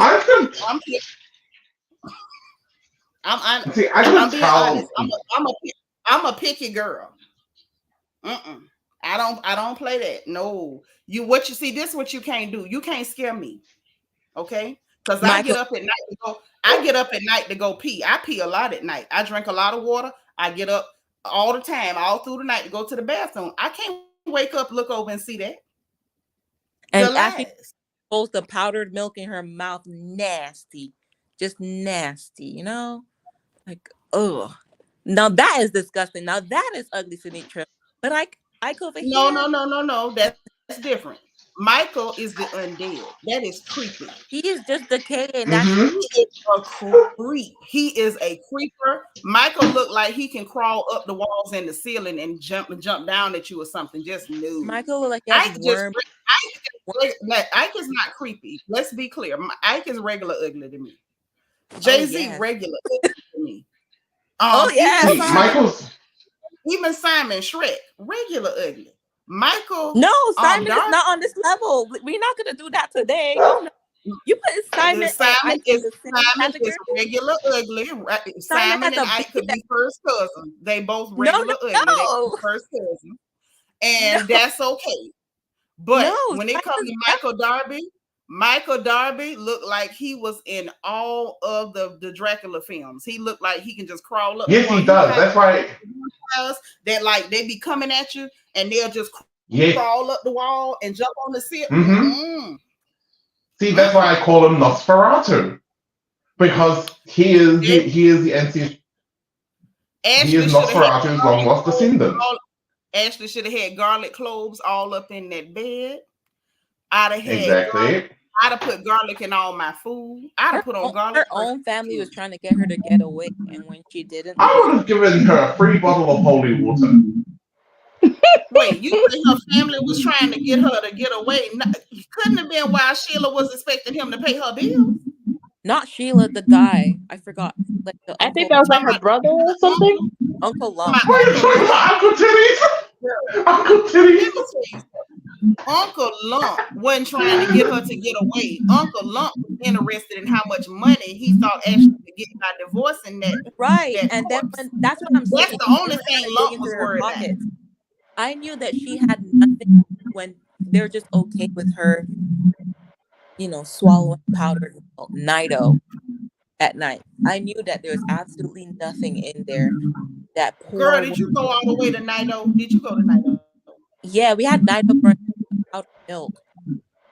Just Oh, I know what you're talking about, but I'm saying, did you go all the way to Nido? well, Did you that's go? not any 2% anymore. You see how he is? Child. Michael could be someone's great grandfather, and he's around here running around toddlers. Ashley over there, Exactly. Nido in her Y'all mouth. But are can I just can I just add a note about Michael? As someone who is from and lives in the country right next door to Michael's country of origin, he looks like the typical white Australian male. I No, mean, I won't lie. a lot of them do look like the undead, but we talking about this particular corpse. And the fact Yes. that You had Ashley something to say Darby about Ike? and the fact that Ashley Darby will allow that thing to strip down naked and come at her. I don't know how she does it. I'm just telling you. I would Because end she's up. a good actress, that's why. Chris, do you know you got to be more than an actress to hold still? Okay, close your eyes. Yes, you have to. Hold on. Close your eyes. And imagine Michael Darby stripping down out them clothes. Please stop. Please stop. And you got to hold still while he come running at you. Synnitra, go to the You're gonna make me corner. have a Why nightmare are you tonight. doing this to us? We are your followers. Why are you don't like us that much? I just want you to know how scary that is. That is scary. Like I would It is lose traumatic. I would lose it. You don't even want to know how bad I would run. I wouldn't know whether to pick up a lamp to hit him with or what. Like, oh my God. Right. She gotta be better than an actress to hold still. Ashley telling us that his daughter is upright to give her dust. Can you imagine that? Baby. My mom always told me to respect my body. Full of worms. That's just Ashley hit cop. She's just get off the show. It's hurting our. I don't know. But I can tell you when it comes to mongoose, mohawk and mongoose, I need both of them off my screens. I can't take it. And it's like, and I'm gonna tell you this, and it's like, of course I joke. Like please, y'all understand it's just jokes. Even though I do feel like he do look like his breath stink. He do look like he eat gym socks and he might bite you. We know breath stink because they're holding Michael's worms. Ike smells. But I'm not talking about Ashley. I'm talking about your friend Ike that looked like he. But with that being said, I'm only joking. It's just jokes because to me, a man don't have to be pretty. I don't really like pretty. I know. I do like something perfect and black and velvety and smooth and all, because I'm a normal red-blooded woman. Why wouldn't I like that, right? But I just need them off my screen because of their behavior. Like honestly, like we can joke about who look like whatever. It's just jokes. I swear for M&Ms, it's just jokes. And y'all can't go by who I like because I'm picky as hell. Like a man will meet me and you didn't line up your mustache right, and you're gonna be unattractive for the rest of your life to me. And that doesn't mean there's anything wrong with you. It just means that I'm picky and I'm slightly crazy. Okay, so don't take what I say to heart. You don't hold up. Oh, I know that you're joking. I know that. Yeah, but I have to say that because some people will really think like, oh God, I like this person. She really thinks they're ugly. I probably do. No, I'm crazy. I already know that like that. You're a black Malcolm X underneath there. We know what's up.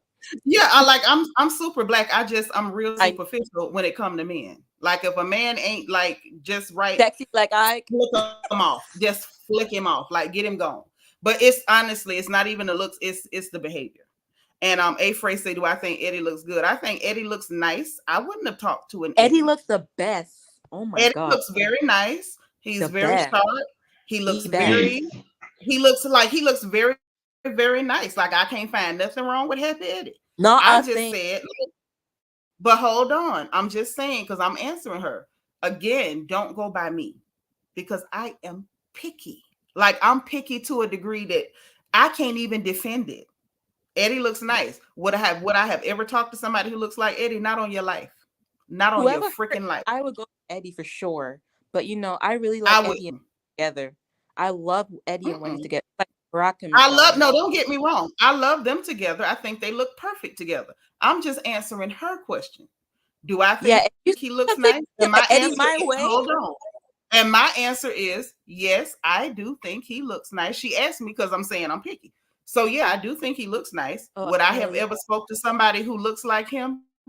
Absolutely not. Not to save his life or mine. No, no, no. I have girlfriends who think that Morris Chestnut is attractive. They swoon. Ooh, Morris Chestnut. And I can look at him and say he's a nice looking guy. I can't find a flaw on him. And I can tell you I would have thrown rocks at him too. I'm just picky. So don't ever go by me. Like, don't ever go by me. Like, I'm so picky-fied that it's silly. I am. A phrase say, who is the best looking Bravo hubby to you? None of them. I can't point to one of them and be like, ooh, child. Like, no. No, exactly. You're talking about and that's just, like I said, again, never go by me, because I will have you turning your nose up at everybody. I'm picky as hell. Don't like, and this is my DT. I'm being honest. This is my honest opinion. I know. I know. Because I will see my sisters and be like, she's so beautiful. I love her. Put her on the shelf. I could eat her up. And then when it comes to men, I'll be like, your nose is too short. Your shoulders are too narrow. Your arms are too short. You look like you was like 3 minutes a dwarf. Wait, you don't think Apollo's cute? Oh!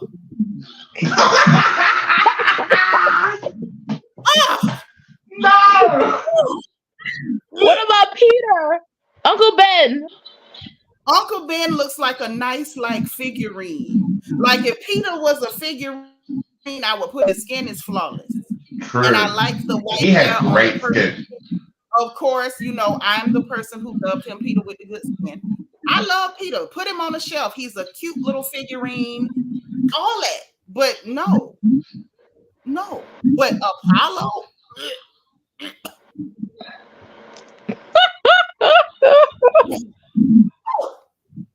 I don't know. Apollo's energy just gave me he had a job from day. It gives you what, baby? That he never had a job. It's the poverty. It's the dinginess. And then too, I'm very, like, I don't like yellow men. If you're a man and you're yellow, you automatically look musky to me. Like, I can smell you through a picture. Just no.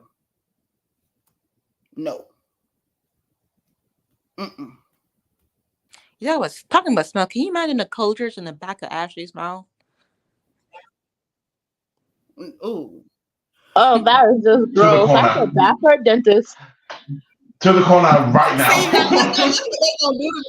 Look what y'all doing to me. She said, what about Chadwick Boseman? Now, I don't want to say nothing wrong about somebody that's gone to glory. Okay, let me say this. I feel as though I can see where somebody would find him attractive. I can also tell you, I wouldn't let him lay a finger on me. Just no. A phrase say you like teddy bears, like, oh, you talking about Heavenly Husband? I can see where some people I could see where some people. Yeah, true. You know what I'm saying? Lord, I say she would have let young Ray hunch. Yeah, no. You crazy.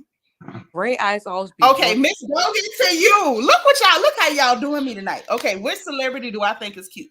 Okay, hands down, Idris Elba is fine. I will tell you that. Yes. I agree. Fine to the 100th power, undisputed, fine. Just fine. Okay, Paige say even Denzel was okay. Denzel was like corny looking to me until he played Alonzo in Training. Once I saw him as a criminal, then he got kind of attractive slightly. What about Blair Underwood? Hell no. What's wrong with Blair Underwood? You can have him. Yeah, you could keep him. Yeah, hell to the no. To the no. Lord Frenchie say No, that wasn't Frenchie. That's Serena say the British accent. Girl, Idris could be a deaf mute. I learned sign language to talk to that man. Talking about an accent. I wouldn't care if he couldn't say, do this. All this him, what y'all be. Do that. Let me see. Who else? Yeah, Blair looks real corny. You know who else is just a nice looking Buster? All day. Right? Terry Smith? No, I'm talking about Buster Rhymes, honey. Yeah, Terry Smith. Isn't that his name? His name is Trevor, honey. Trevor Smith? Trev fan. Oh. Yes, I can see that. Oh Lord, listen. Wait a minute. You talking about 90s Buster or like recent Buster? Child, Buster in 20 years from today. Okay. Until they close the Pine Box, Buster. We not giving Ike a fair chance over here. Listen. Oh, yes, girl. Method Man. Yes, God. Yes. Listen. Yes. And let me be clear, I'm not after none of these husbands. I'm only looking. Yes, girl. Buster is my kind. Mm-hmm. That's why I say I'm picky and I'm funny. That's why I told y'all don't go by me. Because you'll see somebody, and my girlfriends that know me, they be like, girl, he's so fine. You don't like, and I be like, okay, girl, I guess. Ooh. So never go by me. Never go by me. Ever.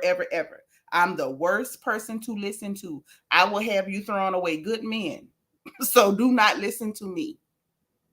Unless I tell you he ain't got no money, then listen to me. But if it's by his face, girl, like what you post, like whatever you like. You get these comments. Bianca say her best friend mama love Buster. I know that's right. Bianca say, and Ralph love you too, DT. Lord, y'all in this Ralph business. Y'all don't find Ralph to be real short with narrow shoulders and small hands. With short man energy too. I mean, I don't mind your height, but it's just his shoulders and them little bitty hands. I'm scared of little hands. I'm sorry. My granddaddy was short, but my granddaddy did not have little bitty hands. It's his attitude. He's not even like, he doesn't even give me good energy or good vibes. Like, you just go around him and fail in life. It's just them little hands. It's them little bitty shoulders and them little hands. Ooh, Oompa loompa dippity doo. I got to know. Hey, Linda V, puzzle for you. He looked like he can make some mean chocolate though. Chocolate. Yeah, what? he does. He makes What you say, Eric? No, chocolate what? I mean, anything. He looked like he just broke out of Willy Wonka's factory. Yes, he makes exceptional chocolates. Well, you guys, I am gonna go to sleep. Good night, you guys. You guys made my night. We have got silly. You listen, Ree, you're not wrong. We have gotten silly up here. Okay. Oh, Lord, no, he lays it off the face there. Lord. Nah, I can't. My sister's ex-husband looks just like LL Cool J. I agree. I don't like LL. He was never my kind.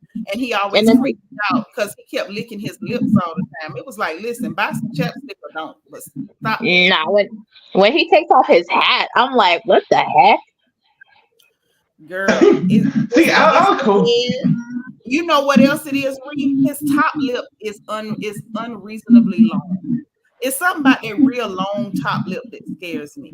Nah, let me tell you something. Two things I don't understand is Ashley's forehead and LL Cool J's head.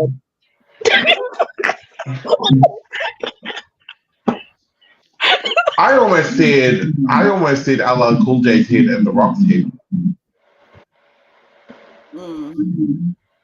Like I said, again, this is a PSA. Never listen to Nitra when it comes to how man, because I'm telling y'all, I will have y'all rejecting everybody.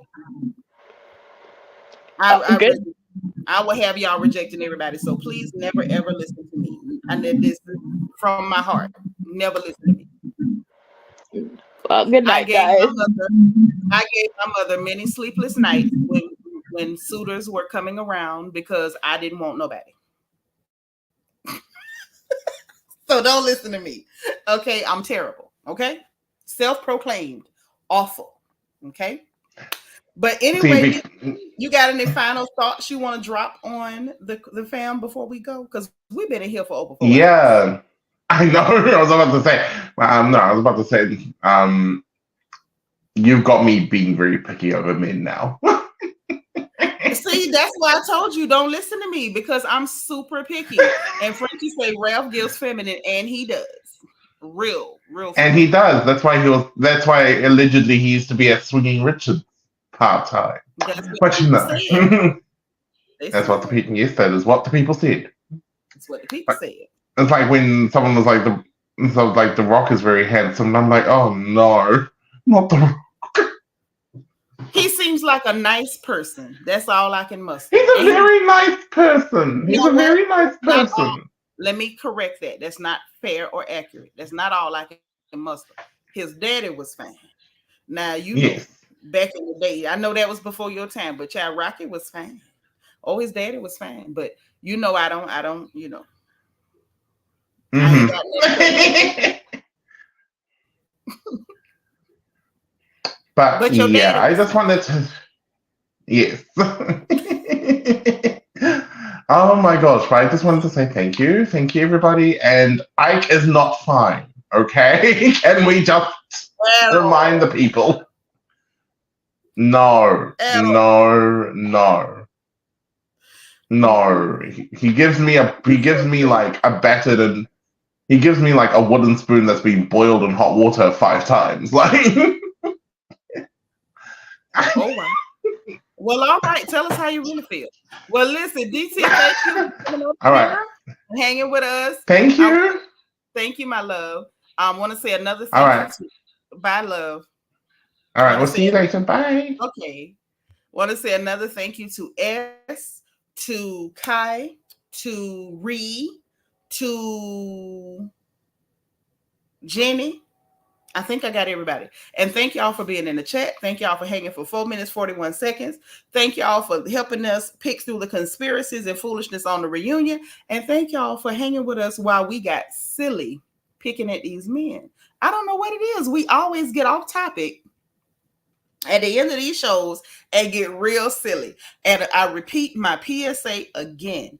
Do not allow me to influence you in any way when it comes to choosing your mates, unless he Pope, okay? And I mean that. But looks wise, never, ever, ever listen to me because I will give you bad advice because I am picky and slightly crazy, okay? Just want to be clear. But listen, I'm getting ready to go. Y'all enjoy the rest of your morning, I think, okay? But if you're heading to bed, say your prayers, sweet dreams, good night, all that stuff, and we will talk again tomorrow if the gossip permits, okay?